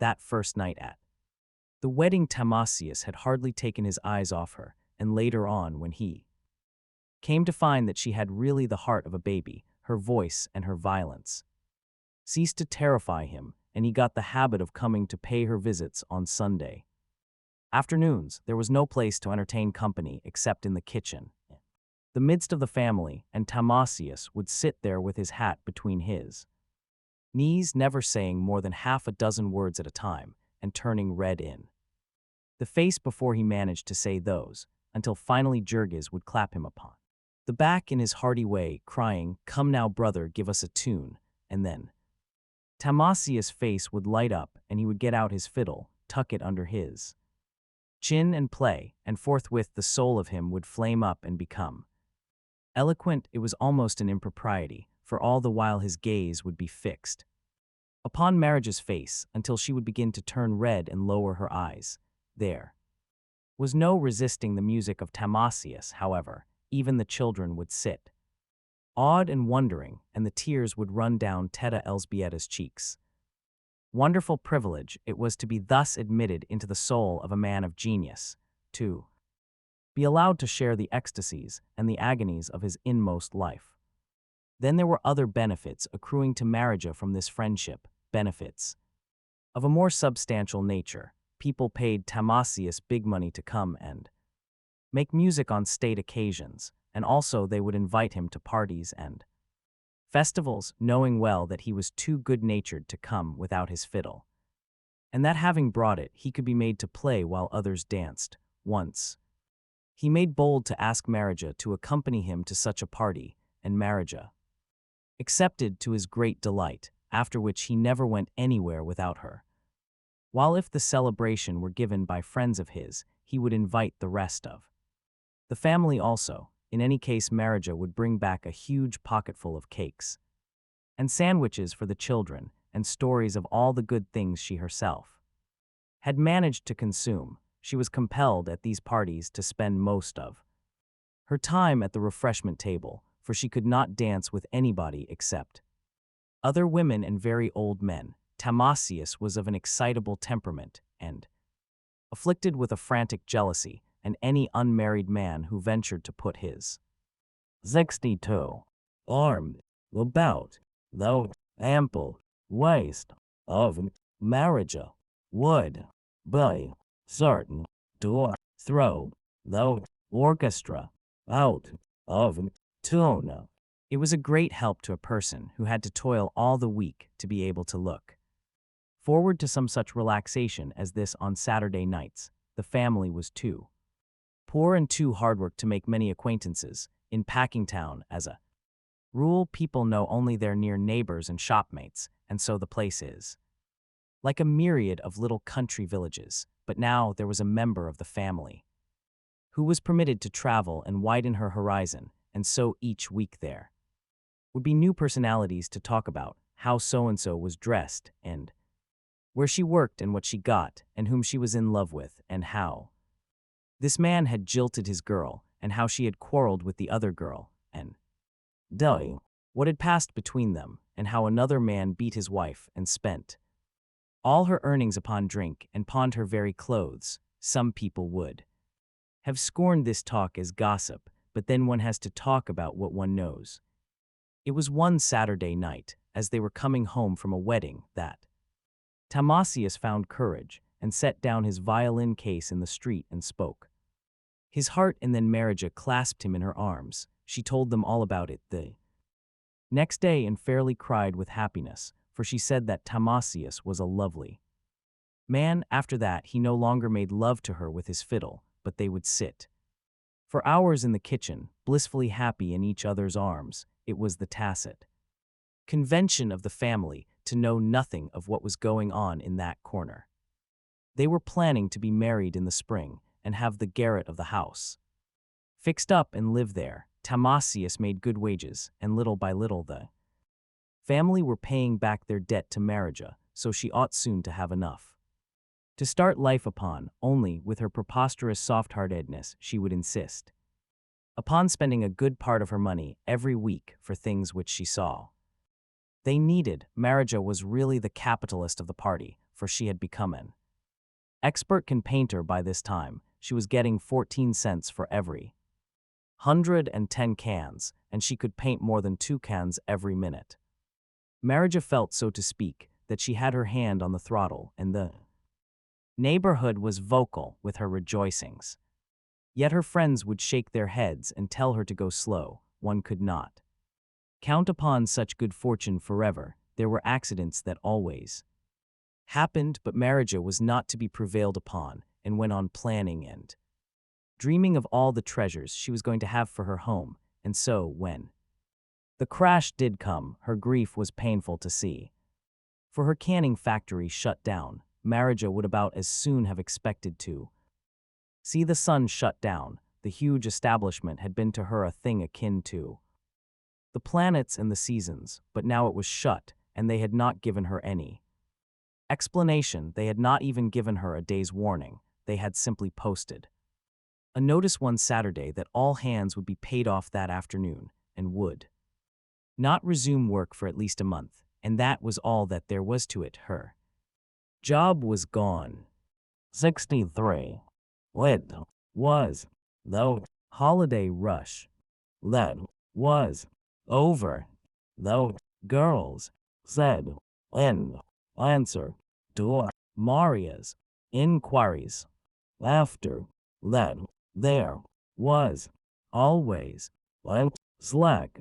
Sometimes the factory would start up on half time after a while, but there was no telling it had been known to stay closed until way into the summer. The prospect were bad at present for truckmen who worked in the storerooms, said that these were piled up to the ceilings so that the firm could not have found room for Another week's output of cans, and they had turned off 3/4 of these men, which was a still worse sign, since it meant that there were no orders to be filled. It was all a swindle. Ken, pointing, said the girls, you were crazy with delight. because you were making 12 or $14 a week and saving half of it, but you had to spend it all keeping alive while you were out, and so your pay was really only half what you thought. Marija came home, and because she was a person who could not rest without danger of explosion, they first had a great house cleaning, and then she set out to search Packingtown for a job to fill up the gap, as nearly all the canning establishments were shut down, and all the girls hunting work, it will be readily understood that Marija did not find any. Then she took to trying the stores and saloons, and when this failed, she even traveled over into the far distant regions near the lake front, where lived the rich people in great palaces, and begged there for some sort of work that could be done by a person who did not know English.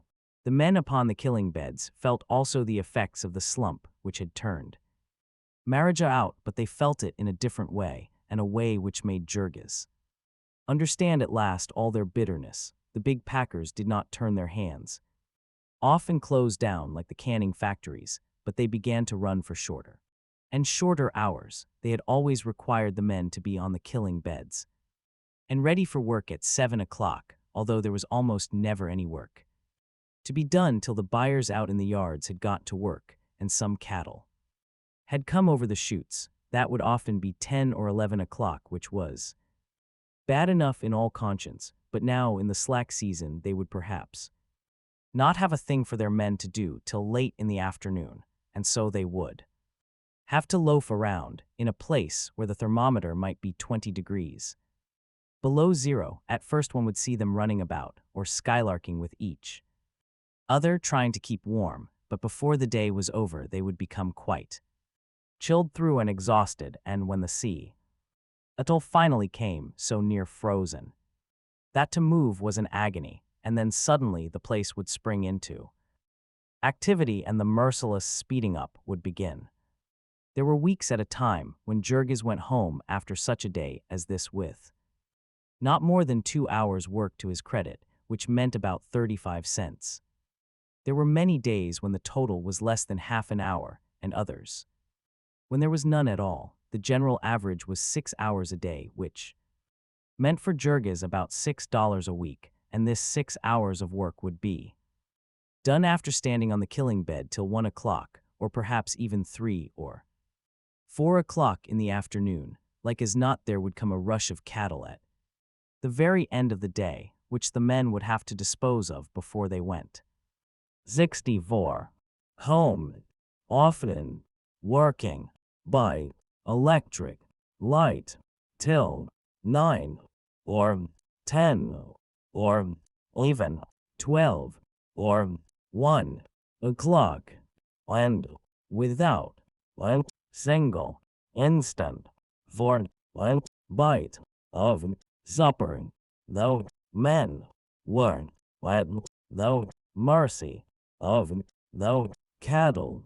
Perhaps the buyers would be holding off for better prices if they could scare the shippers into thinking that they meant to buy nothing that day. They could get their own terms for some reason. The cost of fodder for cattle in the yards was much above the market price, and you were not allowed to bring your own fodder. Then, too, a number of cars were apt to arrive late in the day.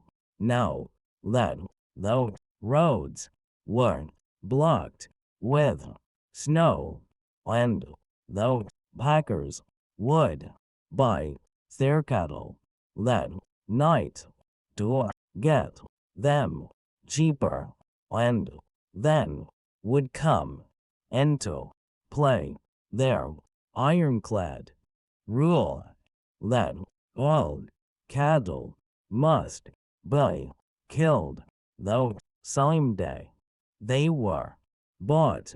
There was no use kicking about this. There had been one delegation after another to say the packers about it, only to be told that it was the rule, and that there was not the slightest chance of its ever being altered. And so on Christmas Eve, Jorgis worked till nearly 1 o'clock in the morning, and on Christmas Day he was on the killing bed at 7 o'clock. All this was bad, and yet it was not the worst, for after all the hard work a man did, he was paid for only part of it. Jurgis had once been among those who scoffed at the idea of these huge concerns cheating, and so now he could appreciate the bitter irony of the fact that it was precisely their size which enabled them to do it with impunity. One of the rules on the killing beds was that a man who was 1 minute late was docked an hour, and this was economical, for he was made to work the balance of the hour. He was not allowed to stand round and wait, and on the other hand, if he came ahead of time, he got no pay for that, though often the bosses would start up the gang 10 or 15 minutes before the whistle, and this same custom they carried over to the end of the day. They did not pay for any fraction of an hour for broken time. A man might work full 50 minutes, but if there was no work to fill out the hour, there was no pay for him. Thus the end of every day was a sort of lottery, a struggle, all but breaking into open war between the bosses and the men, the former trying to rush a job through and the latter trying to stretch it out. Jurgis blamed the bosses for this, though the truth to be told, it was not always their fault, for the packers kept them frightened for their lives, and when one was in danger of falling behind the standard, what was easier than to catch up by making the gang work a while for the church? This was a savage witticism the men had, which Jurgis had to have explained to him. Old man Jones was great on missions and such things, and so whenever they were doing some particularly disreputable job, the men would wink at each other and say, "Now we're working for the church." One of the consequences of all these things was that Jurgis was no longer perplexed when he heard men talk of fighting for their rights. He felt like fighting now himself, and when the Irish delegate of the Butcher Helpers Union came to him a second time, he received him in a far different spirit. A wonderful idea it now seemed to Jurgis, this of the men, that by combining they might be able to make a stand and conquer the packers. Jurgis wondered who had first thought of it, and when he was told that it was a common thing for men to do in 65 America, he got the first inkling of mining in the phrase, the free country. the delegate explained to him how it depended upon their being able to get every man to join and stand by the organization. And so Jorges signified that he was willing to do his share before another month was by all the working members of his family had union cards and wore their union buttons conspicuously and with pride.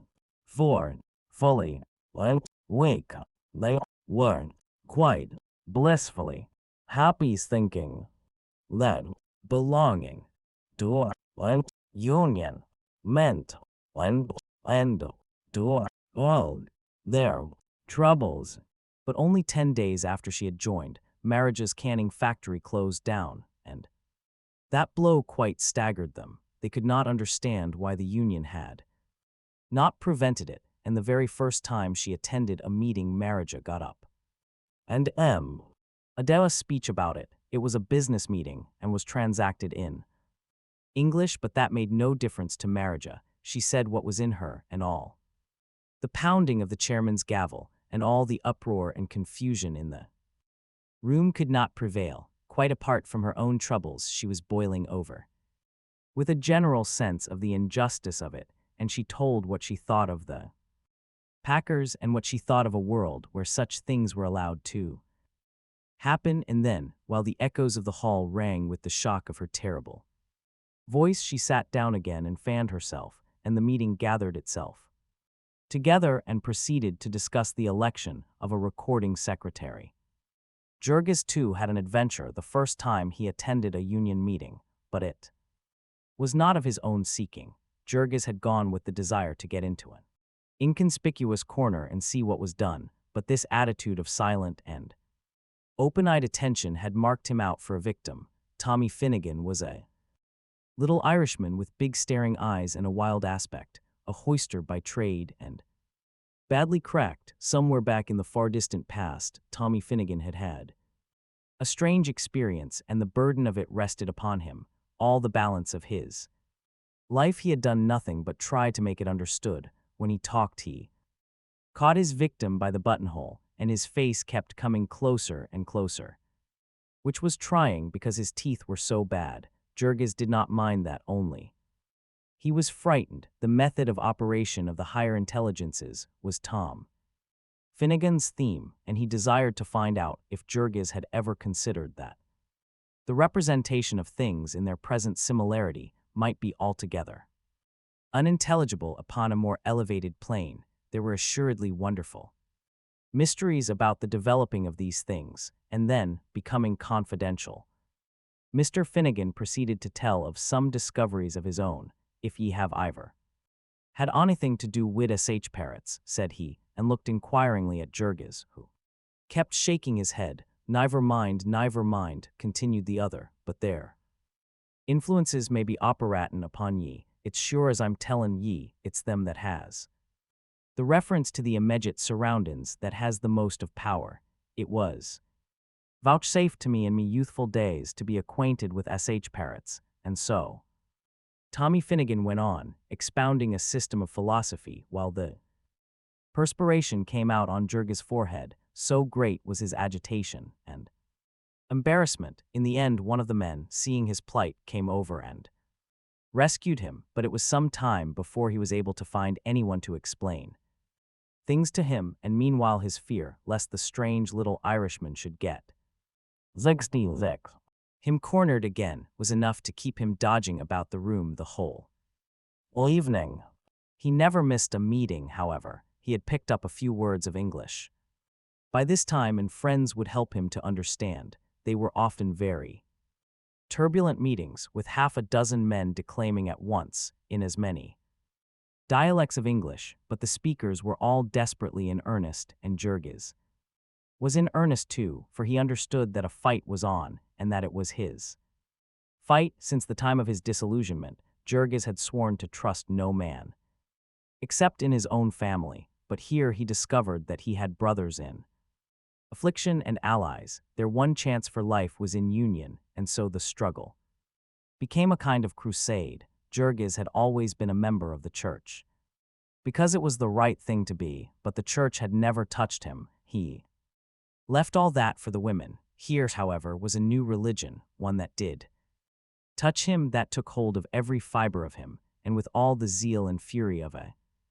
convert he went out as a missionary. There were many non-union men among the Lithuanians, and with these he would labor and wrestle in prayer, trying to show them the right. Sometimes they would be obstinate and refuse to see it, and Jurgis, alas, was not always patient. He forgot how he himself had been blind short time ago, after the fashion of all crusaders since the original ones, who set out to spread the gospel of brotherhood by force of arms. Chapter 9. One of the first consequences of the discovery of the Union was that Jurgis became desirous of learning English. He wanted to know what was going on at the meetings and to be able to take part in them, and so he began to look about him and to try to pick up words. The children who were at school and learning fast would teach him a few, and a friend loaned him a little book that had some in it, and Ona would read them to him. Then Jurgis became sorry that he could not read himself, and later on in the winter, when someone told him that there was a night school that was free, he went and enrolled. After that, every evening that he got home from the yards in time, he would go to the school. He would go even if he were in time for only half an hour. They were teaching him both to read and to speak English, and they would have taught him other things if only he had had a little time. Also, the Union made another great difference with him. It made him begin to pay attention to the country. It was the beginning of democracy with him. It was a little state, the Union, a miniature republic. Its affairs were every man's affairs, and every man had a real say about them. In other words, in the Union, Jurgis learned to talk politics. In the place where he had come from, there had not been any politics. In Russia, one thought of the government as an affliction like the 67. Lightning, and thou hail, duck, little brother, duck, thou wise, old peasant, would whisper everything passes away. And when Jurgis had first come to America, he had supposed that it was the same. He had heard people say that it was a free country, but what did that mean? He found that here, precisely as in Russia, there were rich men who owned everything, and if one could not find any work, was not the hunger, he began to feel the same sort of hunger. When Jurgis had been working about 3 weeks at Brown's, there had come to him one noontime a man who was employed as a night watchman, and who asked him if he would not like to take out naturalization papers and become a citizen. Jurgis did not know what that meant, but the man explained the advantages. In the first place, it would not cost him anything, and it would get him half a day off with his pay just the same, and then when election time came, he would be able to vote, and there was something in that. Jurgis was naturally glad to accept, and so the night watchman said a few words to the boss, and he was excused for the rest of the day. When, later on, he wanted a holiday to get married, he could not get it, and as for a holiday with pay just the same, what powers had wrought that miracle heaven only knew. However, he went with this man who picked up several other newly landed immigrants, Poles, Lithuanians, and Slovaks and took them all outside, where stood a great 4-horse tally-ho. Coach with 15 or 20 men already in it. It was a fine chance to see the sights of the city, and the party had a merry time, with plenty of beer handed up from inside, so they drove downtown and stopped before an imposing granite building in which they interviewed an official who had the papers all ready with only the names to be filled in, so each man in turn took an oath of which he did not understand a word, and then was presented with a handsome ornamented document with a big red seal and the shield of the United States upon it, and was told that he had become a citizen of the Republic and the equal of the President himself. A month or two later, Jurgis had another interview with this same man, who told him where to go to register, and then finally, when election day came, the packing houses posted a notice that men who desired to vote might remain away until 9 that morning, and the same night watchman took Jurgis and the rest of his flock into the back room of a saloon and showed each of them where and how to mark a ballot, and then gave each $2 and took them to the polling place where there was a policeman on duty, especially to see that they got through all right. Jurgis felt quite proud of this good luck till he got home and met Jonas, who had taken the leader aside and whispered to him, offering to vote 3 times for $4, which offer had been accepted. And now in the Union, Jurgis met men who explained all this mystery to him, and he learned that America differed from Russia in that its government existed under the form of a democracy. The officials who ruled it and got all the graft had to be elected first, and so there were 2 rival sets of grafters, known as political parties, and the one got the office which bought the most votes now. And then the election was very close, and that was the time the poor man came in the stockyards. This was only in national and state elections, for in local 68 elections the Democratic Party always carried everything. The ruler of the district was, therefore, the Democratic boss, a little Irishman named Mike Scully.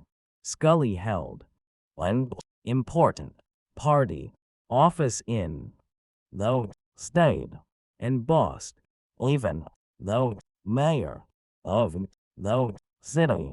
It was said it was his boast that he carried the stockyard in his pocket.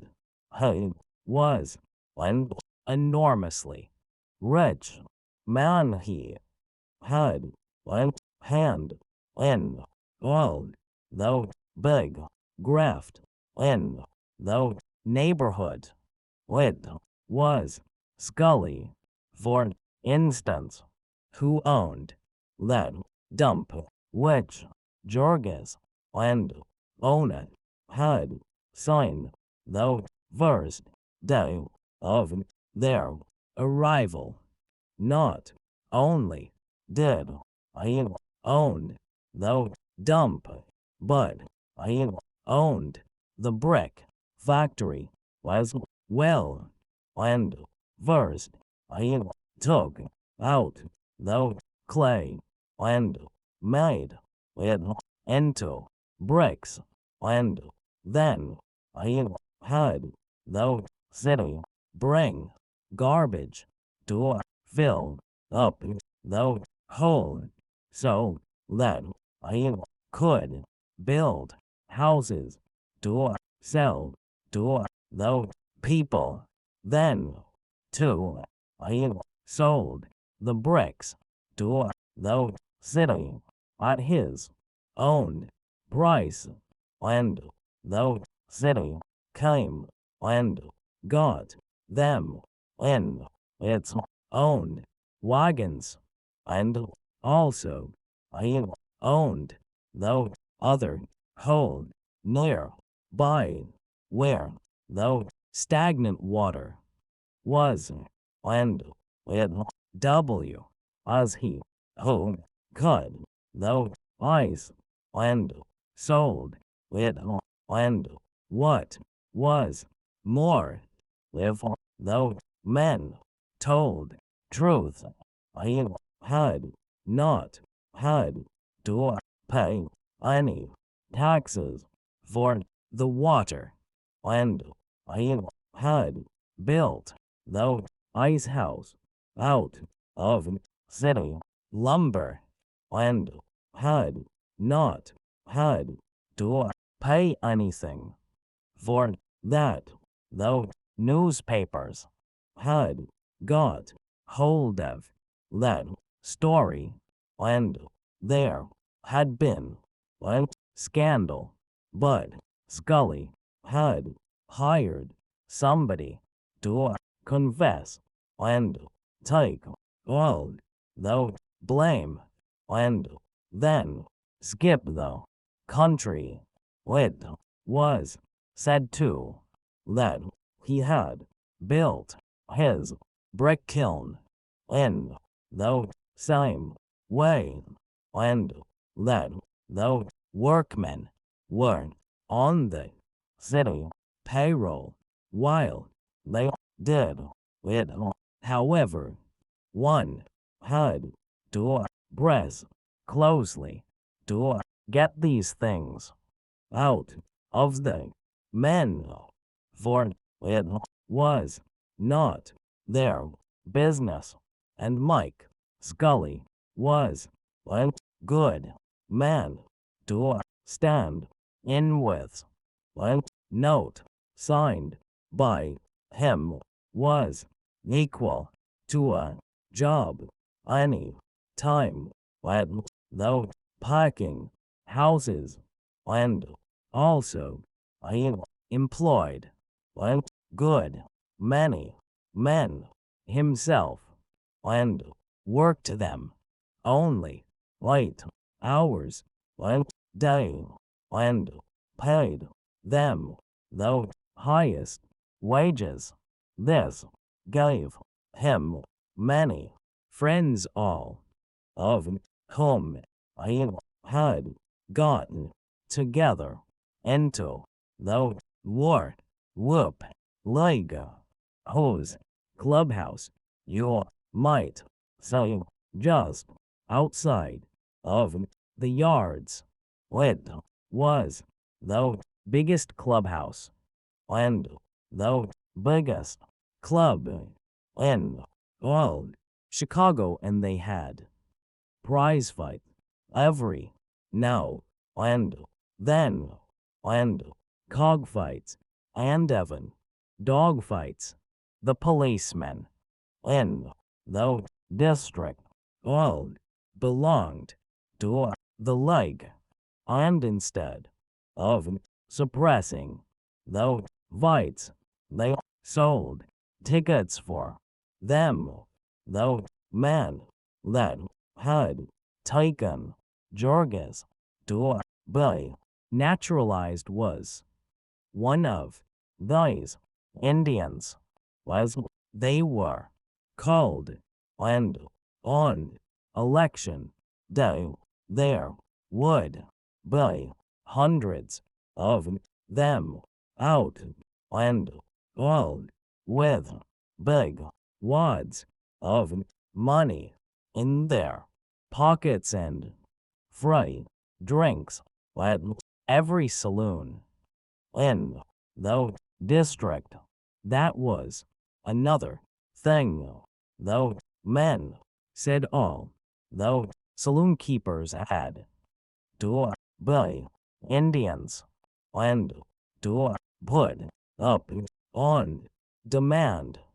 Otherwise, they could not do business on Sundays, nor have any gambling at all. In the same way, Scully had all the jobs in the fire department at his disposal, and all the rest of the city graft in the stockyard district he was building one block of flats somewhere up on Ashland Avenue, and the man who was overseeing it for him was drawing pay was one city inspector of sewers, though city inspector of water pipes had been dead and buried for over 1 year, but somebody was still drawing his pay, though city inspector of sidewalks was one barkeeper, though war Whoop Cafe, and maybe he could make it uncomfortable for any tradesman who did not stand in with Scully. Even the Packers were in awe of him, so the men said. It gave them pleasure to believe this, for Scully stood as the people's man and boasted of it boldly when Election Day came. The Packers had wanted a bridge at Ashland Avenue, but they had not been able to get it till they had seen Scully, and it was the same with Bubbly Creek, which the city had threatened to make the Packers cover over. 69. Till Scully had come to their aid. Bubbly Creek is an arm of the Chicago River and forms the southern boundary of the yards, all the drainage of the square mile of packing houses empties into it, so that it is really a great open sewer, 100 or 2 feet wide. One long arm of it is blind, and the filth stays there forever and a day. The grease and chemicals that are poured into it undergo all sorts of strange transformations, which are the cause of its name. It is constantly in motion, as if huge fish were feeding in it, or great leviathans disporting themselves in its depths. Bubbles of carbonic acid gas will rise to the surface and burst and make rings 2 or 3 feet wide. Here and there the grease and filth have caked solid, and the creek looks like a bed of lava. Chickens walk about on it feeding, and many times an unwary stranger has started to stroll across and vanished temporarily. The Packers used to leave the creek that way till every now and then the surface would catch on fire and burn furiously, and the fire department would have to come and put it out. Once, however, an ingenious stranger came and started to gather this filth in scows to make lard out of. Then the Packers took the cue and got out an injunction to stop him, and afterward gathered it themselves. The banks of Bubbly Creek are plastered thick with hairs, and this also the Packers gather and clean. And there were things even stranger than this. According to the gossip of the men, the Packers had secret mains through which they stole billions of gallons of the city's water. The newspapers had been full of this scandal. Once there had even been an investigation and an actual uncovering of the pipes, but nobody had been punished, and the thing went right on. And then there was the condemned meat industry with its endless horrors. The people of Chicago saw the government inspectors in Packingtown, and they all took that to mean that they were protected from diseased meat. They did not understand that these 163 inspectors had been appointed at the request of the Packers, and that they were paid by the United States government to certify that all the diseased meat was kept in the state. They had no authority beyond that for the inspection of meat to be sold in the city and state. The whole force in Packingtown consisted of 3 henchmen of the local political machine. Rules and regulations for the inspection of their products: United States Department of Agriculture, Bureau of Animal Industries, Order Number 125. IATOOs. CTCT. RS. LN Heat. Section 1. Proprietors of slaughterhouses, canning, salting, packing, or rendering establishments engaged in the slaughtering of cattle, sheep, or swine, or the packing of any of their products, the carcasses or products of which are to become subjects of interstate or foreign commerce, shall make application to the Secretary of Agriculture for inspection of said animals and their products. Section 15. Such rejected or condemned animals shall at once be removed by the owners from the pens containing animals, which have been inspected and found to be free from disease, and fit for human food, and shall be disposed of in accordance with the laws, ordinances, and regulations of the state and municipality in which said rejected or condemned 70. animals are located.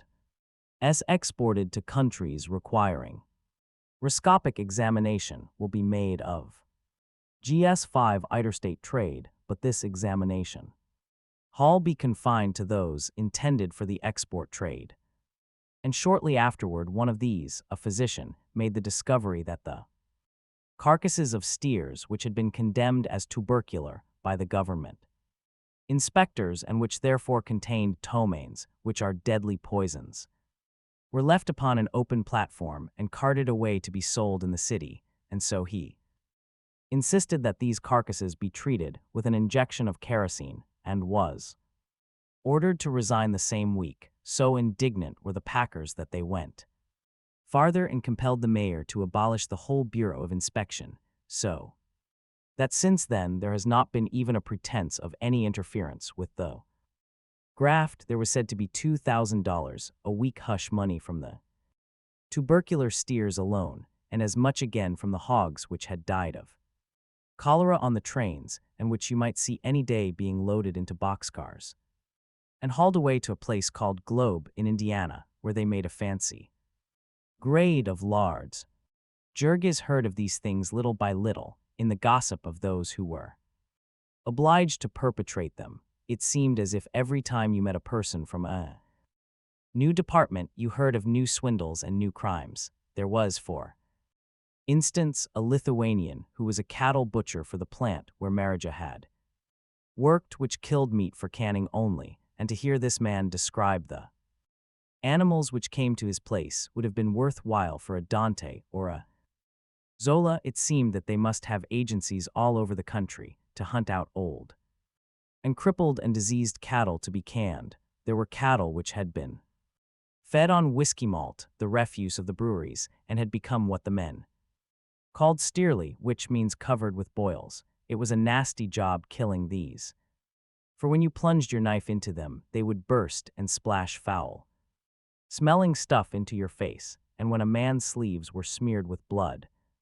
and his hands steeped in it, how was he ever to wipe his face or to clear his eyes so that he could see? It was stuff such as this that made the embalmed beef that had killed several times as many United States soldiers as all the bullets of the Spaniards. Only the army beef, besides, was not fresh canned. It was old stuff that had been lying for years in the cellars. Then one Sunday evening, Jurgis sat puffing his pipe by the kitchen stove and talking with an old fellow whom Jonas had introduced and who worked in the canning rooms at Durham's, and so Jurgis learned a few things about the great and only Durham canned goods, which had become a national institution. They were regular alchemists at Durham's. They advertised a mushroom catsup, and the men who made it did not know what a mushroom looked like. They advertised potted chicken, and it was like the boarding house soup of the comic papers through which a chicken had walked with rubbers on, perhaps. 71. They had a secret process for making chickens chemically. Who knows, said Jurgis' friend. The things that went into the mixture were tripe and the fat of pork and beef suet and hearts of beef, and finally the waste ends of veal. When they had any, they put these up in several grades and sold them at several prices, but the contents of the cans all came out of the same hopper.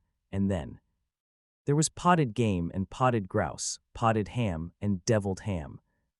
Deviled, as the men called it. Deviled ham was made out of the waste ends of smoked beef that were too small to be sliced by the machines, and also tripe, dyed with chemicals so that it would not show white, and trimmings of hams and corned beef and potatoes, skins and all, and finally the hard cartilaginous gullets of beef after the tongues had been cut out. All this ingenious mixture was ground up and flavored with spices to make it taste like something. Anybody who Could invent a new imitation, had been sure of a fortune from old Durham, said Jurgis' informant, but it was hard to think of anything new in a place where so many sharp wits had been at work for so long, where men welcomed tuberculosis.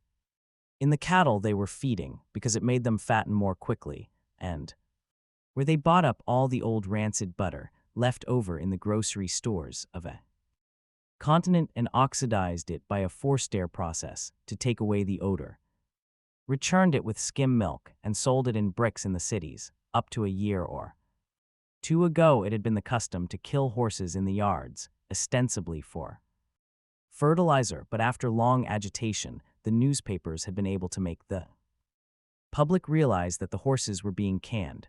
Now it was against the law to kill horses in Packingtown, and the law was really complied with for the present at any rate. Any day, however, one might see sharp-horned and shaggy-haired creatures running with the sheep, and yet what a job you would have to get the public to believe that a good part of what it buys for lamb and mutton is really goat's flesh. There was another interesting set of statistics that a person might have gathered. In Packingtown, those of the various afflictions of the workers, when Jurgis had first inspected the packing plants with Shedvillas, he had marveled while he listened to the tale of all the things that were made out of the carcasses of animals and of all the lesser industries that were maintained there. Now he found that each one of these lesser industries was a separate little inferno, in its way as horrible as the killing beds, the source and fountain of them all. The workers in each of them had their own peculiar diseases, and the wandering visitor might be skeptical about all the swindles, but he could not be skeptical about these, for the worker bore the evidence of them about on his own person. Generally, he had only to hold out his hand. There were the men in the pickle rooms, for instance, where old Antanas had gotten his death. Scarce a one of these that had not some spot of horror on his person. Let a man so much as scrape his finger pushing a truck in the pickle rooms, and he might have a sore that would put him out of the world. All the joints in his fingers might be eaten by the acid, one by one, of the butchers and floorsmen, the beef boners and trimmers, and all those who used knives. You could scarcely find a person who had the use of his thumb, time and time again. 2. The base of it had been slashed, till it was a mere lump of flesh against which the man pressed the knife to hold it. The hands of these men would be crisscrossed with cuts until you could no longer pretend to count them or to trace them. They would have no nails. They had worn them off pulling hides. Their knuckles were swollen so that their fingers spread out like a fan. There were men who worked in the cooking rooms, in the midst of steam and sickening odors, by artificial light. In these rooms the germs of tuberculosis might live for 2 years, but the supply was renewed every hour. There were the beef luggers who carried 200-pound quarters into the refrigerator cars, a fearful kind of work that began at 4 o'clock in the morning, and that wore out the most powerful men in a few years. There were those who worked in the chilling rooms and whose special disease was rheumatism. The time limit that a man could work in the chilling rooms was said to be 5 years. There were the wool pluckers whose hands went to pieces even sooner than the hands of the pickle men, for the pelts of the sheep had to be painted with acid to loosen the wool, and then the pluckers had to pull out this wool with their bare hands till the acid had eaten their fingers off. There were those who made the tins for the canned meat, and their hands, too, were a maze of cuts, and each cut represented a chance for blood poisoning. Some worked at the stamping machines, and it was very seldom that one could work long there at the pace that was set, and not give out and forget himself and have a part of his hand chopped off. There were the hoisters, as they were called, whose task it was to press the lever which lifted the dead cattle off the floor. They ran along upon a rafter, peering down through the damp and the steam, and as old Durham's architects had not built the killing room for the convenience of the hoisters, at every few feet they would have to stoop under a beam, say 4 feet above the one they ran on, which got them into the habit of stooping, so that in a few years they would be walking like Chimpanzees, worst of any, however, were the fertilizer men and those who served in the cooking rooms. These people could not be shown to the visitor, for the odor of a fertilizer man would scare any ordinary visitor at 100 yards. And as for the other men who worked in tank rooms full of steam and some of which there were open vats near the level of the floor, their peculiar trouble was that they fell into the vats, and when they were fished out, there was never enough of them left to be worth exhibiting. Sometimes they would be overlooked for days, till all but the bones of them had gone out to the world as Durham's pure leaf lard. Chapter 10. During the early part of the winter, the family had had money enough to live and a little over to pay their debts with, but when the earnings of Jurgis fell from $9 or $10 a week to 5 or 6, there was no longer anything to spare. The 73. winter went and the spring came, and found them still living thus from hand to mouth, hanging on day by day, with literally not a month's wages between them. And starvation. Marija was in despair, for there was still no word about the reopening of the canning factory, and her savings were almost entirely gone. She had had to give up all idea of marrying then. The family could not get along without her, though for that matter she was likely soon to become a burden even upon them, for when her money was all gone, they would have to pay back what they owed her in board. So Jurgis and Ona and Teta Elzbieta would hold anxious conferences until late at night, trying to figure how they could manage this too without starving.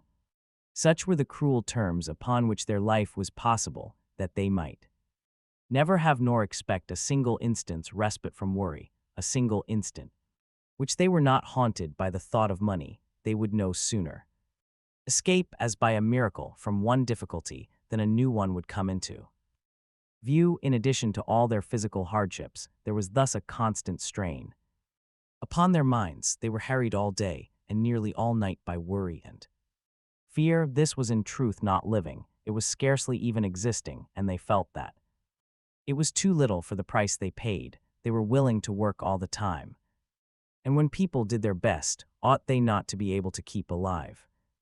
There seemed never to be an end to the things they had to buy and to the unforeseen contingencies. Once their water pipes froze and burst, and when in their ignorance they thawed them out, they had a terrifying flood in their house.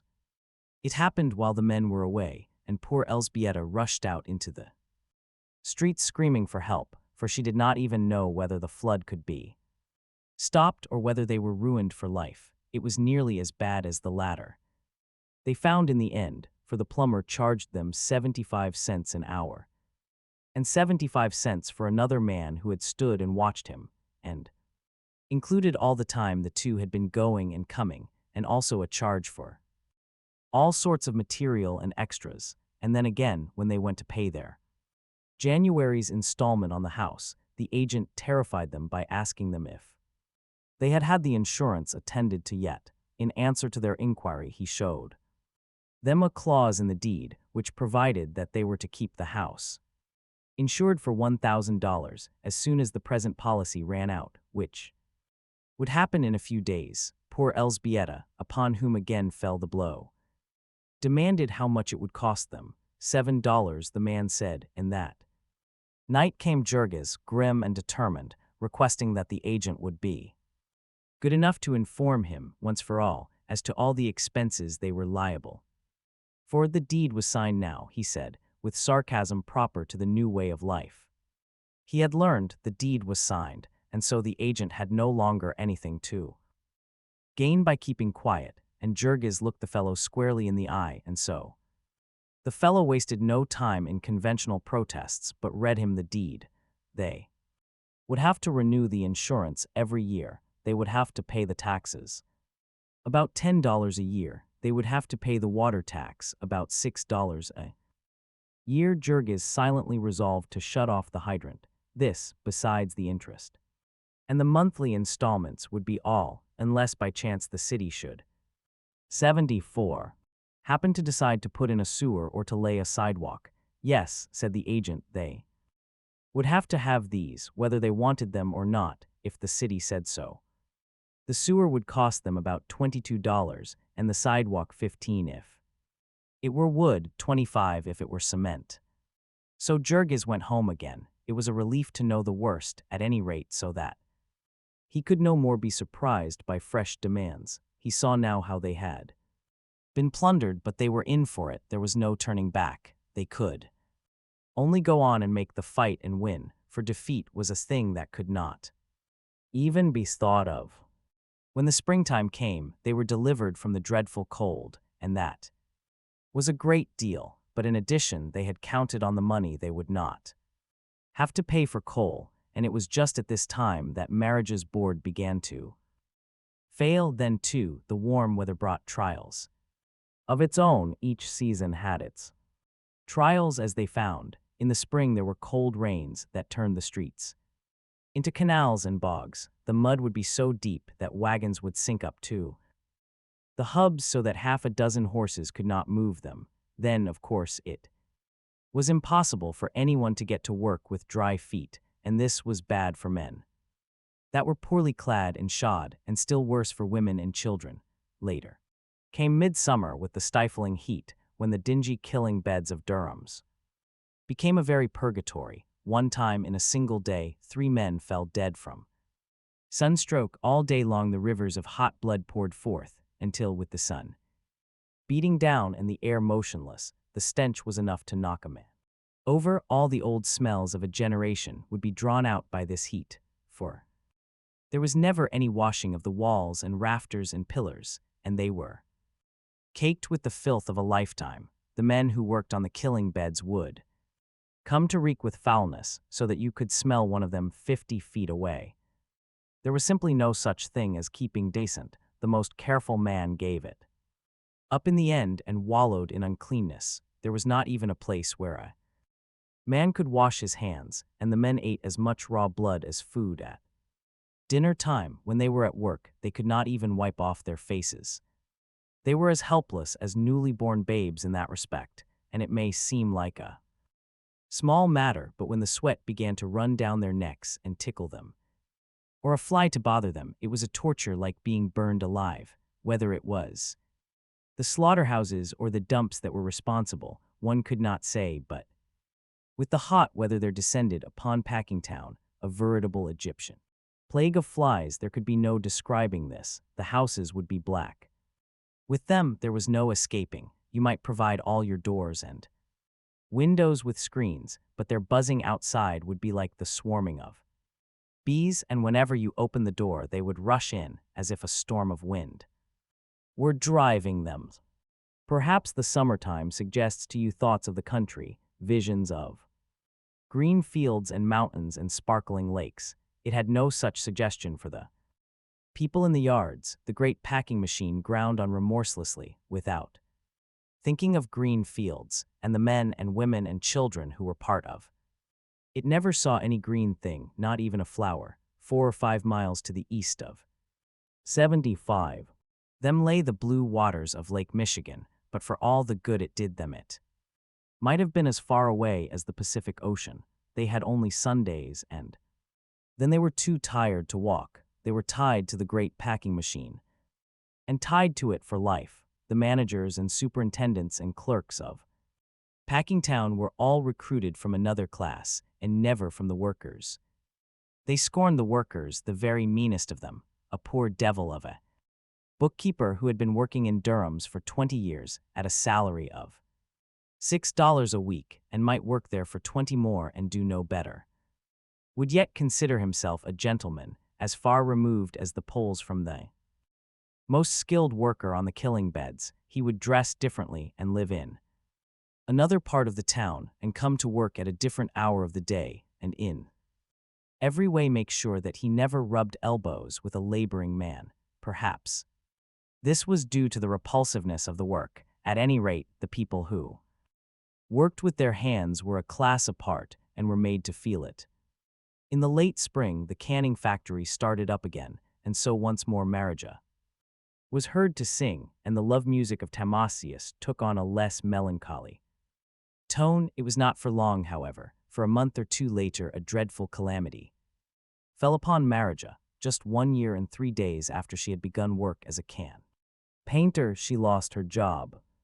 It was a long story. Marija insisted that it was because of her activity in the union. The Packers, of course, had spies in all the unions, and in addition they made a practice of buying up a certain number of the union officials, as many as they thought they needed, so every week they received reports as to what was going on, and often they knew things before the members of the union knew them. Anyone who was considered to be dangerous by them would find that he was not a favorite with his boss, and Marija had been a great hand for going after the foreign people and preaching to them, however that might be. The known facts were that a few weeks before the factory closed, Marija had been cheated out of her pay for 300 cans. The girls worked at a long table, and behind them walked a woman with pencil and notebook, keeping count of the number they finished. This woman was, of course, only human and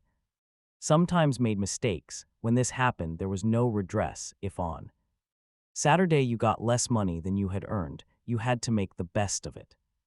But Marija did not understand this and made a disturbance. Marija's disturbances did not mean anything, and while she had known only Lithuanian and Polish, they had done no harm, for people only laughed at her and made her cry. But now Marija was able to call names in English, and so she got the woman who made the mistake to disliking her. Probably, as Marija claimed, she made mistakes on purpose after that. At any rate, she made them, and the third time it happened, Marija went on the warpath and took the matter first to the forelady.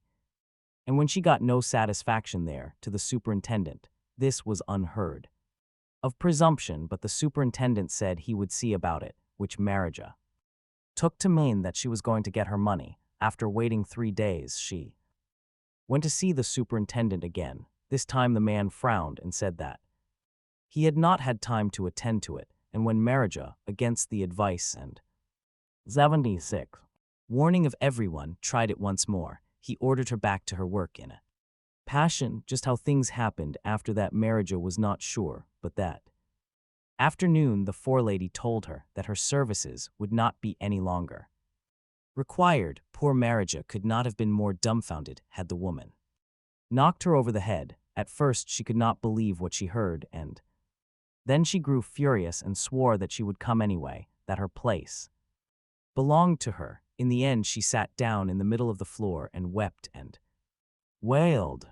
It was a cruel lesson, but then Marija was headstrong. She should have listened to those who had had experience. The next time she would know her place, as the forelady expressed it, and so Marija went out, and the family faced the problem of an existence again.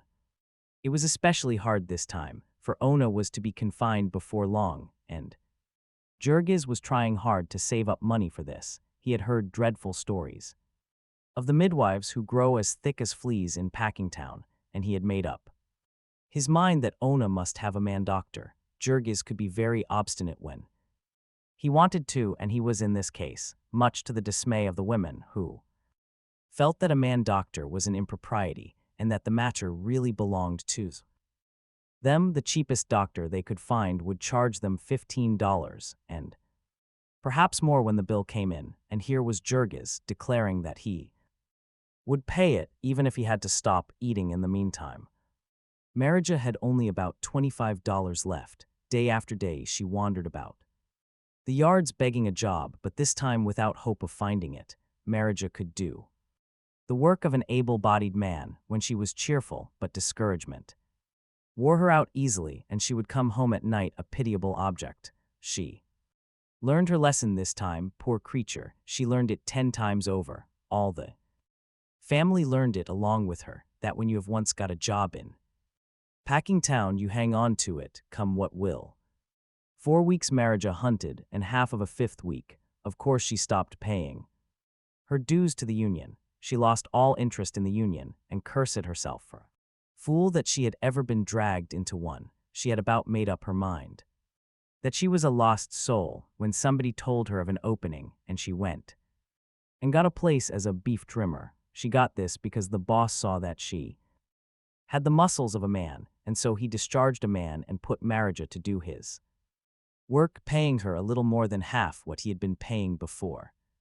When she first came to Packingtown, Marija would have scorned such work as this. She was in another canning factory, and her work was to trim the meat of those diseased cattle that Jurgis had been told about not long before. She was shut up in one of the rooms where the people seldom saw the daylight. Beneath her were the chilling rooms where the meat was frozen, and above her were the cooking rooms, and so she stood on an ice-cold floor, while her head was often so hot that she could scarcely breathe, trimming beef off the bones by the hundred weight while standing up from early morning till late at night, with heavy boots on in the floor, always damp and full of puddles, liable to be thrown out of work. 7. Indefinitely. Because of slackening in the trade. Liable. Again.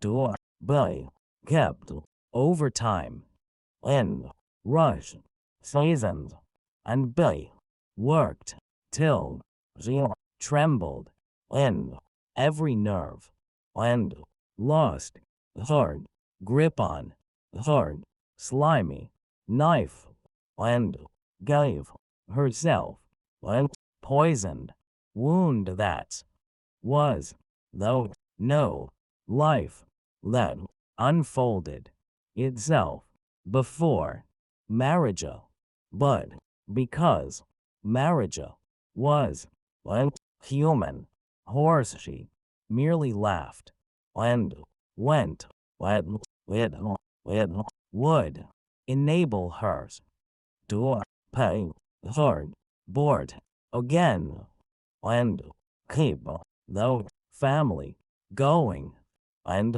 was for Timasius well. They had waited a long time, and they could wait a little longer. They could not possibly get along upon his wages alone, and the family could not live without hers. He could come and visit her and sit in the kitchen and hold her hand, and he must manage to be content with that.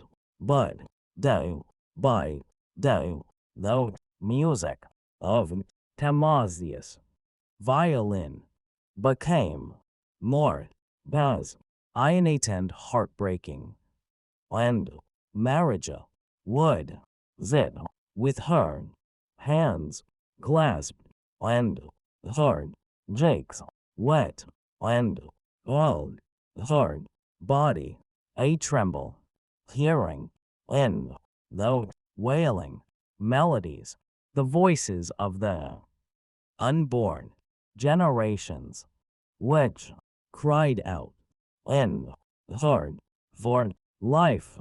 Marriage's lesson came just in time to save Ona from a similar fate. Ona, too, was dissatisfied with her place and had far more reason than Marija. She did not tell half of her story at home because she saw it was a torment to Jurgis, and she was afraid of what he might do. For a long time Ona had seen that Miss Henderson, the forelady in her department, did not like her. At first she thought it was the old-time mistake she had made in asking for a holiday to get married. Then she concluded it must be because she did not give the forelady a present. Occasionally she was the kind that took presents from the girls, Ona learned, and made all sorts of discriminations in favor of those who gave them. In the end, however, Ona discovered that it was even worse than that. Miss Henderson was a newcomer, and it was some time before rumor made her out, but finally it transpired that she was a kept woman, the former mistress of the superintendent of a department in the same building. He had put her there to keep her quiet, it seemed, and that not altogether with success, for once or twice they had been heard quarreling. She had the temper of a hyena, and soon the place she ran was A witch's cauldron. There were some of the girls who were of her own sort, who were willing to toady to her and flatter her, and these would carry tales about the rest, and so the Furies were unchained in the place. Worse than this, the woman lived in a bawdy house downtown, with a coarse, red-faced Irishman named Connor, who was the boss of the loading gang outside, and would make free with the girls as they went to and from their work. In the slack seasons, some of them would go with Miss Henderson to this house downtown. In fact, it would not be too much to say that she managed her department at Brown's Inn. Conjunction with it, sometimes women from the house would be given places alongside of decent girls, and after other decent girls had been turned off to make room for them. When you worked in this woman's department, the house downtown was never out of your thoughts all day. There were always whiffs of it, to be caught, like the odor of the packing town rendering plants at night. When the wind shifted suddenly, there would be stories about it going the rounds. The girls opposite you would be telling them and winking at you. In such a place Ona would not have stayed a day but for starvation, and as it was, she was never sure that she could stay the next day. She understood now that the real reason that Miss Henderson hated her was that she was a decent married girl, and she, 78, knew that the talebearers and the toadies hated her for the same reason, and were doing their best to make her life miserable. But there was no place a girl could go in Packingtown if she was particular about things of this sort. There was no place in it where a prostitute could not get along better than a decent girl. Here was a population, low class and mostly foreign, hanging always on the verge of starvation and dependent for its opportunities of life upon the whim of men, every bit as brutal and unscrupulous as the old-time slave drivers. Under such circumstances, immorality was exactly as inevitable and as prevalent as it was under the system of chattel slavery. Things that were quite unspeakable went on there in the packing houses all the time and were taken for granted by everybody, only they did not show, as in the old slavery times, because there was no difference in color between master and slave. One morning Ona stayed home, and Jurgis had the man doctor, according to his whim, and she was safely delivered of a fine baby. It was an enormous big boy. And Ona was such a tiny creature herself that it seemed quite incredible. Jurgis would stand and gaze at the stranger by the hour, unable to believe that it had really happened. The coming of this boy was a decisive event with Jurgis. It made him irrevocably a family man. It killed the last lingering impulse that he might have had to go out in the evenings and sit and talk with the men in the saloons. There was nothing he cared for now so much as to sit and look at the baby. This was very curious, for Jurgis had never been interested in babies before. But then, this was a very unusual sort of a baby. He had the brightest little black eyes and little black ringlets all over his head. He was the living image of his father, everybody said.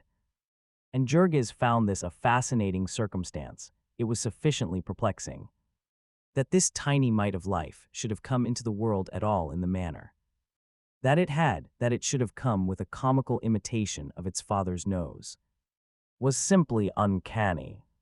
Perhaps Jurgis thought this was intended to signify that it was his baby, that it was his and Ona's. To care for all its life, Jurgis had never possessed anything nearly so interesting. A baby was, when you came to think about it, assuredly a marvelous possession. It would grow up to be a man, a human soul with a personality all its own, a will of its own. Such thoughts would keep haunting Jurgis, filling him with all sorts of strange and almost painful excitements. He was wonderfully proud of little Antanas. He was curious about all the details of him, the washing and the dressing and the eating and the sleeping of him, and asked all sorts of absurd questions. It took him quite a while to get over his alarm at the incredible shortness of the little creature's legs.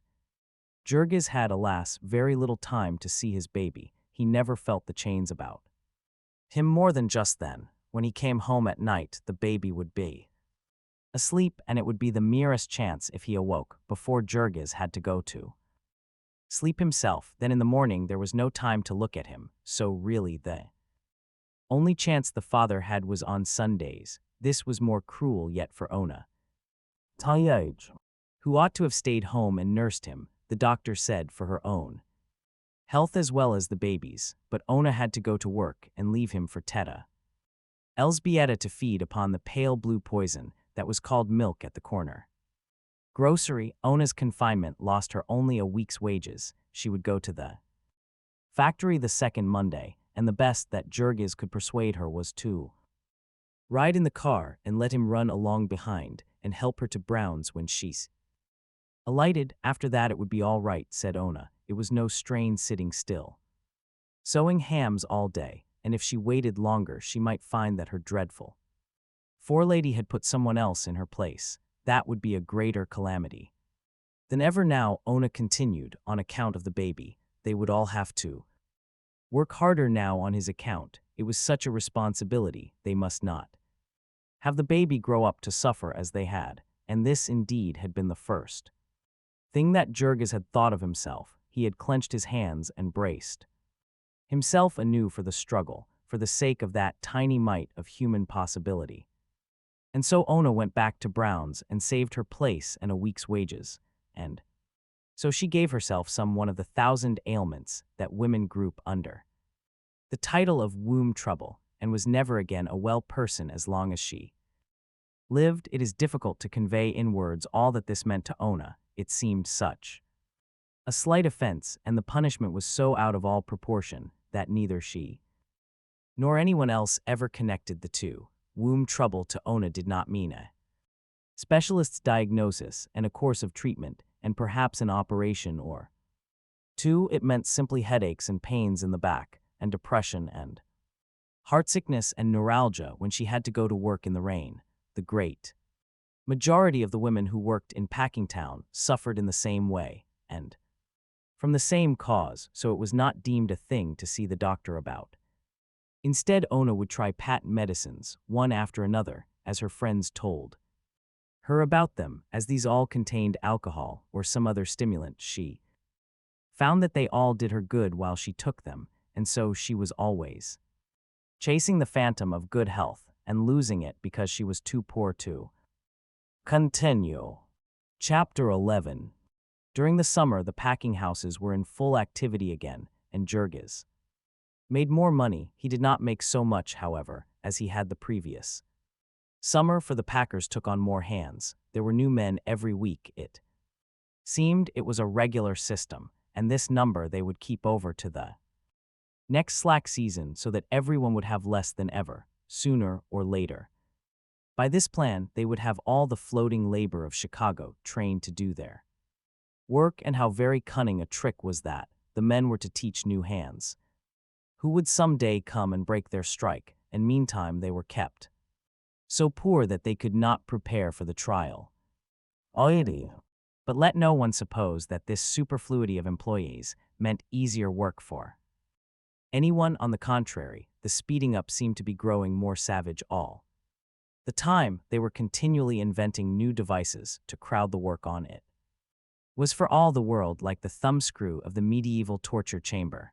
They would get new pacemakers and pay them more. They would drive the men on with new machinery. It was said that in the hog-killing rooms the speed at which the hogs moved was determined by clockwork, and that it was increased a little every day. In piecework they would reduce the time, requiring the same work in a shorter time and paying the same wages, and then, after the workers had accustomed themselves to this new speed, they would reduce the rate of payment to correspond with the reduction in time. They had done this so often in the canning establishments that the girls were fairly desperate. Their wages had gone down by a full third in the past 2 years, and a storm of discontent was brewing that was likely to break any day. Only a month after Marija had become a beef trimmer, the canning factory that she had left posted a cut that would divide the girls' earnings almost squarely in half, and so great was the indignation at this that they marched out without even a parley and organized in The street outside, one of the girls had read somewhere that a red flag was the proper symbol for oppressed workers, and so they mounted one and paraded all about the yards, yelling with rage. A new union was the result of this outburst. But the impromptu strike went to pieces in 3 days, owing to the rush of new labor. At the end of it, the girl who had carried the red flag went downtown and got a position in a great department store at a salary of $2.50 a week. Jurgis and Ona heard these stories with dismay, for there was no telling when their own time might come. Once or twice there had been rumors that one of the big houses was going to cut its unskilled men to 15 cents an hour, and Jurgis knew that if this was done, his turn would come soon. He had learned by this time that Packingtown was really not a number of firms at all, but one great firm, the Beef Trust, and every week the managers of it got together and compared notes, and there was one scale for all the workers in the yards and one standard of efficiency. Jurgis was told that they also fixed the price they would pay for beef on the hoof and the price of all dressed meat in the country, but that was something he did not understand or care about. The only one who was not afraid of a cut was Marija, who congratulated herself, somewhat naively, that there had been one in her place only a short time before she came. Marija was getting to be a skilled beef trimmer and was mounting to the heights again. During the summer and fall, Jurgis and Ona managed to pay her back the last penny they owed her, and so she began to have a bank account. Tamasius had a bank account also, and they ran a race and began to figure upon household expenses once more.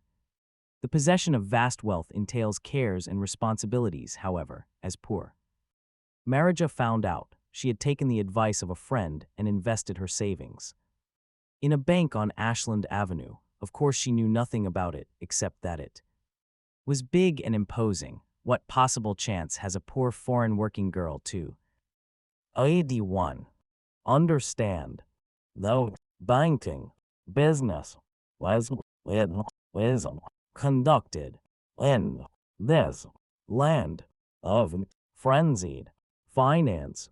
So Marija lived in continual dread lest something should happen to her bank and would go out of her way mornings to make sure that it was still there. Her principal thought was of fire, for she had deposited her money in bills and was afraid that if they were burned up, the bank would not give her any others.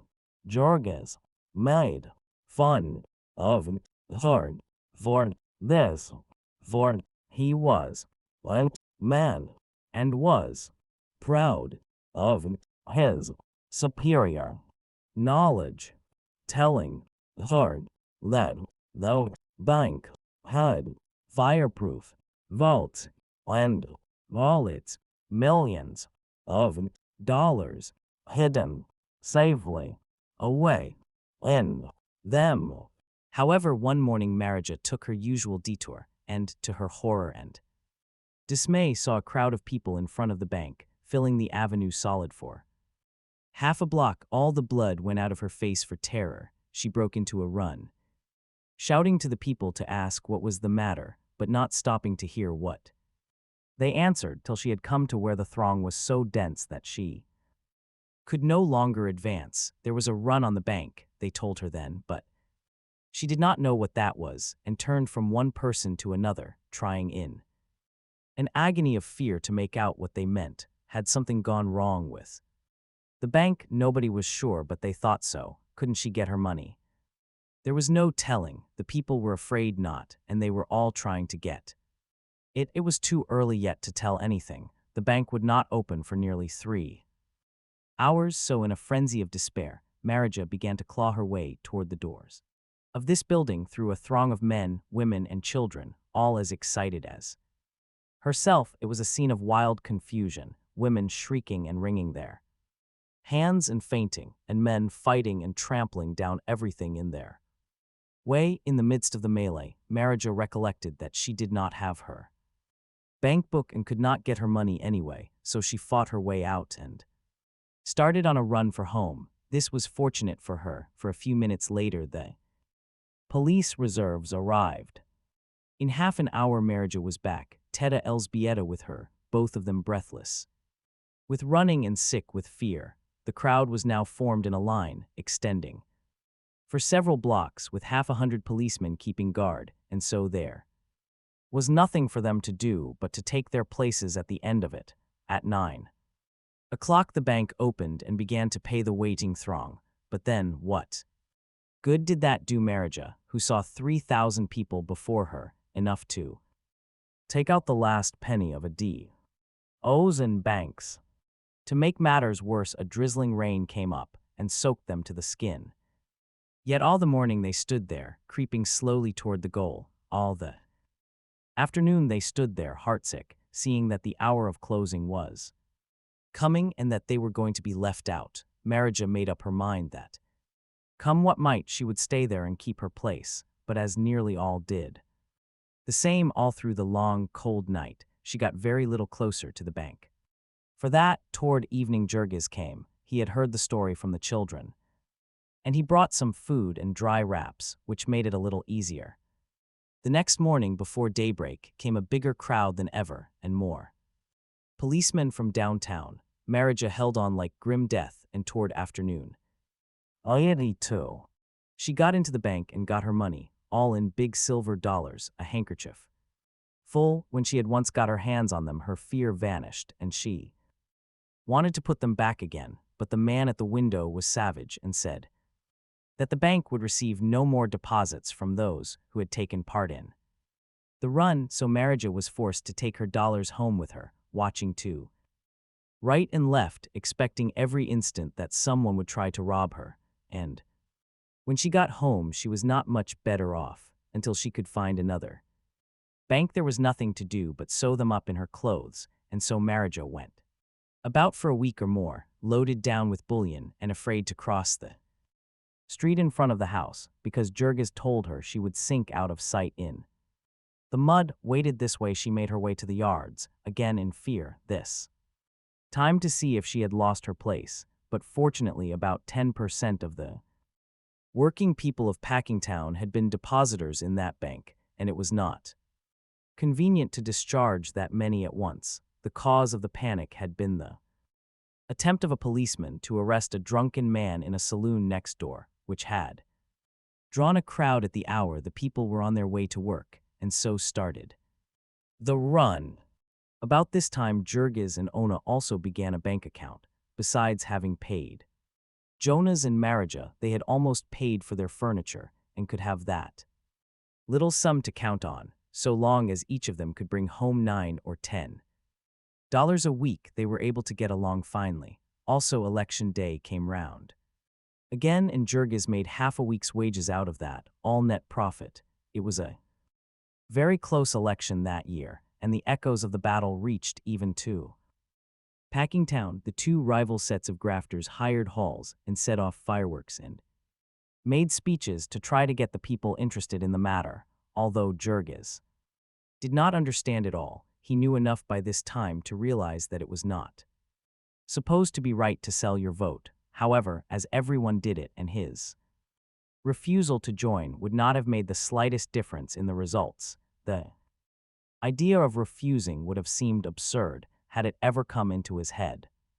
Now chill winds and shortening days began to warn them that the winter was coming again. It seemed as if the respite had been too short. They had not had time enough to get ready for it, but still it came inexorably, and the hunted look began to come back into the eyes of little Stanislavas. The prospect struck fear to the heart of Jurgis also, for he knew that Ona was not fit to face the cold and the snowdrifts this year, and suppose that some day when a blizzard struck them and the cars were not running, Ona should have to give up and should come the next Day to find that her place had been given to someone who lived nearer and could be depended on.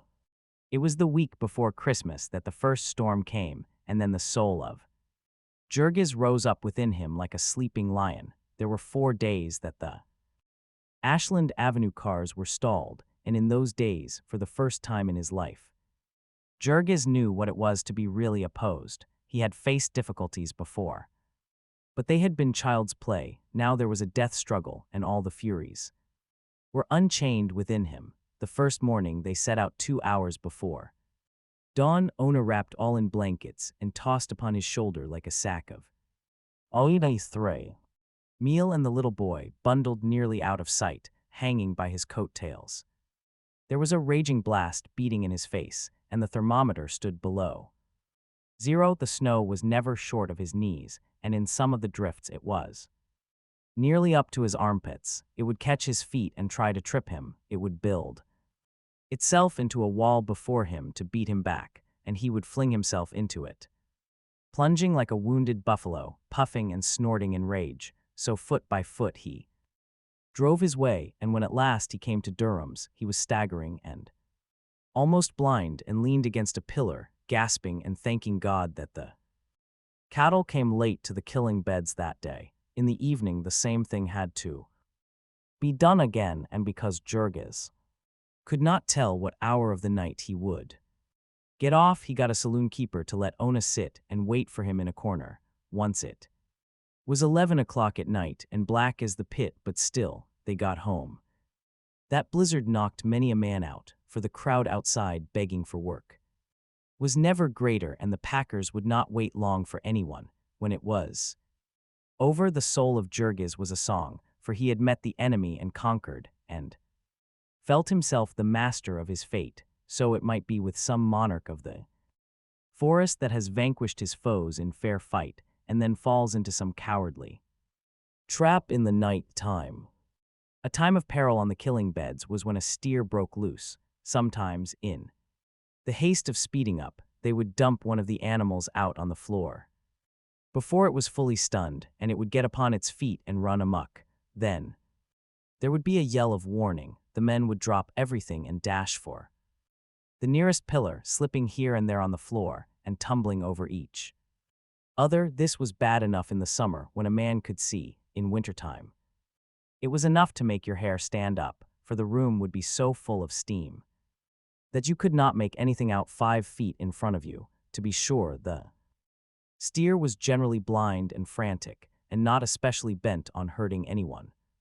But think of the chances of running upon a knife, while nearly every man had one in his hand, and then, to cap the climax, the floor boss would come rushing up with a rifle and begin blazing away. It was in one of these melees that Jurgis fell into his trap. That is the only word to describe it. It was so cruel and so utterly not to be foreseen.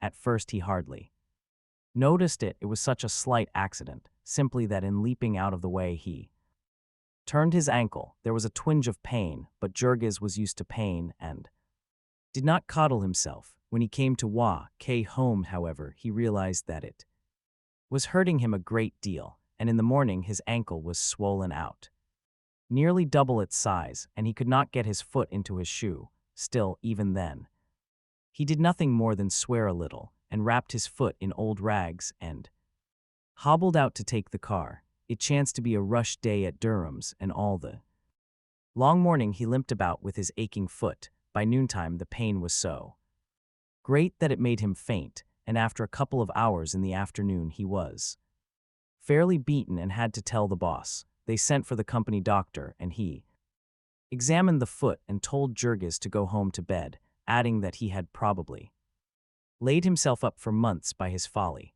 The injury was not one that Durham and company could be held responsible for, and so that was all there was to it, so far. 84. As the doctor was concerned, Jurgis got home somehow, scarcely able to see for the pain, and with an awful terror in his soul. Elzbieta helped him into bed and bandaged his injured foot with cold water and tried hard not to let him see her dismay. When the rest came home at night, she met them outside and told them, and they, too, put Ona cheerful face saying it would only be for a week or two and that they would pull him through.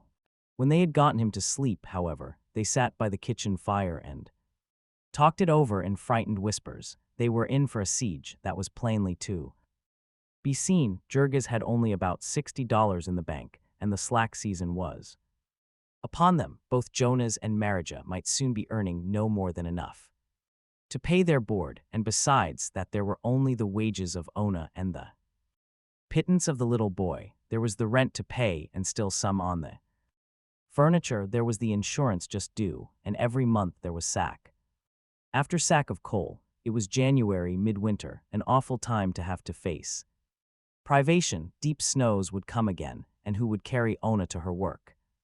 Now she might lose her place. She was almost certain to lose it, and then little Stanislavas began to whimper. Who would take care of him? It was dreadful that an accident of this sort, that no man can help, should have meant such suffering. The bitterness of it was the daily food and drink of Jurgis. It was of no use for them to try to deceive him. He knew as much about the situation as they did, and he knew that the family might literally starve to death. The worry of it fairly ate him up. He began to look haggard the first 2 or 3 days of it. In truth, it was almost maddening for a strong man like him, a fighter, to have to lie there helpless on his back. It was for all the world the old story of Prometheus bound. As Jurgis lay on his bed, hour after hour there came to him emotions that he had never known before. Before this, he had met life with a welcome. It had its trials, but none that a man could not face. But now, in the night time, when he lay tossing about, there would come stalking into his chamber a grisly phantom, the sight of which made his flesh curl and His hair, too, bristle up. It was like seeing the world fall away from underneath his feet, like plunging down into a bottomless abyss, into yawning caverns of despair. It might be true then, after all, what others had told him about life, that the best powers of Ammon might not be equal to it. It might be true that, strive as he would, toil as he would, he might fail and go down and be destroyed. The thought of this was like an icy hand at his heart, the thought that here, in this ghastly home of all horror, he and all those who were dear to him might lie and perish of starvation and cold, and there would be no ear to hear their cry, no hand to help them.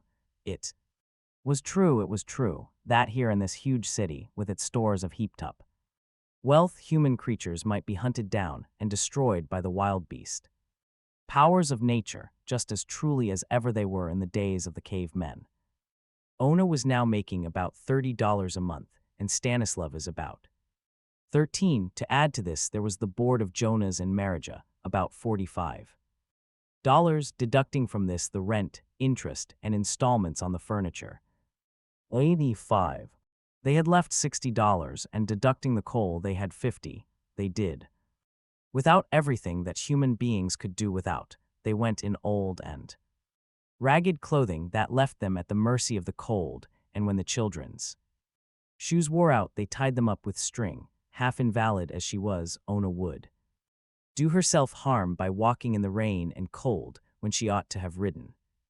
They bought literally nothing but food, and still they could not keep alive on $50 a month. They might have done it, if only they could have gotten pure food and at fair prices, or if only they had known what to get, if they had not been so pitifully ignorant. But they had come to a new country where everything was different, including the food. They had always been accustomed to eat a great deal of smoked sausage, and how could they know that what they bought in America was not the same, that its color was made by chemicals and its smoky flavor by more chemicals, and that it was full of potato flour besides? Potato flour is the waste of potato after the starch and alcohol have been extracted.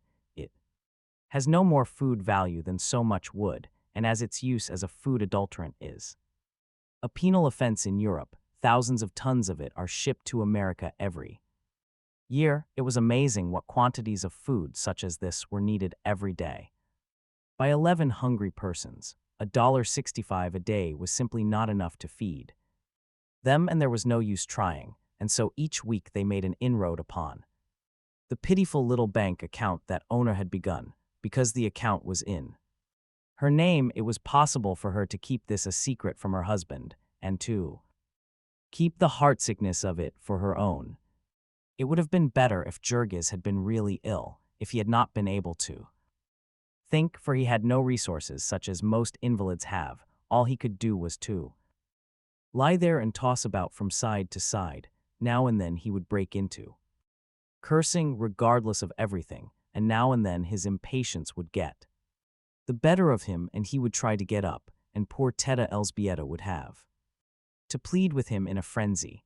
Elżbieta was all alone with him the greater part of the time. She would sit and smooth his forehead by the hour and talk to him and try to make him forget. Sometimes it would be too cold for the children to go to school and they would have to play in the kitchen, where Jurgis was, because it was the only room that was half warm. These were dreadful times, for Jurgis would get as cross as any bear. He was scarcely to be blamed, for he had enough to worry him, and it was hard when he was trying to take a nap to be kept awake by noisy and peevish children.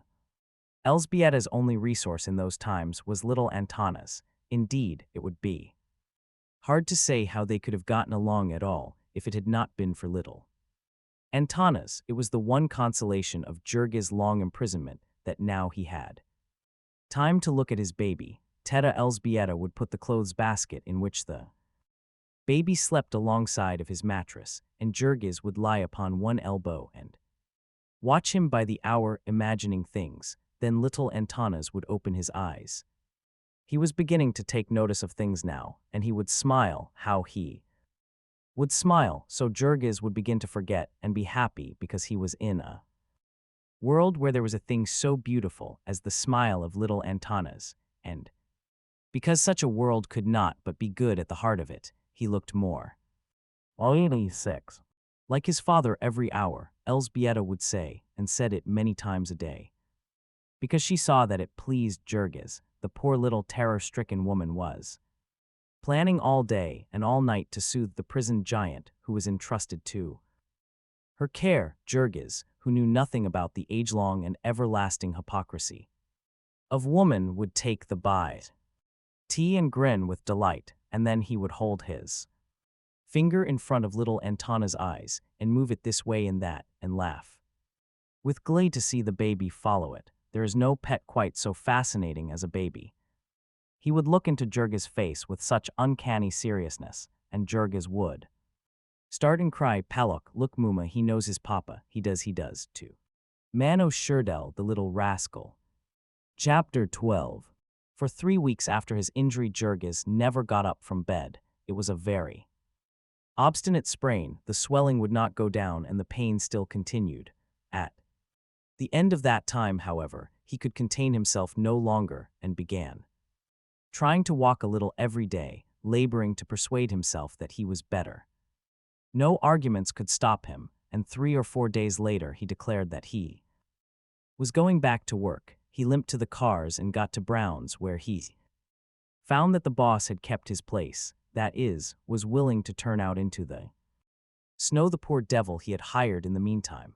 Every now and then the pain would force Jurgis to stop work, but he stuck it out till nearly an hour before closing. Then he was forced to acknowledge that he could not go on without fainting. It almost broke his heart to do it, and he stood leaning against a pillar and weeping like a child. 2 of the men had to help him to the car, and when he got out he had to sit down and wait in the snow till someone came along. So they put him to bed again and sent for the doctor, as they ought to have done. In the beginning, it transpired that he had twisted a tendon out of place, and could never have gotten well without attention. Then he gripped the sides of the bed and shut his teeth together and turned white with agony while the doctor pulled and wrenched away at his swollen ankle. When finally the doctor left, he told him that he would have to lie quiet for 2 months, and that if he went to work before that time, he might lame himself for life. 3 days later there came another heavy snowstorm, and Jonas and Marija and Ona and little Stanislavas all set out together an hour before daybreak to try to get to the yards. About noon the last 2 came back, the boy screaming with Pain, his fingers were all frosted, it seemed. They had had to give up trying to get to the yards and had nearly perished in a drift. All that they knew how to do was to hold the frozen fingers near the fire, and so little Stanislavas spent most of the day dancing about in horrible agony, till Jurgis flew into a passion of nervous rage and swore like a madman, declaring that he would kill him if he did. 87. Not stop all that day and night.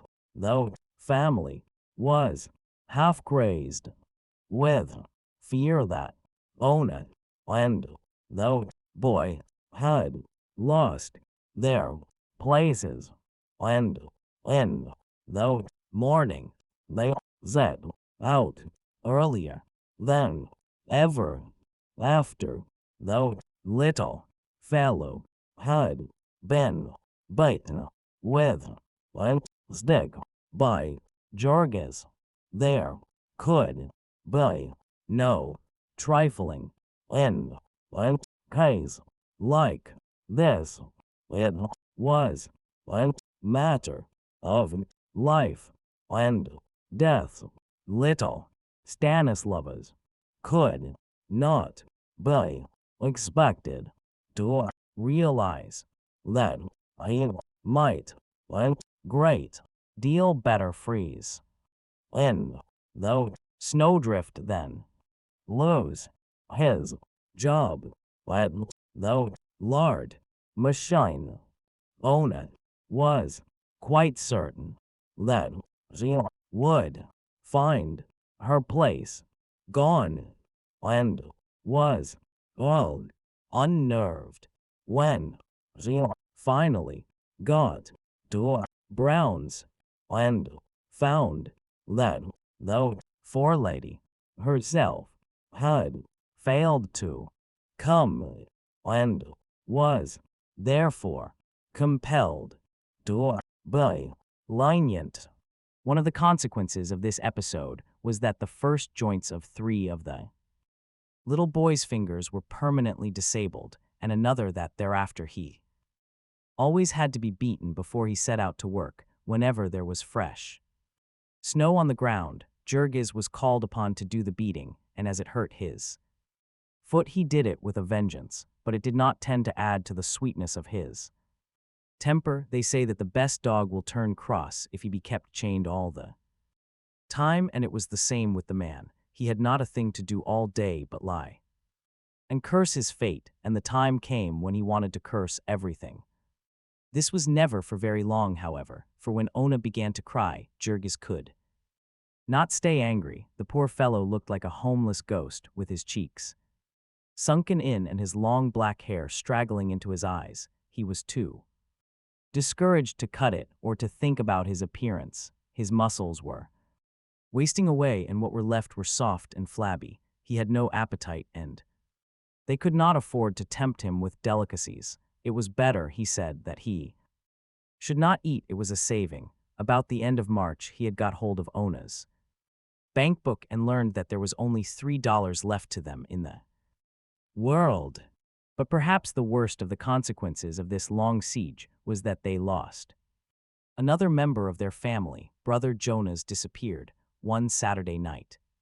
He did not come home, and thereafter all their efforts to get trace of him were futile. It was said by the boss at Durham's that he had gotten his week's money and left there. That might not be true, of course, for sometimes they would say that when a man had been killed, it was the easiest way out of it for all concerned. When, for instance, a man had fallen into one of the rendering tanks and had been made into pure leaf lard and peerless fertilizer, there was no use letting the fact out and making his family unhappy. More probable, however, was the theory that Jonas had deserted them and gone on the road seeking happiness. He had been discontented for a long time, and not without some cause. He paid good board, and was yet obliged to live in a family where nobody had enough to eat, and Marija would keep giving them all her money, and of course he could not but feel that he was called upon to do the same.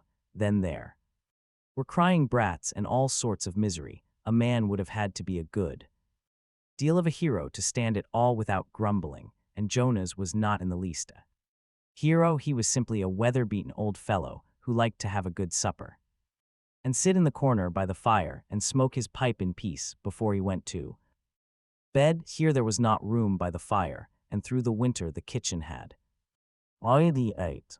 seldom been warm enough for comfort, so, with the springtime, what was more likely than that the wild idea of escaping had come to him. 2 years he had been yoked like a horse to a half-ton truck in Durham's dark cellars, with never a rest save on Sundays and 4 holidays in the year, and with never a word of thanks, only kicks and blows and curses, such as no decent dog would have stood. And now the winter was over, and the spring winds were blowing, and with a day's walk a man might put the smoke of Packingtown behind him forever, and be where the grass was green and the flowers all the colors of the rainbow.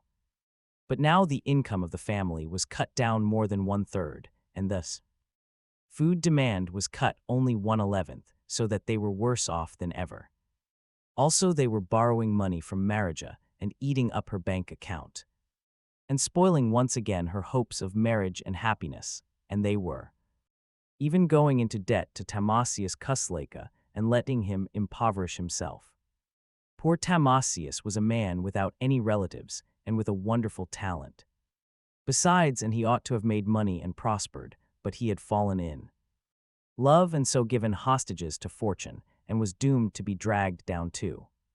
So it was finally decided that 2 more of the children would have to leave school. Next to Stanislava's, who was now 15, there was a girl, little Katrina, who was 2 years younger, and then 2 boys, Vilimas, who was 11, and Nikolajus, who was 10. Both of these last were bright boys, and there was no reason why their family should starve when tens of thousands of children no older were earning their own livings. So one morning they were given a quarter apiece and a roll with a sausage in it, and with their minds top-heavy with good advice, were sent out to make their way to the city and learn to sell newspapers.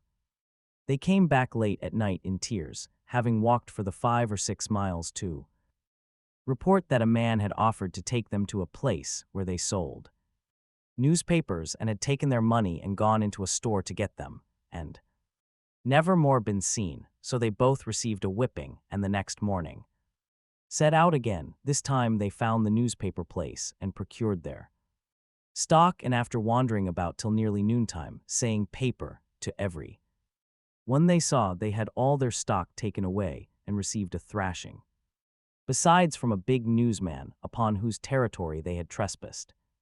Fortunately, however, they had already sold some papers and came back with nearly as much as they started with. After a week of mishaps such as these, the 2 little fellows began to learn the ways of the trade, the names of the different papers, and how many of each to get, and what sort of people to offer them to, and where to go and where to stay away from. After this, leaving home at 4 o'clock in the morning and running about the streets, first with morning papers and then with evening, they might come home late at night with 20 or 30 cents apiece, possibly as much as 40 cents. From this they had to deduct their car fare, since the distance was so great. But after a while they made friends and learned still more, and then they would save their car fare. They would get on a car when the conductor was not looking and hide in the crowd, and 3 times out of 4 he would not ask for their fares, either not seeing them or thinking they had already paid, or if he did 89. ask, they would hunt through their pockets and then begin to cry and either have their fares paid by some kind old lady, or else try the trick again on a new car. All this was fair play, they felt. Whose fault was it that at the hours when working men were going to their work and back, the cars were so crowded that the conductors could not collect all the fares, and besides, the companies were thieves, people said, had stolen all their franchises with the help of scoundrelly politicians. Now that the winter was by, and there was no more danger of snow, and no more coal to buy, and another room warm enough to put the children into when they cried, and enough money to get along from week to week with, Jurgis was less terrible than he had been. a man can get used to anything in the course of time. And Jurgis had gotten used to lying about the house. Ona saw this and was very careful not to destroy his peace of mind by letting him know how very much pain she was suffering. It was now the time of the spring rains, and Ona had often to ride to her work in spite of the expense. She was getting paler every day, and sometimes, in spite of her good resolutions, it pained her that Jurgis did not notice it. She wondered if he cared for her as much as ever, if all this misery was not wearing out his love. She had to be away from him all the time and bear her own troubles while he was bearing his, and then, when she came home, she was so worn out, and whenever they talked, they had only their worries to talk of. Truly it was hard in such a life to keep any sentiment alive. The woe of this would flame up in Ona sometimes. At night she would suddenly clasp her big husband in her arms and break into passionate weeping, demanding to know if he really loved her. Poor Jurgis, who had in truth grown more matter-of-fact under the endless pressure of penury, would not know what to make of these things and could only try to recollect when he had last been cross, and so Ona would have to forgive him and sob herself to sleep. The latter part of April, Jurgis went to see the doctor and was given a bandage to lace about his ankle and told that he might go back to work. It needed more than the permission of the doctor, however, for when he showed up on the killing floor of Brown's, he was told by the foreman that it had not been possible to keep his job for him. Jurgis knew that this meant simply that the foreman had found someone else to do the work as well and did not want to bother to make a change. He stood in the doorway, looking mournfully on, seeing his friends and companions at work and feeling like an outcast. Then he went out and took his place with the mob of the unemployed. This time, however, Jurgis did not have the same fine confidence, nor the same reason for it. He was no longer the finest-looking man in the throng, and the bosses no longer made for him. He was thin and haggard, and his clothes were seedy, and he looked miserable, and there were hundreds who looked and felt just like him, and who had been wandering about Packingtown for months, begging for work. This was a critical time in Jurgis' life, and if he had been a weaker man, he would have gone the way the rest did, those out of work wretches would stand about the packing houses every morning till the police drove them away, and then they would scatter among the saloons. Very few of 90 them had the nerve to face the rebuffs that they would encounter by trying to get into the buildings to interview the bosses. If they did not get a chance in the morning, there would be nothing to do but hang about the saloons the rest of the day and night. Jurgis was saved from all this, partly, to be sure, because it was pleasant weather and there was no need to be indoors, but mainly because he carried with him always the pitiful little face of his wife. He must get work, he told himself, fighting the battle with despair every hour of the day. He must get work, he must have a place again and some money saved up before the next winter came. But there was no work for him. He sought out all the members of his union. Jurgis had stuck to the union through all this and begged them to speak a word for him. He went to everyone he knew, asking for a chance there or anywhere. He wandered all day through the buildings, and in a week or two, when he had been all over the yards and into every room to which he had access, and learned that there was not a job anywhere, he persuaded himself that there might have been a change in the places he had first visited, and began the round all over, till finally the watchmen and the spotters of the companies came to know him by sight and to order him out with threats. Then there was nothing more for him to do but go with the crowd in the morning and keep in the front row and look eager, and when he failed, go back home and play with little Katrina and thus baby. The peculiar bitterness of all this was that Jurgis saw so plainly the meaning of it. In the beginning he had been fresh and strong, and he had gotten a job the first day, but now he was second-hand, a damaged article, so to speak, and they did not want him. They had got the best of him. They had worn him out with their speeding up and their carelessness, and now they had thrown him away, and Jurgis would make the acquaintance of others of these unemployed men and find That they had all had the same experience. There were some, of course, who had wandered in from other places, who had been ground up in other mills. There were others who were out from their own fault, some, for instance, who had not been able to stand the awful grind without drink. The vast majority, however, were simply the worn-out parts of the great, merciless packing machine. They had toiled there and kept up with the pace, some of them for 10 or 20 years, until finally the time had come when they could not keep up with it anymore. Some had been frankly told that they were too old, that a sprier man was needed. Others had given occasion, by some act of carelessness or incompetence. With most, however, the occasion had been the same as with Jurgis. They had been overworked and underfed so long, and finally some disease had laid them on their backs, or they had cut themselves and had blood poisoning or met with some other accident. When a man came back after that, he would get his place back only by the courtesy of the boss. To this there was no exception, save when the accident was one for which the firm was liable. In that case they would send a slippery lawyer to see him, first to try to get him to sign away his claims, but if he was too smart for that, to promise him that he and his should always be provided with work. This promise they would keep, strictly and to the letter, for 2 years. 2 years was the statute of limitations, and after that the victim could not sue.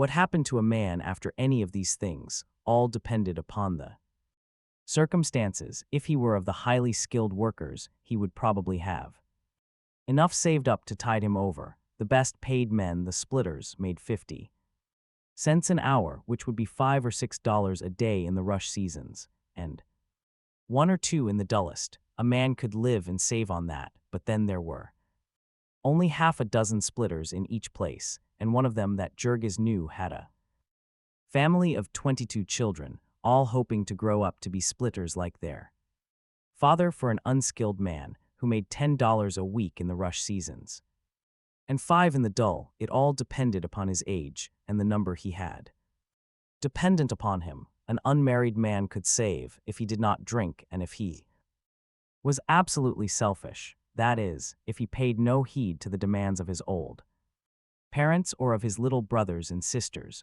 or of any other relatives he might have, as well as of the members of his union and his chums, and the people who might be starving to death next door. Chapter 13. During this time that Jurgis was looking for work, occurred the death of little Christoforas, one of the children of Teta Elzbieta. Both Christoforas and his brother Giusappas were cripples, the latter having lost one leg by having it run over, and Christoforas having congenital dislocation of the hip, which made it impossible for him ever to walk. He was the last of Teta Elzbieta's children, and perhaps he had been intended by nature to let her know that she had had enough. At any rate, he was wretchedly sick and undersized. He had the rickets, and though he was over 3 years old, he was no bigger than an ordinary child of 1. All day long he would crawl around the floor in a filthy little dress, whining and fretting because the floor was full of drafts. He was always catching cold and snuffling because his nose ran. This made him a nuisance and a source of endless trouble in the family, for his mother, with unnatural perversity, loved him best of all her children and made a perpetual fuss over him, would let him do anything undisturbed, and would burst into tears when his fretting drove Jurgis wild.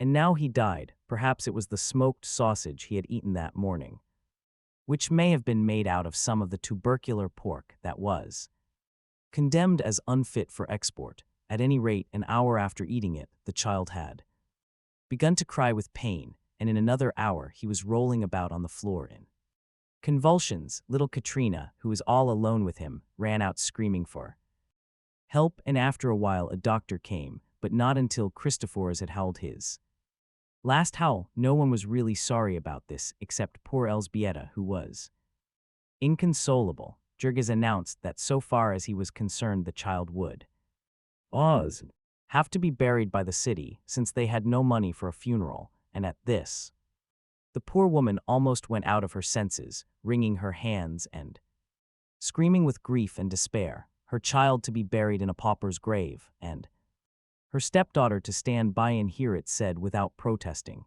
It was enough to make Ona's father rise up out of his grave to rebuke her, if it had come to this. They might as well give up at once and be buried all of them together.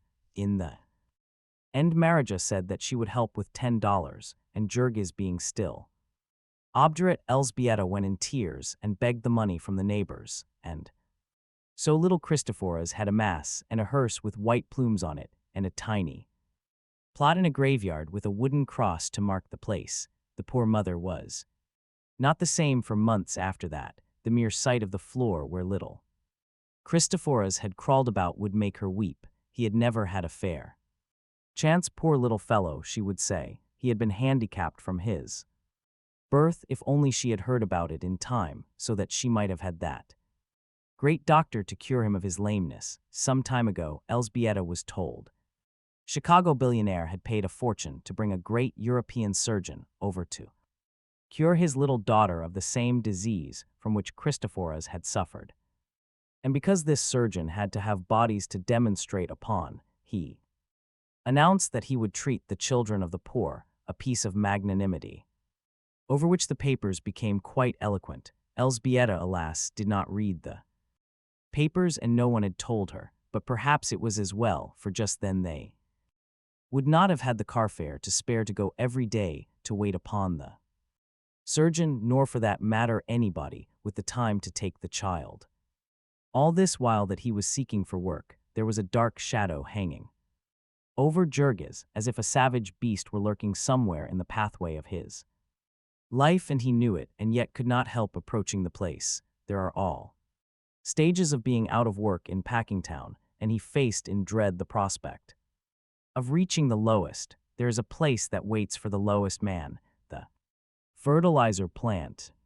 The men would talk about it in awe-stricken whispers. Not more than 1 in 10 had ever really tried it. The other 9 had contented themselves with hearsay evidence and a peep through the door. There were some things worse than even starving to death. They would ask Jurgis if he had worked there yet, and if he meant to, and Jurgis would debate the matter with himself. As poor as they were, and making all the sacrifices that they were, would he dare to refuse any sort of work that was offered to him, be it as horrible as ever it could? Would he dare to go home and eat bread that had been earned by Ona, weak and complaining as she was, knowing that he had been given a chance and had not had the nerve to take it? And yet he might argue that way with himself all day, and one glimpse into the fertilizer works would send him away again, shuddering. He was a man, and he would do his duty. He went and made application, but surely he was not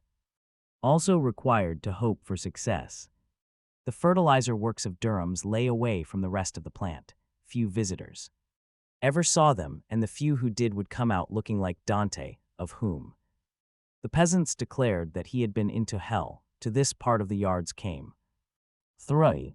All the tankage and the waste products of all sorts. Here they dried out the bones, and in suffocating cellars, where the daylight never came, you might see men and women and children bending over whirling machines and sawing bits of bone into all sorts of shapes, breathing their lungs full of the fine dust, and doomed to die, every one of them, within a certain definite time. Here they made the blood into albumin, and made other foul-smelling things into things still more foul-smelling. In the corridors and caverns where it was done, you might lose yourself as in the great caves of Kentucky. In the dust and the steam, the electric lights would shine like far-off twinkling stars, red and blue-green and purple stars, according to the color of the mist and the brew from which it came. For the odors of these ghastly, charnel houses there may be words in Lithuanian, but there are none in English. The person entering would have to summon his courage. As for a cold water plunge, he would go in like a man swimming under water. He would put his handkerchief over his face and begin to cough and choke, and then, if he were still obstinate, he would find his head beginning to ring and the veins in his forehead to throb. until finally he would be assailed by an overpowering blast of ammonia fumes and would turn and run for his life, and come out half-dazed. On top of this were the rooms where they dried the tankage, the mass of brown, stringy stuff that was left after the waste portions of the carcasses had had the lard and tallow dried out of them. This dried material they would then grind to a fine powder, and after they had mixed it up well with a mysterious but inoffensive brown rock, which they brought in and ground up by the hundreds of carloads for that purpose, the substance was ready to be put into bags and sent out to the world as any one of 100 different brands of standard bone phosphate, and then the farmer in Maine or California or Texas would buy this at say $25 a ton and plant it with his corn, and for several days after the operation the fields would have a strong odor, and the farmer and his wagon and the very horses that had hauled it would all have it too. In Packingtown the fertilizer is pure instead of being a flavoring, and instead of a ton or so spread out on several acres under the open sky, there are hundreds and thousands of tons of it in one building, heaped here and there in haystack piles, covering the floor several inches deep and filling the air with a choking dust that becomes a blinding sandstorm when the wind stirs. It was to this building that Jurgis came daily, as if dragged by an unseen hand. The month of May was an exceptionally cool one, and his secret prayers were granted, but early in June there came a record-breaking hot spell, and after that, there were men wanted in the fertilizer mill. The boss of the grinding room had come to know Jurgis by this time, and had marked him for a likely man, and so when he came to the door about 2 o'clock, this breathless hot day, he felt a sudden spasm of pain shoot through him. The boss beckoned to him. In 10 minutes more Jurgis had pulled off his coat and overshirt and set his teeth together and gone to work. Here was one more difficulty for him to meet and conquer. 94. His labor took him about 1 minute to learn. Before him was one of the vents of the mill in which the fertilizer was being ground, rushing forth in a great brown river with a spray of the finest dust flung forth in clouds. Jurgis was given a shovel, and along with half a dozen others, it was his task to shovel this fertilizer into carts. That others were at work he knew by the sound and by the fact that he sometimes collided with them, otherwise they might as well not have been there, for in the blinding dust storm a man could not see 6 feet in front of his face. When he had filled one cart, he had to grope around him until another came, and if there was none on hand, he continued to grope till one arrived. In 5 minutes he was, of course, a mass of fertilizer from head to feet. They gave him a sponge to tie over his mouth so that he could breathe, but the sponge did not prevent his lips and eyelids from caking up with it and his ears from filling. Solid, he looked like a brown ghost at twilight. From hair to shoes he became the color of the building and of everything in it, and for that matter 100 yards outside it the building had to be left open, and when the wind blew Durham and company lost a great deal of fertilizer. Working in his shirt sleeves, and with the thermometer at over 100, the phosphate soaked in through every pore of Jurgis' skin, and in 5 minutes he had a headache, and in 15 was almost dazed. The blood was pounding in his brain like an engine's throbbing. There was a frightful pain in the top of his skull, and he could hardly control his hands. Still, with the memory of his 4 months' siege behind him, he fought on in a frenzy of determination, and half an hour later he began to vomit. He vomited until it seemed as if his inwards must be torn into shreds. A man could get used to the fertilizer mill, the boss had said, if he would make up his mind to it, but Jurgis now began to see that it was a question of making up his stomach. At the end of that day of horror, he could scarcely stand. He had to catch himself now and then and lean against a building and get his bearings. Most of the men, when they came out, made straight for a saloon. They seemed to place fertilizer and rattlesnake poison in one class, but Jurgis was too ill to think of drinking. He could only make his way to the street and stagger on to a car. He had a sense of Humor, and later on, when he became an old hand, he used to think it fun to board a streetcar and see what happened. Now, however, he was too ill to notice it how the people in the car began to gasp and sputter, to put their handkerchiefs to their noses and transfix him with furious glances. Jurgis only knew that a man in front of him immediately got up and gave him a seat, and that half a minute later the two people on each side of him got up, and that in full minute the crowded car was nearly empty, those passengers who could not get room on the platform having gotten out to walk. Of course, Jurgis had made his home a miniature fertilizer mill a minute after entering. The stuff was half an inch deep in his skin. His whole system was full of it, and it would have taken a week not merely of scrubbing, but of vigorous exercise to get it out of him. As it was, he could be compared with nothing known to men save that newest discovery of the savants, a substance which emits energy for an unlimited time, without being itself in the least diminished. 95. Power. He smelled so that he made all the food at the table taste, and set the whole family to vomiting. For himself, it was 3 days before he could keep anything upon his stomach. He might wash his hands and use a knife and fork, but were not his mouth and throat filled with the poison? And still Jurgis stuck it out. In spite of splitting headaches, he would stagger down to the plant and take up his stand once more, and begin to shovel in the blinding clouds of dust and S.O. At the end of the week, he was a fertilizer man for life. He was able to eat again, and though his head never stopped aching, it ceased to be so bad that he could not work. So there passed another summer. It was a summer of prosperity all over the country, and the country ate generously of packing house products, and there was plenty of work for all the family, in spite of the packers' efforts to keep a superfluity of labor. They were again able to pay their debts and to begin to save a little sum, but there were one or two sacrifices they considered too heavy to be made for long. It was too bad that the boys should have to sell papers at their age. It was utterly useless to caution them and plead with them, quite without knowing it. They were taking on the tone of their new environment. They were learning to swear in voluble English. They were learning to pick up cigar stumps and smoke them, to pass hours of their time gambling with pennies and dice and cigarette cards. They were learning the location of all the houses of prostitution on the levee, and the names of the madames who kept them, and the days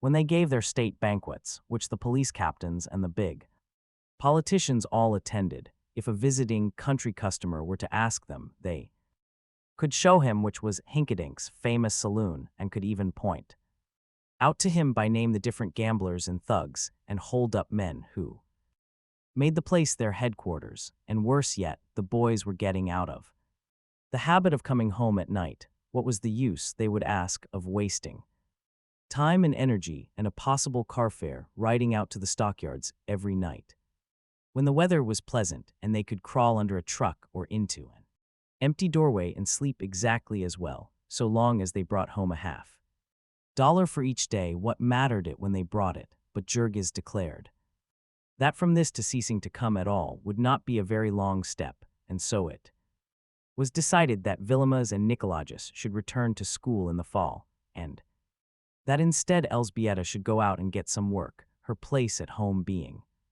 taken by her younger daughter. Little Katrina was like most children of the poor, prematurely made old. She had to take care of her little brother, who was a cripple, and also of the baby. She had to cook the meals and wash the dishes and clean house and have supper ready when the workers came home in the evening. She was only 13 and small for her age, but she did all this without a murmur, and her mother went out and, after trudging a couple of days about the yards, settled down as a servant of a sausage machine. Elzbieta was used to working, but she found this change a hard one, for the reason that she had to stand motionless upon her feet from 7 o'clock in the 96 morning till 12:30, and again from 1 till 5:30. For the first few days it seemed to her that she could not stand it. She suffered almost as much as Jurgis had from the fertilizer, and would come out at sundown with her head fairly reeling. Besides this, she was working in one of the dark holes by electric light, and the dampness, too, was deadly. There were always puddles of water on the floor and a sickening odor of moist flesh in the room. The people who worked here followed the ancient custom of nature, whereby the ptarmigan is the color of dead leaves in the fall and of snow in the winter, and the chameleon, who is black when he lies upon a stump and turns green when he moves to a leaf. The men and women who worked in this department were precisely the color of the fresh country sausage they made. The sausage room was an interesting place to visit for 2 or 3 minutes, and provided that you did not look at the people, the machines were perhaps the most wonderful things in the entire plant. Presumably, sausages were once chopped and stuffed by hand, and if so, it would be interesting to know how many workers had been displaced by these inventions. On one side of the room were the hoppers, into which men shoveled loads of meat, and wheelbarrows full of spices. In these great bowls were whirling knives that made 2,000 revolutions a minute, and when the meat was ground fine and adulterated with potato flour and well mixed with water, it was forced to the stuffing machines on the other side of the room. The latter were tended by women. There was a sort of spout like the nozzle of a hose, and one of the women would take a long string of casing and put the end over the nozzle, and then work the whole thing on, as one works on the finger of a tight glove. This string would be 20 or 30 feet long, but the woman would have it all on in a jiffy, and when she had several on, she would press a lever, and a stream of sausage meat would be shot out, taking the casing with it as it came. Thus one might stand and see appear, miraculously born from the machine, a wriggling snake of sausage of inker dibble length. In front was a big pan which caught these creatures, and 2 more women who seized them as fast as they appeared and twisted them into links. This was for the uninitiated the most perplexing work of all, for all that the woman had to give was a single turn of the wrist, and in some way she contrived to give it so that instead of an endless chain of sausages, one after another, there grew under her hands a bunch of strings, all dangling from a single center. It was quite like the feat of a prestidigitator, for the woman worked so fast that the eye could literally not follow her, and there was only a mist of motion, and tangle after tangle of sausages appearing. In the midst of the mist, however, the visitor would suddenly notice the tense set face, with the 2 wrinkles graven in the forehead and the ghastly pallor of the cheeks, and then he would suddenly recollect that it was time he was going on. The woman did not go on, she stayed right there hour after hour, day after day, year after year, twisting sausage links and racing with death. It was piecework, and she was apt to have a family to keep alive, and stern and ruthless economic laws had arranged it that she could only do this by working just as she did, with all her soul upon her work, and with never an instant for a glance at the well-dressed ladies and gentlemen who came to stare at her as at some wild beast in a menagerie. OF. Chapter 14. With one member trimming beef in a cannery, and another working in a sausage factory, the family had a first-hand knowledge of the great majority of Packingtown swindles, for it was the custom, as they found, whenever meat was so spoiled that it could not be used for anything else, either to can it or else to chop it up into sausage. With what had been told them by Jonas, who had worked in the pickle rooms, they could now study the whole of the spoiled meat industry on the inside, and read a new and grim meaning into that old Packingtown jest, that they use everything of the pig except the squeal. Jonas had told them how the meat that was taken out of pickle would often be found sour, and how they would rub it up with soda to take away the smell, and sell it to be eaten on free lunch counters, also of all the miracles of chemistry, which they performed, giving to any sort of meat, fresh or salted, whole or chopped, any color and any flavor and any odor they chose. In the pickling of hams they had an ingenious apparatus, by which they saved time and increased the capacity of the plant, a machine consisting of a hollow needle attached to a Pump by plunging this needle into the meat and working with his foot, a man could fill a ham with pickle in a few seconds, and yet, in spite of this, there would be hams found spoiled, some of them with an odor so bad that a man could hardly bear to be in the room with them. To pump into these, the packers had a second and much stronger pickle which destroyed the odor, a process known to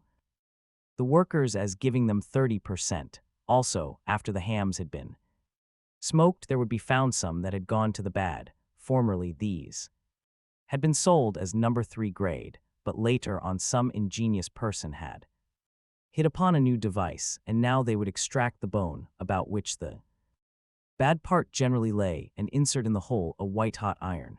After this invention, there was no longer number 1, 2, and 3 grade, there was only number 1 grade. The packers were always originating such schemes. They had what they called boneless hams, which were all the odds and ends of pork stuffed into casings, and California hams, which were the shoulders with big knuckle joints and nearly all the meat cut out, and fancy skinned hams, which were made of the oldest hogs, whose skins were so heavy and coarse that no one would buy them, that is, until they had been cooked and chopped fine and labeled head cheese. It was only when the whole ham was spoiled that it came into the department of Elsbieta, cut up by the 2,000 revolutions a minute flyers, and mixed with half a ton of other meat. No odor that ever was in a ham could make any difference. There was never the least attention paid to what was cut up for.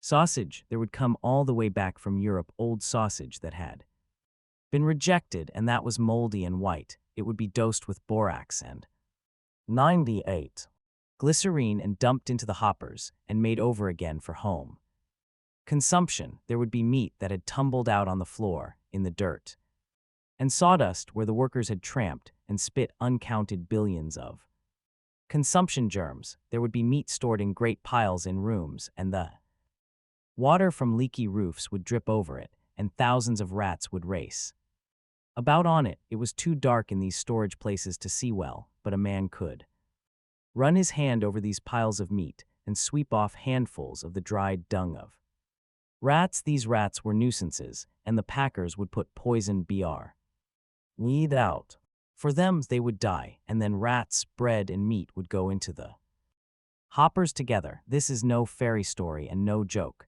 The meat would be shoveled into carts, and the man who did the shoveling would not trouble to lift out a rat. Even when he saw one, there were things that went into the sausage in comparison with which a poisoned rat was a tidbit. There was no place for the men to wash their hands before they ate their dinner, and so they made a practice of washing them in the water that was to be ladled into the sausage.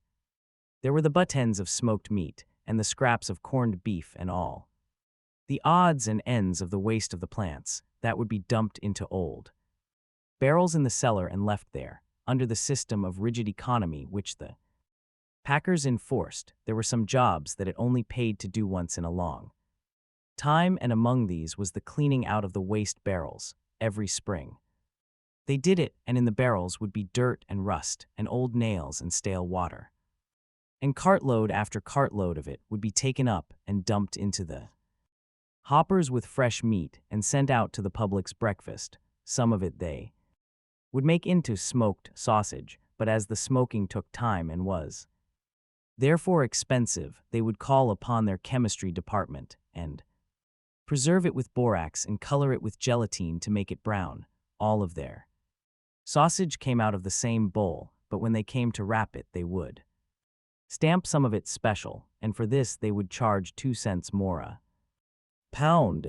Such were the new surroundings in which Elsbieta was placed, and such was the work she was compelled to do. It was stupefying, brutalizing work. It left her no time to think, no strength for anything. She was part of the machine she tended, and every faculty that was not needed for the machine was doomed to be crushed out of existence. There was only one mercy about the cruel grind, that it gave her the gift of insensibility. Little by little she sank into a torpor. She fell silent. She would meet Jurgis and Owner in the evening, and the three would walk home together, often without saying a word. Ona, too, was falling into a habit of silence. Ona, who had once gone about singing like a bird, she was sick and miserable, and often she would barely have strength enough to drag herself home, and there they would eat what they had to eat, and afterward, because there was only their misery to talk of, they would crawl into bed and fall into a stupor and never stir until it was time to get up again and dress by candlelight and go back to the machines. They were so numbed that they did not even suffer much from hunger now. Only the children continued to fret when the food ran short. Him, yet, the soul of Ona was not dead, though. Souls of none of them were dead, but only sleeping. And now and then they would waken, and these were cruel times.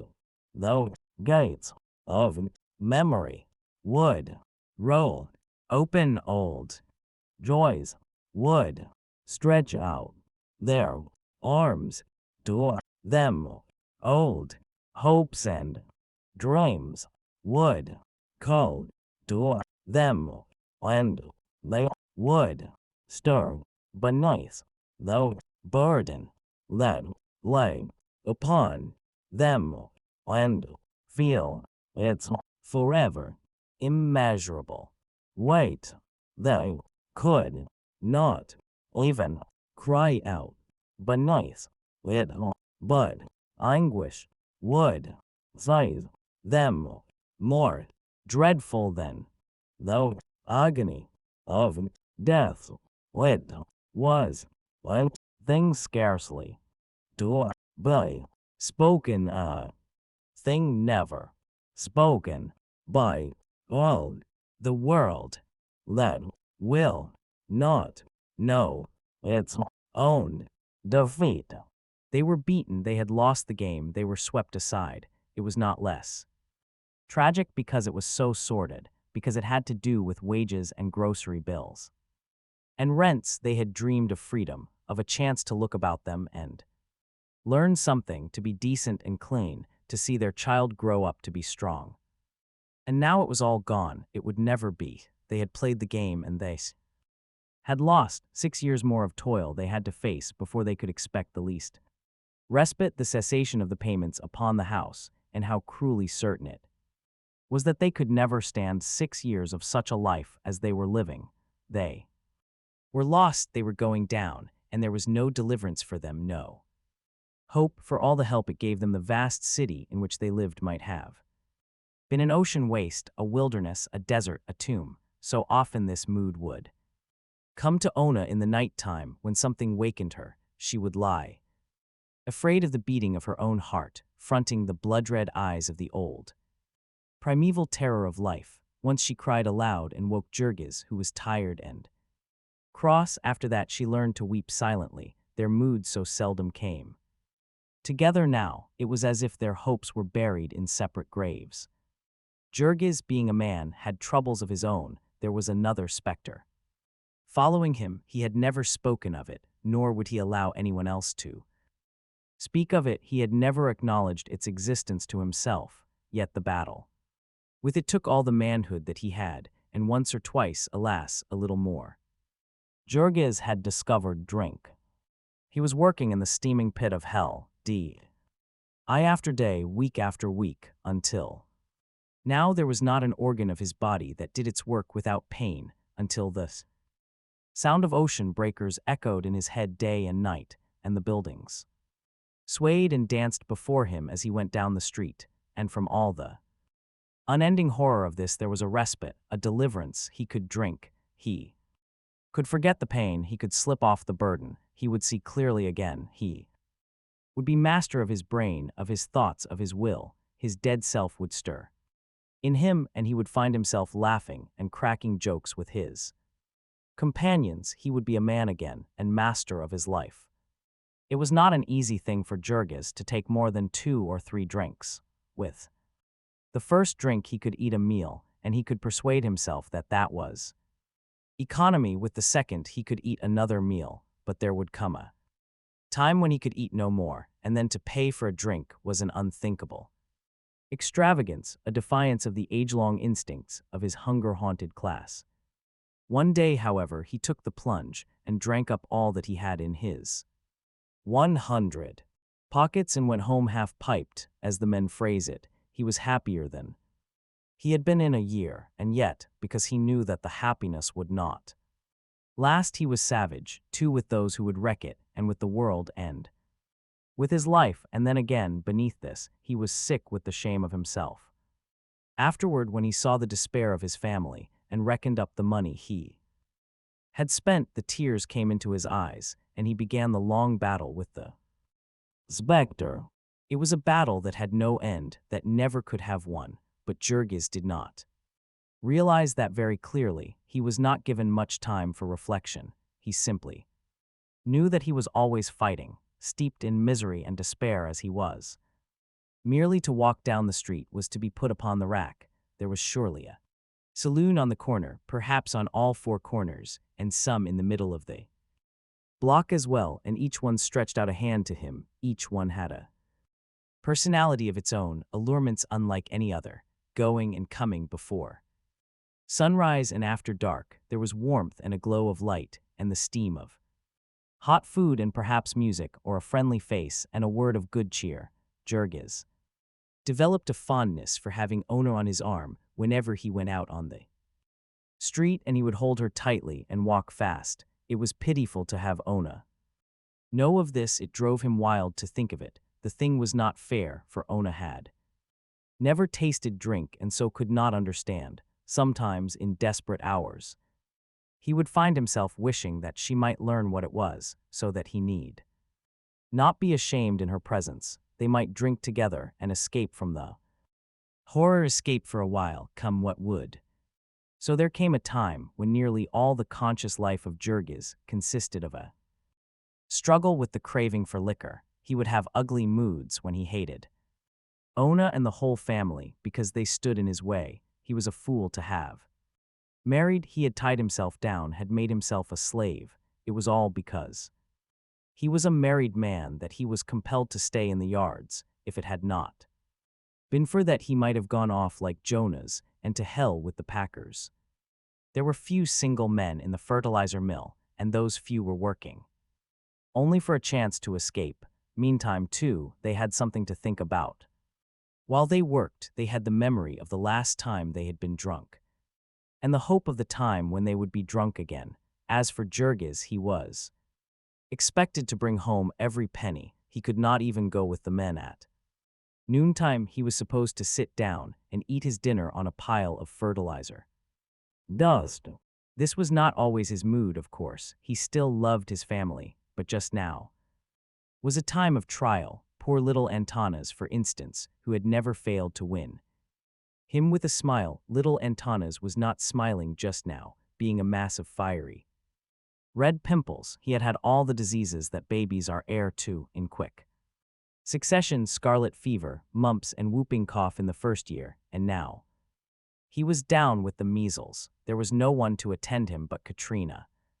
There was no doctor to help him because they were too poor, and children did not die of the measles, at least not often. Now and then Katrina would find time to sob over his woes, but for the greater part of the time he had to be left alone. 101. Barricaded upon the bed, the floor was full of drafts, and if he caught cold he would die. At night he was tied down, lest he should kick the covers off him.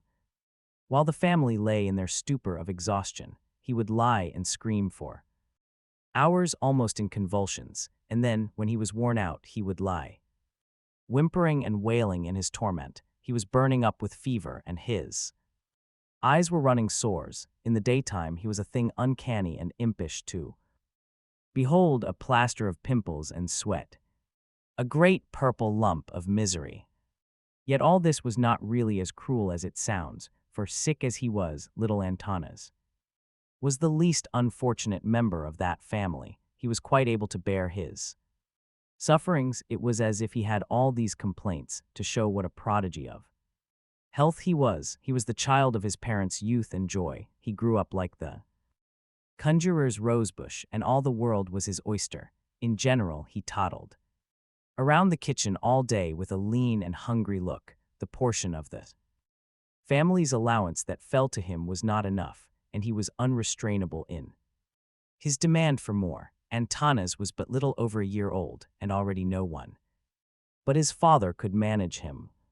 It seemed as if he had taken all of his mother's strength, had left nothing for those that might come after him. Ona was with child again now, and it was a dreadful thing to contemplate. Even Jurgis, dumb and despairing as he was, could not but understand that yet other agonies were on the way, and shudder at the thought of them. For Ona was visibly going to pieces. In the first place, she was developing a cough like the one that had killed old Deed Antanas. She had had a trace of it ever since that fatal morning when the greedy streetcar corporation had turned her out into the rain, but now it was beginning to grow serious and to wake her up at night. Even worse than that was the fearful nervousness from which she suffered. She would have frightful headaches and fits of aimless weeping, and sometimes she would come home at night shuddering and moaning, and would fling herself down upon the bed and burst into tears. Several times she was quite beside herself and hysterical, and then Jurgis would go half mad with fright.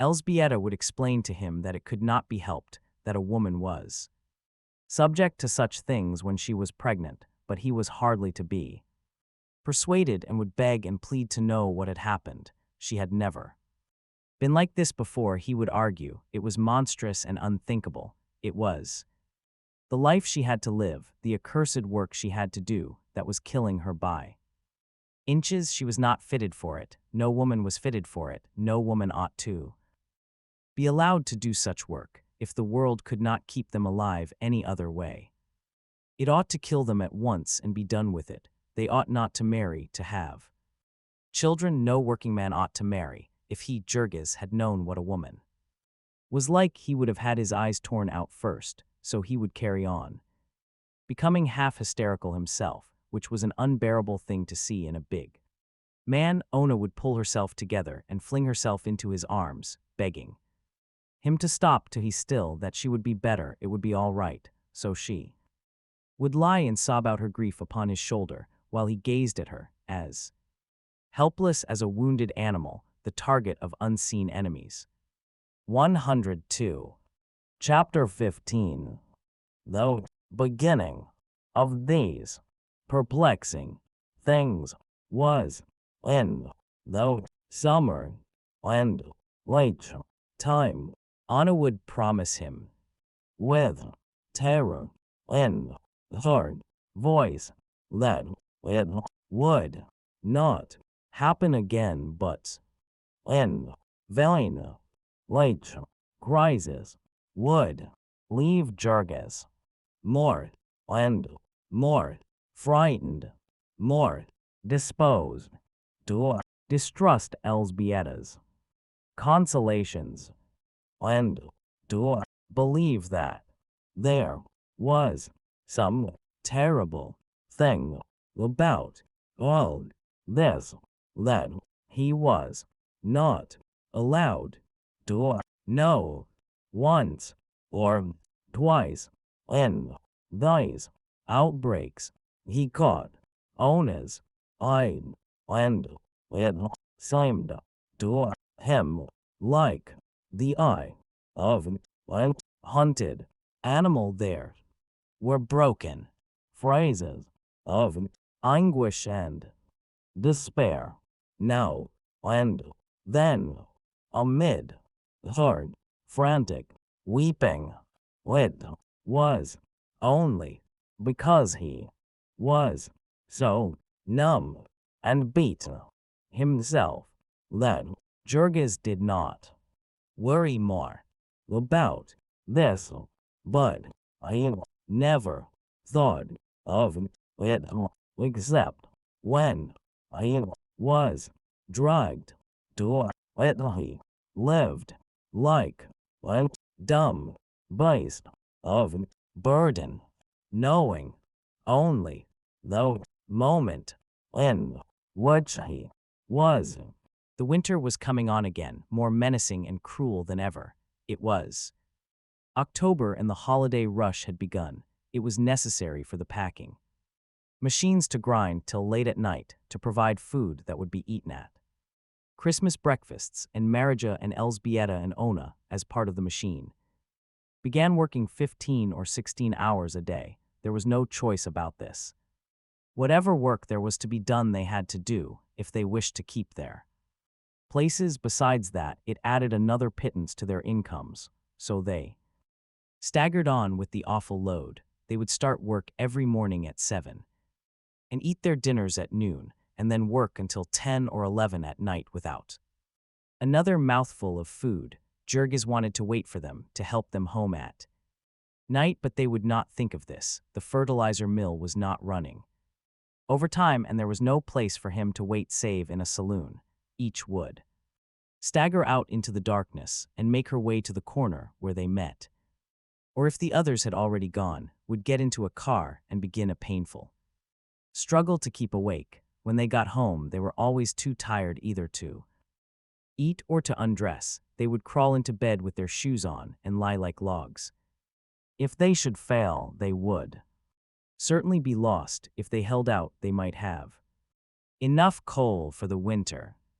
A day or two before Thanksgiving Day, there came a snowstorm. It began in the afternoon, and by evening 2 inches had fallen. Jurgis tried to wait for the women, but went into a saloon to get warm and took 2 drinks and came out and ran home to escape from the demon. There he lay down to wait for them and instantly fell asleep. When he opened his eyes again, he was in the midst of a nightmare and found Elżbieta shaking him and crying out. At first he could not realize what she was saying. Ona had not come home. What time was it? He asked. It was morning time to be up. Ona had not been home that night, and it was bitter cold and a foot of snow on the ground. 103. Jurgis sat up with a start. Marija was crying with fright, and the children were wailing in sympathy, little Stanislavas in addition, because the terror of the snow was upon him. Jurgis had nothing to put on but his shoes and his coat, and in half a minute he was out of the door. Then, however, he realized that there was no need of haste, that he had no idea where to go. It was still dark as midnight, and the thick snowflakes were sifting down. Everything was so silent that he could hear the rustle of them as they fell. In the few seconds that he stood there, hesitating, he was covered white. He set off at a run for the yards, stopping by the way to inquire in the saloons that were open. Ona might have been overcome on the way, or else she might have met with an accident in the machines. When he got to the place where she worked, he inquired of one of the watchmen. There had not been any accident so far as the man had heard. At the time office, which he found already open, the clerk told him that Ona's check had been turned in the night before, showing that she had left her work. After that, there was nothing for him to do but wait, pacing back and forth in the snow meantime to keep from freezing. Already the yards were full of activity. Cattle were being unloaded from the cars in the distance, and across the way the beef luggers were toiling in the darkness, carrying 200-pound quarters of bullocks into the refrigerator cars before the first streaks of daylight. There came the crowding throngs of working men, shivering and swinging their dinner pails as they hurried by. Jurgis took up his stand by the time office window, where alone there was light enough for him to see. The snow fell so quick that it was only by peering closely that he could make sure that Ona did not pass him. 7 o'clock came, the hour when the great packing machine began to move. Jurgis ought to have been at his place in the fertilizer mill, but instead he was waiting in an agony of fear for Ona. It was 15 minutes after the hour when he saw a form emerge from the snow mist and sprang toward it with a cry. It was she, running swiftly. As she saw him, she staggered forward and half fell into his outstretched arms. "What has been the matter?" he cried anxiously. "Where have you been?" It was several seconds before she could get breath to answer him. "I couldn't get home," she exclaimed. The snow, the cars had stopped. But where were you then? He demanded. Thad to go home with a friend, she panted, with Jadwiga. Jurgis drew a deep breath, but then he noticed that she was sobbing and trembling as if in one of those nervous crises that he dreaded so. But what's the matter? He cried. What has happened? Oh, Jurgis, I was so frightened, she said, clinging to him wildly. I have been so worried. They were near the time station window and people were staring at them. Jurgis. 104. Led hard away. How do you mean? I asked in perplexity. I was afraid. I was just afraid, sobbed Ona. No, you wouldn't know where I was, and I did know what you might do. I tried to get home, but I was so tired. Oh, Jurgis, I was so glad to get her back that I could not think clearly about anything else. It did not seem strange to him that she should be so very much upset. All her fright and incoherent protestations did not matter, since I had her back. I let her cry away her tears, and then, because it was nearly 8 o'clock, Anthe would lose another hour if they delayed. I left her at the packing house door with her ghastly white face and her haunted eyes of terror. There was another brief interval. Christmas was almost come, and because the snow still held and the searching cold, morning after morning Jurgis half carried his wife to her post, staggering with her through the darkness, until at last one night came the end. It lacked but 3 days of the holidays. About midnight Marija and Elzbieta came home, exclaiming in alarm when they found that Ona had not come. The two had agreed to meet her, and after waiting, had gone to the room where she worked, only to find that the ham-wrapping girls had quit work an hour before and left. There was no snow that night, nor as it especially cold, and still Ona had not come. Something more serious must be wrong this time. They aroused Jurgis, and he sat up and listened crossly to the story. She must have gone home again with Jadwiga, he said. Jadwiga lived only 2 blocks from the yards, and perhaps she had been tired. Nothing could have happened to her. And even if there had, there was nothing could be done about it until morning. Jurgis turned over in his bed and was snoring again before the two had closed the door. In the morning, however, he was up and out nearly an hour before the usual time. Jadwiga Marcinkus lived on the other side of the yards, beyond Halsted Street, with her mother and sisters in a single basement room, for Mikola's had recently lost one hand from blood poisoning, and their marriage had been put off forever. The door of the room was in the rear, reached by a narrow court, and Jurgis saw a light in the window and heard something frying as he passed. He knocked, half expecting that Ona would answer. Instead, there was one of Jadwiga's little sisters, who gazed at him through a crack in the door. Where's Ona? He demanded, and the child looked at him in perplexity. Ona, she said. Yes, said Jurgis, isn't she here? No, said the child, and Jurgis gave a start. A moment later came Jadwiga, peering over the child's head. When she saw who it was, she slid around out of sight, for she was not quite dressed. Jurgis must excuse her, she began her Mother was very ill. Ona isn't here, Jurgis demanded, too alarmed to wait for her to finish. 105. Why no, said Jadviga. What made you think she would be here, had she said? She was coming. No, he answered, but she hasn't come home, and I thought she would be here. The same as before. As before, echoed Jadviga in perplexity. The time she spent the night here, said Jurgis. There must be some mistake, she answered quickly. Ona has never spent the night here. He was only half able to realize the words. Why, he exclaimed. 2 weeks ago, Jadviga, she told me so the night it snowed, and she could not get home. There must be some mistake, declared the girl again. She didn't come here. He steadied himself by the door sill, and Jadviga in her anxiety, for she was fond of Ona, opened the door wide, holding her jacket across her throat. Are you sure you didn't misunderstand her? She cried. She must have meant somewhere else. She said here, insisted Jurgis. She told me all about you and how you were.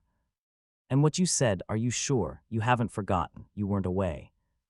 No, she exclaimed, and then came a peevish voice. Jadviga, you are giving the baby a cold. Shut the door. Jurgis stood for half a minute more, stammering his perplexity through an eighth of an inch of crack, and then, as there was really nothing more to be said, he excused himself and went away.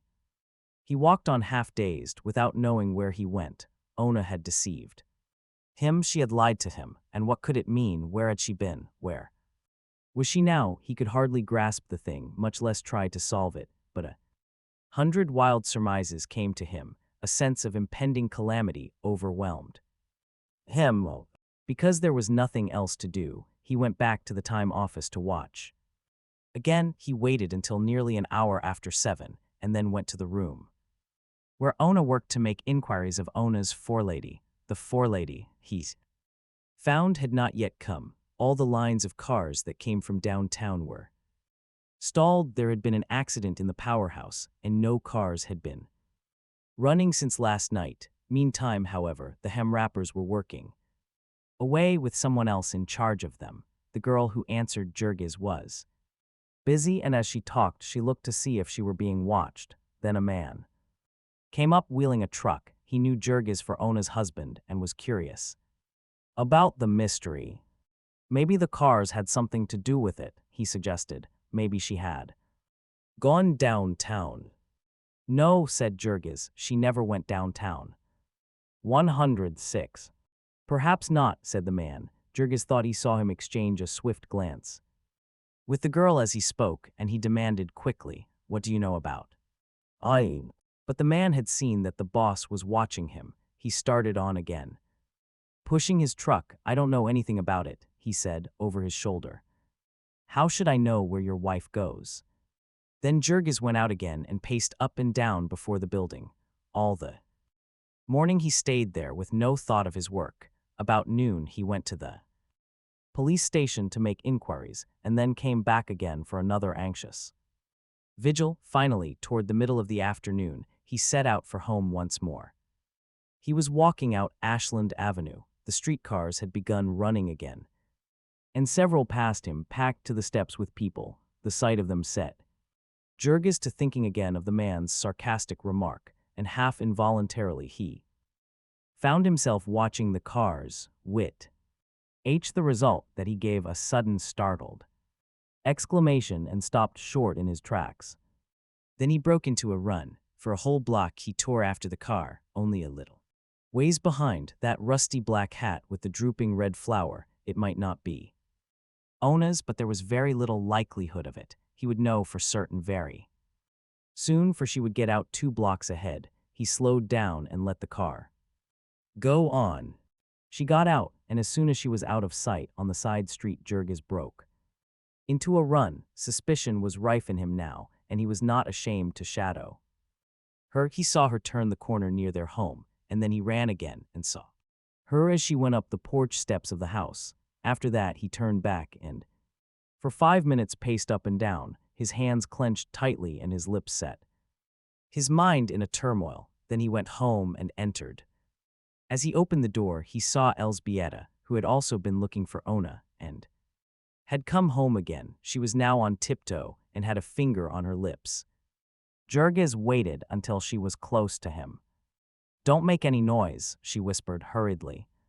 "What's the matter?" he asked. "Ona is asleep," she panted. "She's been very ill." "I'm afraid her mind's been wandering, Jurgis. She was lost on the street all night. And I've only just succeeded in getting her quiet." "When did she come in?" he asked. "Soon after you left this morning," said Elzbieta. "And has she been out since?" "No, of course not. She's so weak, Jurgis, she." And he set his teeth hard together. "You are lying to me," he said. Elzbieta started and turned pale. "Why?" she gasped. "What do you mean?" But Jurgis did not answer. He pushed her aside and strode to the bedroom door. 107. And opened it. Ona was sitting on the bed. She turned a startled look upon him as he entered. He closed the door in Elzbieta's face and went toward his wife. "Where have you been?" he demanded. She had her hands clasped tightly in her lap, and he saw that her face was as white as paper and drawn with pain. She gasped once or twice as she tried to answer him and then began, speaking low and swiftly. "Jurgis, I think I have been out of my mind. I started to come last night and I could not find the way. I walked all night, I think, and then I only got home this morning." "You needed a rest," he said in a hard tone. "Why did you go out again?" He was looking her fairly in the face, and he could read the sudden fear and wild uncertainty that leaped into her eyes. I had to go to the store," she gasped almost in a whisper. "I had to go." "You are lying to me," said Jurgis. Then he clenched his hands and took a step toward her. "Why do you lie to me?" he cried fiercely. "What are you doing that?" "You have to lie to me." "Jurgis," she exclaimed, starting up in fright. "Oh, Jurgis, how can you?" "You have lied to me, I say," he cried. "You told me you had been to Jadviga's house that other night, and you hadn't. You had been where you were last night. Somewheres downtown, for I saw you get off the car. Where were you?" It was as if he had struck a knife into her. She seemed to go all to pieces, for half a second she stood, reeling and swaying, staring at him with horror in her eyes. Then with a cry of anguish, she tottered forward, stretching out her arms to him. But he stepped aside deliberately and let her fall. She caught herself at the side of the bed and then sank down, burying her face in her hands and bursting into frantic weeping. There came one of those hysterical crises that had so often dismayed him.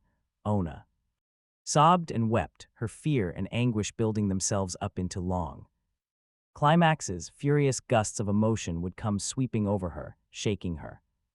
As the tempest shakes the trees upon the hills, all her frame would quiver and throb with them. It was as if some dreadful thing rose up within her and took possession of her, torturing her, tearing her. This thing had been wont to set Jurgis quite beside himself, but now he stood with his lips set tightly and his hands clenched. She might weep till she killed herself, but she should not move him this time, not an inch, because the sounds she made set his blood to running cold and his lips to quivering in spite of himself. He was glad of the diversion when Teta Elzbieta, pale with fright, opened the door and rushed in. Yet he turned upon her with an oath. "Go out," he cried, "go out." And then, as she stood hesitating, about to speak, he seized her by the arm and half flung her from the room, slamming the door and barring it with a table.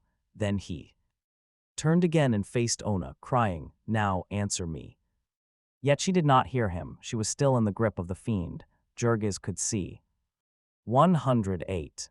Her outstretched hands, shaking and twitching, roaming here and there over the bed at will like living things. He could see convulsive shudderings start in her body and run through her limbs. She was sobbing and choking. It was as if there were too many so NDS for one throat. They came chasing each other like waves upon the sea. Then her voice would begin to rise into screams, louder and louder, until it broke in wild, horrible peals of laughter. Jurgis bore it until he could bear it no longer, and then he sprang at her, seizing her by the shoulders and shaking her, shouting into her ear, "Stop it, I say, stop it."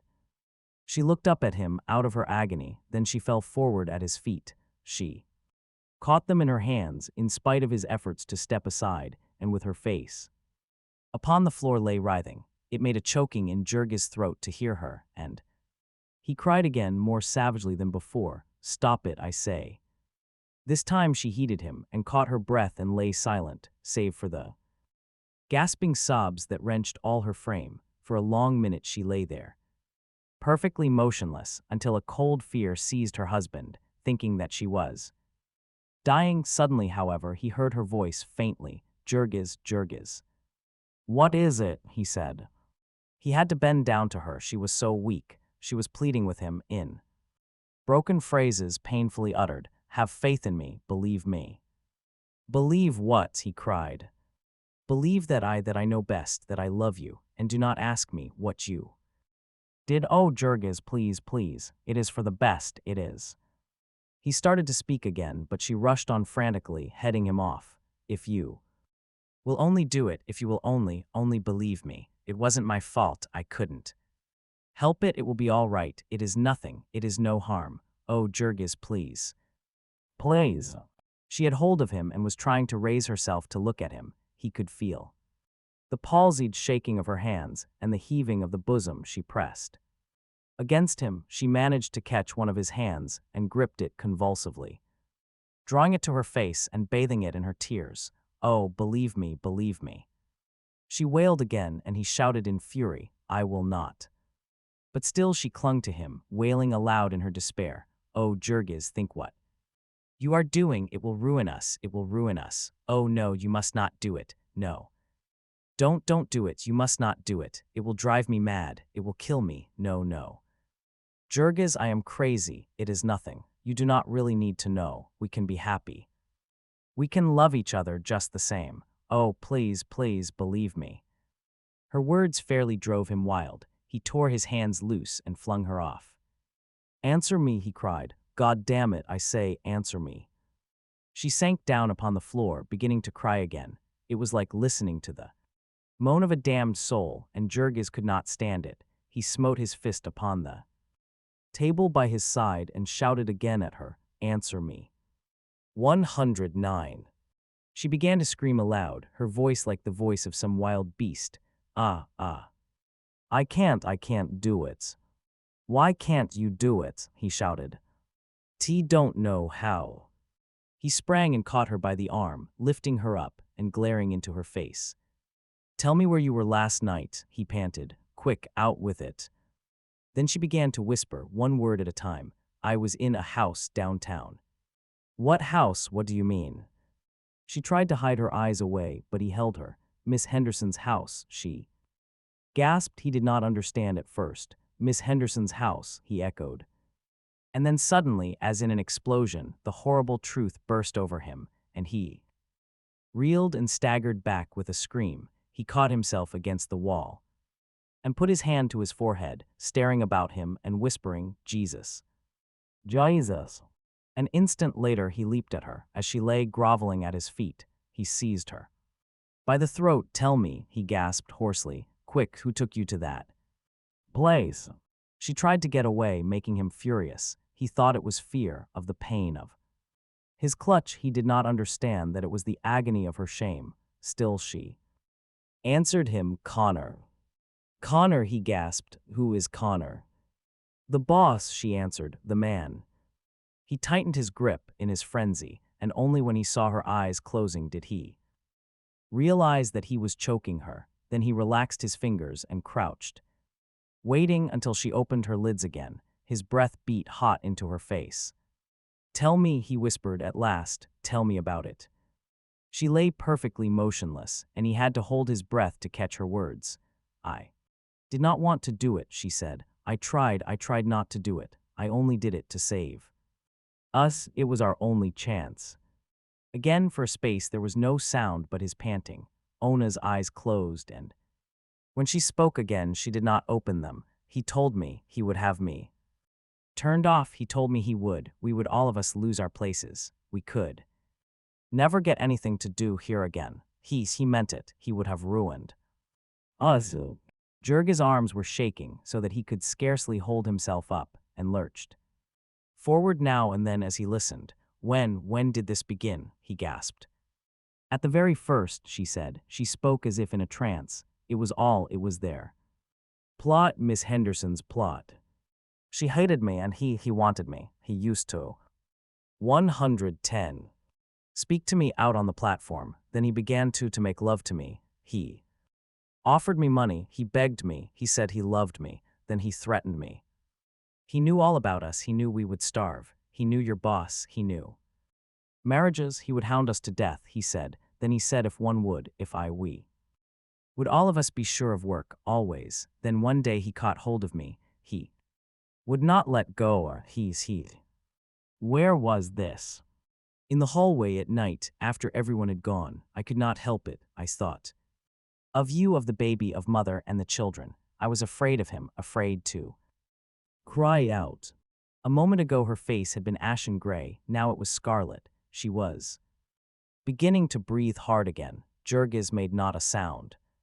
That was 2 months ago. Then he wanted me to come to that house. He wanted me to stay there. He said all of us, that we would not have to work. He made me come there in the evenings. I told you, you thought I was at the factory. Then one night it snowed and I couldn't get back. And last night, the cars were stopped. It was such a little thing to ruin us all. I tried to walk, but I couldn't. I didn't want you to know. It would have been all right. We could have gone on just the same. You need never have known about it. He was getting tired of me. He would have let me alone soon. I am going to have a baby. I am getting ugly. He told me that twice. He told me last night. He kicked me last night too. And now you will kill him. You will kill him and we shall die. All this she had said without a quiver. She lay still as death, not an eyelid moving. And Jurgis too said not a word. He lifted himself by the bed and stood up. He did not stop for another glance at her, but went to the door and opened it. He did not see Elzbieta crouching terrified in the corner. He went out, hatless, leaving. The street door opened behind him. The instant his feet were on the sidewalk, he broke into a run. He ran like one possessed, blindly, furiously, looking neither to the right nor left. He was on Ashland Avenue before exhaustion compelled him to slow down, and then noticing a car, he made a dart for it and drew himself aboard. His eyes were wild and his hair flying, and he was breathing hoarsely, like a wounded bull. But the people on the car did not notice this particularly. Perhaps it seemed natural to them that a man who smelled as Jurgis smelled should exhibit an aspect to correspond. They began to give way before him as usual.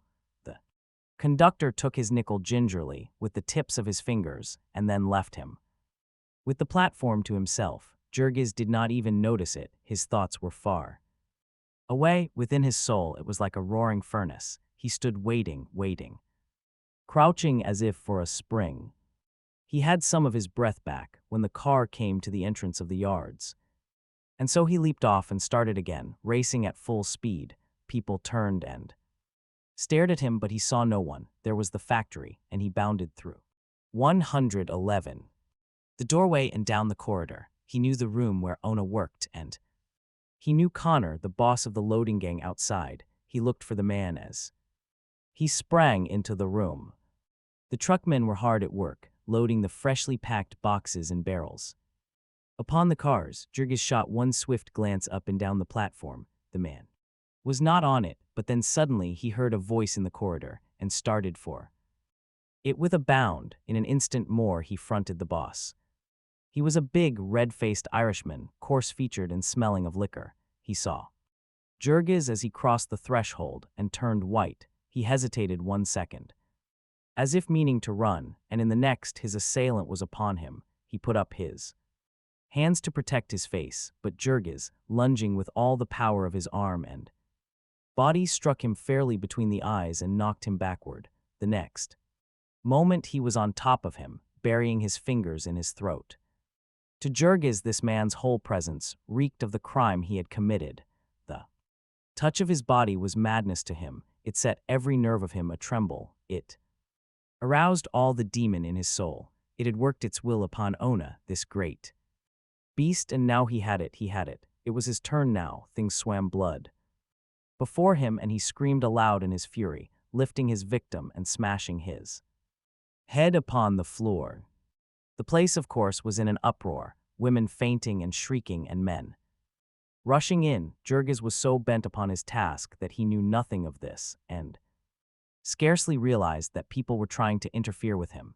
It was only when half a dozen men had seized him by the legs and shoulders and were pulling at him that he understood that he was losing his prey. In a flash he had bent down and sunk his teeth into the man's cheek, and when they tore him away he was dripping with blood, and little ribbons of skin were hanging in his mouth.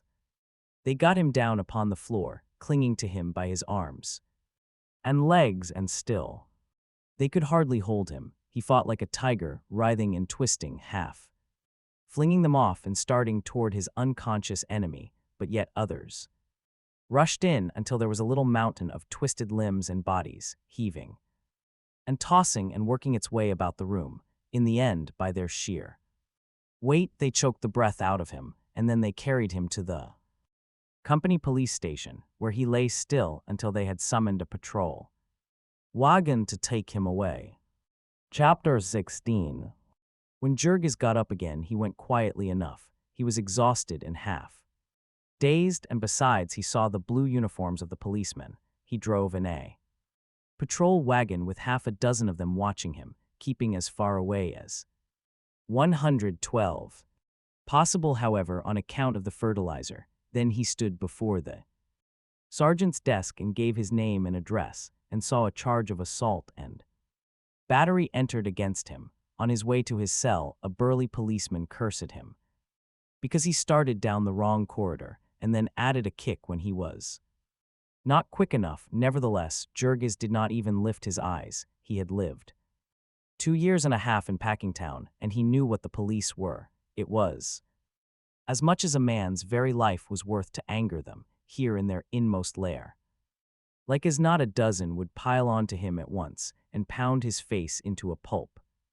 It would be nothing unusual if he got his skull cracked in the melee, in which case they would report that he had been drunk and had fallen down, and there would be no one to know the difference or to care. So a barred door clanged upon Jurgis, and he sat down upon a bench and buried his face in his hands. He was alone. He had the afternoon and all of the night to himself. At first he was like a wild beast that has glutted itself. He was in a dull stupor of satisfaction. He had done up the scoundrel pretty well, not as well as he would have if they had given him a minute more, but pretty well all the same. The ends of his fingers were still tingling from their contact with the fellow's throat, but then little by little, as his strength came back and his senses cleared, he began to see beyond his momentary gratification that he had nearly killed the boss. Would not help Ona, not the horrors that she had borne, nor the memory that would haunt her all her days. It would not help to feed her and her child. She would certainly lose her place, while he, what was to happen to him, God only no. Half the night he paced the floor, wrestling with this nightmare, and when he was exhausted he lay down, trying to sleep, but finding instead, for the first time in his life, that his brain was too much for him. In the cell next to him was a drunken wife-beater, and in the one beyond a yelling maniac. At midnight they opened the station house to the homeless wanderers who were crowded about the door, shivering in the winter blast, and they thronged into the corridor. Outside of the cells, some of them stretched themselves out on the bare stone floor and fell to snoring. Others sat up, laughing and talking, cursing and quarreling. The air was fetid with their breath, yet in spite of this some of them smelled Jurgis and called down the torments of hell upon him, while he lay in a far corner of his cell, counting the throbbings of the blood in his forehead. They had brought him his supper, which was duffers and dope, being hunks of dry bread on a tin plate, and coffee called dope because it was drugged to keep the prisoners quiet. Jurgis had not known this, or he would have swallowed the stuff in desperation. As it was, every nerve of him was aquiver with shame and rage. Toward morning the place fell silent, and he got up and began to pace his cell, and then within the soul of him there rose up a fiend, red-eyed and cruel, and tore out the strings of his heart. It was not for himself that he suffered. What did a man who worked in Durham's fertilizer mill care about anything that the world might do to him? What was any? 113. Tyranny of prison compared with the tyranny of the past, of the thing that had happened and could not be recalled, of the memory that could never be effaced. The horror of it drove him mad. He stretched out his arms to heaven, crying out for deliverance from it, and there was no deliverance, there was no power even in heaven that could undo the past. It was a ghost that would not drown. It followed him, it seized upon him and beat him to the ground. Ah, if only he could have foreseen it, but then he would have foreseen it if he had not been a fool. He smote his hands upon his forehead, cursing himself because he had ever allowed Ona to work where she had, because he had not stood between her and a fate which everyone knew to be so common. He should have taken her away, even if it were to lie down and die of starvation in the gutters of Chicago's streets. And now, oh, it could not be true. It was too monstrous, too horrible. It was a thing that could end. Ought be faced. A new shuddering seized him every time he tried to think of it. No, there was no bearing the load of it. There was no living under it. There would be none for her. He knew that he might pardon her, might plead with her on his knees, but she would never look him in the face again. She would never be his wife again. The shame of it would kill her. There could be no other deliverance, and it was best that she should die. This was simple and clear, and yet, with cruel inconsistency, whenever he escaped from this nightmare, it was to suffer and cry out at the vision of Ona.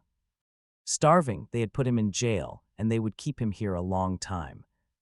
Years maybe, and Ona would surely not go to work again, broken and crushed as she was, and Elzbieta and Marija, too, might lose their places, if that hell fiend Connor chose to set to work to ruin them. They would all be turned out, and even if he did not, they could not live. Even if the boys left school again, they could surely not pay all the bills without him and Ona. They had only a few dollars now. They had just paid the rent of the house a week ago, and that after it was 2 weeks overdue, so it would be due again in a week. They would have no money to pay it then, and they would lose the house. After all their long, heartbreaking struggle, 3 times now the agent had warned him that he would not tolerate another delay. Perhaps it was very base of Jurgis to be thinking about the house when he had the other unspeakable thing to fill his mind. Yet, how much he had suffered for this house, how much they had all of them suffered. It was their one hope of respite as long as they lived. They had put all their money into it, and they were working people, poor people, whose money was their strength, the very substance of them, body and soul, the thing by which they lived and for lack of which they died. And they would lose it all. They would be turned out into the streets and have to hide in some icy garret and live or die as best they could. Jurgis had all the night, and all of many more nights, to think about this, and he saw the thing in its details. He lived it all as if he were there. They would sell their furniture and then run into debt at the stores and then be refused credit. They would borrow a little from the Shedvilaises, whose delicatessen store was tottering on the brink of ruin. The neighbors would come and help them a little. Poor, sick Jadviga would bring a few spare pennies, as she always did when people were starving, and 114. Tamasius Kusleka would bring them the proceeds of a night's fiddling, so they would struggle to hang on until he got out of jail. Or would they know that he was in jail? Would they be able to find out anything about him? Would they be allowed to see him? Or was it to be part of his punishment to be kept in ignorance about their fate?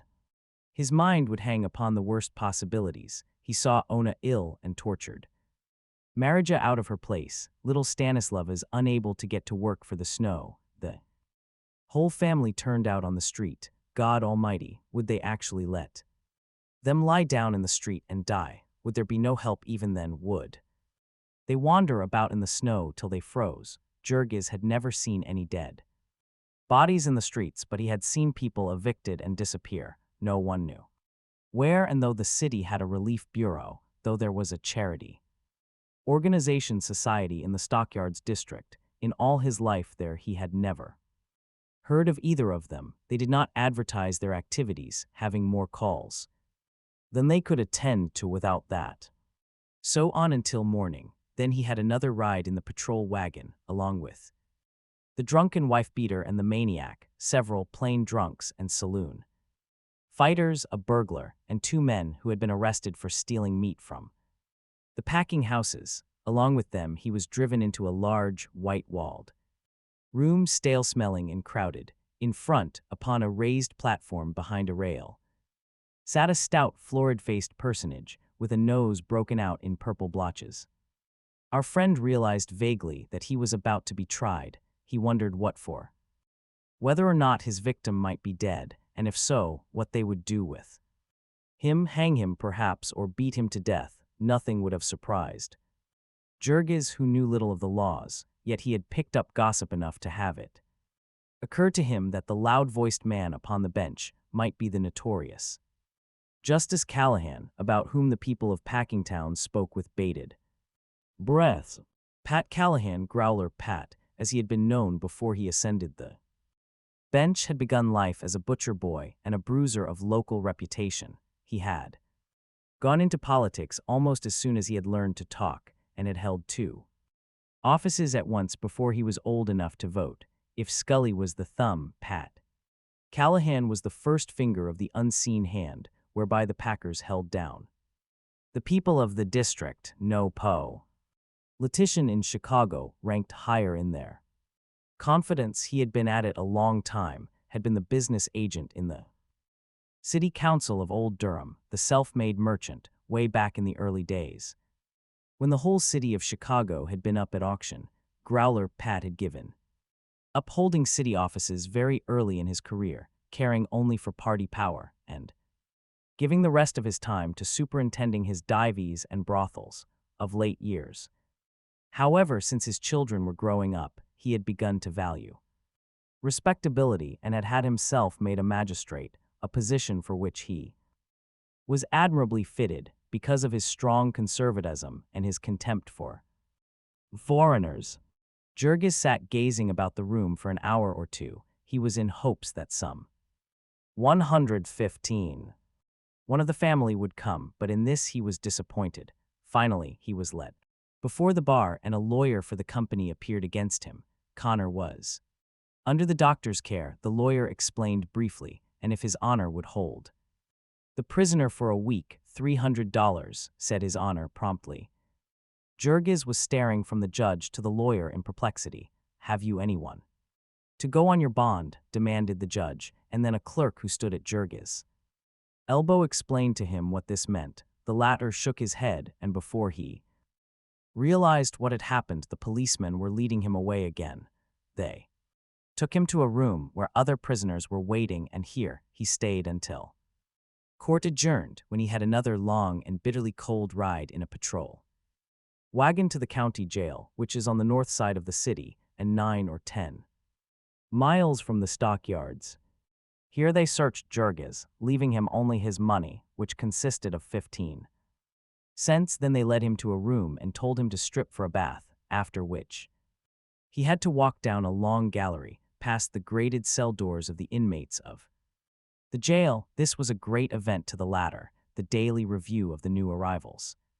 All stark naked, and many and diverting were the comments.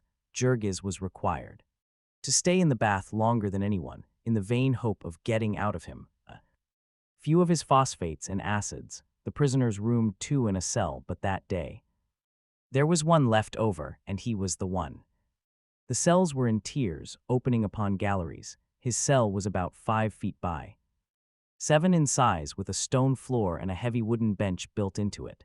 There was no window. The only light came from windows near the roof at one end of the court. Outside, there were 2 bunks, one above the other, each with a straw mattress and a pair of gray blankets, the latter stiff as boards with filth, and alive with fleas, bedbugs, and lice. When Jurgis lifted up the mattress, he discovered beneath it a layer of scurrying roaches, almost as badly frightened as himself. Here they brought him more duffers and dope, with the addition of a bowl of Soup, many of the prisoners had their meals brought in from a restaurant, but Jurgis had no money for that. Some had books to read and cards to play with. Candles to burn by night, but Jurgis was all alone in darkness and silence. He could not sleep again. There was the same maddening procession of thoughts that lashed him like whips upon his naked back. When night fell, he was pacing up and down his cell like a wild beast that breaks its teeth upon the bars of its cage. Now and then in his frenzy, he would fling himself against the walls of the place, beating his hands upon them. They cut him and bruised him. They were cold and merciless as the men who had built them. In the distance there was a church tower bell that tolled the hours one by one. When it came to midnight, Jurgis was lying upon the floor with his head in his arms, listening. Instead of falling silent at the end, the bell broke into a sudden clangor. Jurgis raised his head. What could that mean? A fire? God, suppose there were to be a fire in this jail. But then he made out a melody in the ringing. There were chimes, and they seemed to waken the city, all around, far and near. 116. There were bells, ringing wild music. For fully a minute Jurgis lay lost in wonder. Before, all at once, the meaning of it broke over him, that this was Christmas Eve. Christmas Eve. He had forgotten it entirely. There was a breaking of floodgates. A whirl of new memories and new griefs rushing into his mind, in far Lithuania. They had celebrated Christmas, and it came to him as if it had been yesterday. Himself a little child, with his lost brother and his dead father in the cabin, in the deep black forest, where the snow fell all day and all night and buried them from the world. It was too far off for Santa Claus in Lithuania, but it was not too far for peace and goodwill to men, for the wonder-bearing vision of the Christ child. And even in Packingtown they had not forgotten it. Some gleam of it had never failed to break their darkness. Last Christmas Eve and all Christmas Day Jurgis had twirled on the quay, ling beds and owner at wrapping hams, and still they had found strength enough to take the children for a walk upon the avenue, to see the store windows all decorated with Christmas trees and ablaze with electric lights. In one window there would be live geese, in another marvels in sugar, pink and white canes big enough for ogres, and cakes with cherubs upon them. In a third there would be rows of fat yellow turkeys, decorated with rosettes, and rabbits and squirrels hanging. In a fourth would be a fairyland of toys, lovely dolls with pink dresses and woolly sheep and drums and soldier hats. Nor did they have to go without their share of all this, either. The last time they had a big basket with them and all their Christmas marketing to do, a roast of pork, and a cabbage and some rye bread, and a pair of mittens for Ona, and a rubber doll that squeaked, and a little green cornucopia full of candy to be hung from the gas jet and gazed at by half a dozen pairs of longing eyes. Even half a year of the sausage machines and the fertilizer mill had not been able to kill the thought of Christmas in them. There was a choking in Jurgis' throat as he recalled that the very night Ona had not come home, Teta Elzbieta had taken him aside and shown him an old valentine that she had picked up in a paper store for 3 cents, dingy and shop-worn but with bright colors and figures of angels and doves. She had wiped all the specks off this and was going to set it on the mantel where the children could see it. Great sobs shook Jurgis. At this memory they would spend their Christmas in misery and despair, with him in prison and Ona ill and their home in desolation. Ah, it was too cruel. Why? At least had they not left him alone. Why, after they had shut him in jail, must they be ringing Christmas chimes in his ears? But no, their bells were not ringing for him. Their Christmas was not meant for him. They were simply not counting him at all. He was of no consequence. He was flung aside like a bit of trash, the carcass of some animal. It was horrible. Horrible. His wife might be dying, his baby might be starving, his whole family might be perishing in the cold, and all the while they were ringing their Christmas chimes, and the bitter mockery of it. All this was punishment for him. They put him in a place where the snow could not beat in, where the cold could not eat through his bones. They brought him food and drink. Why, in the name of Heaven, if they must punish him, did they not put his family in jail and leave him? Obey. Outside, why could they find no better way to punish him than to leave 3 weak women and 6 helpless children to starve and freeze? That was their law.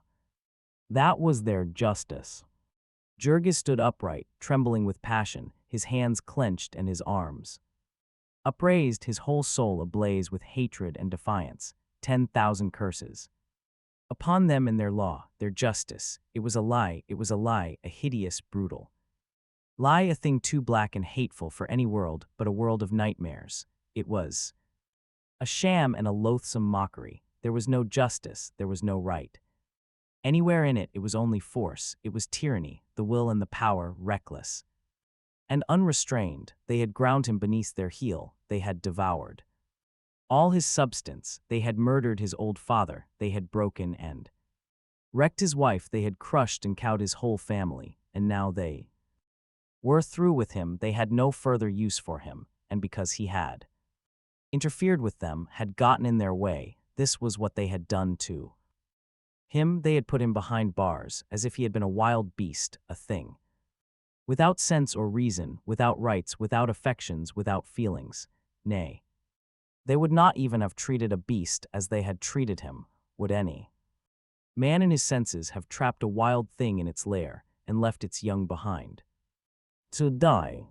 These midnight hours were fateful ones to Jurgis. In them was the beginning of his rebellion, of his outlawry and his unbelief. He had no wit to trace back the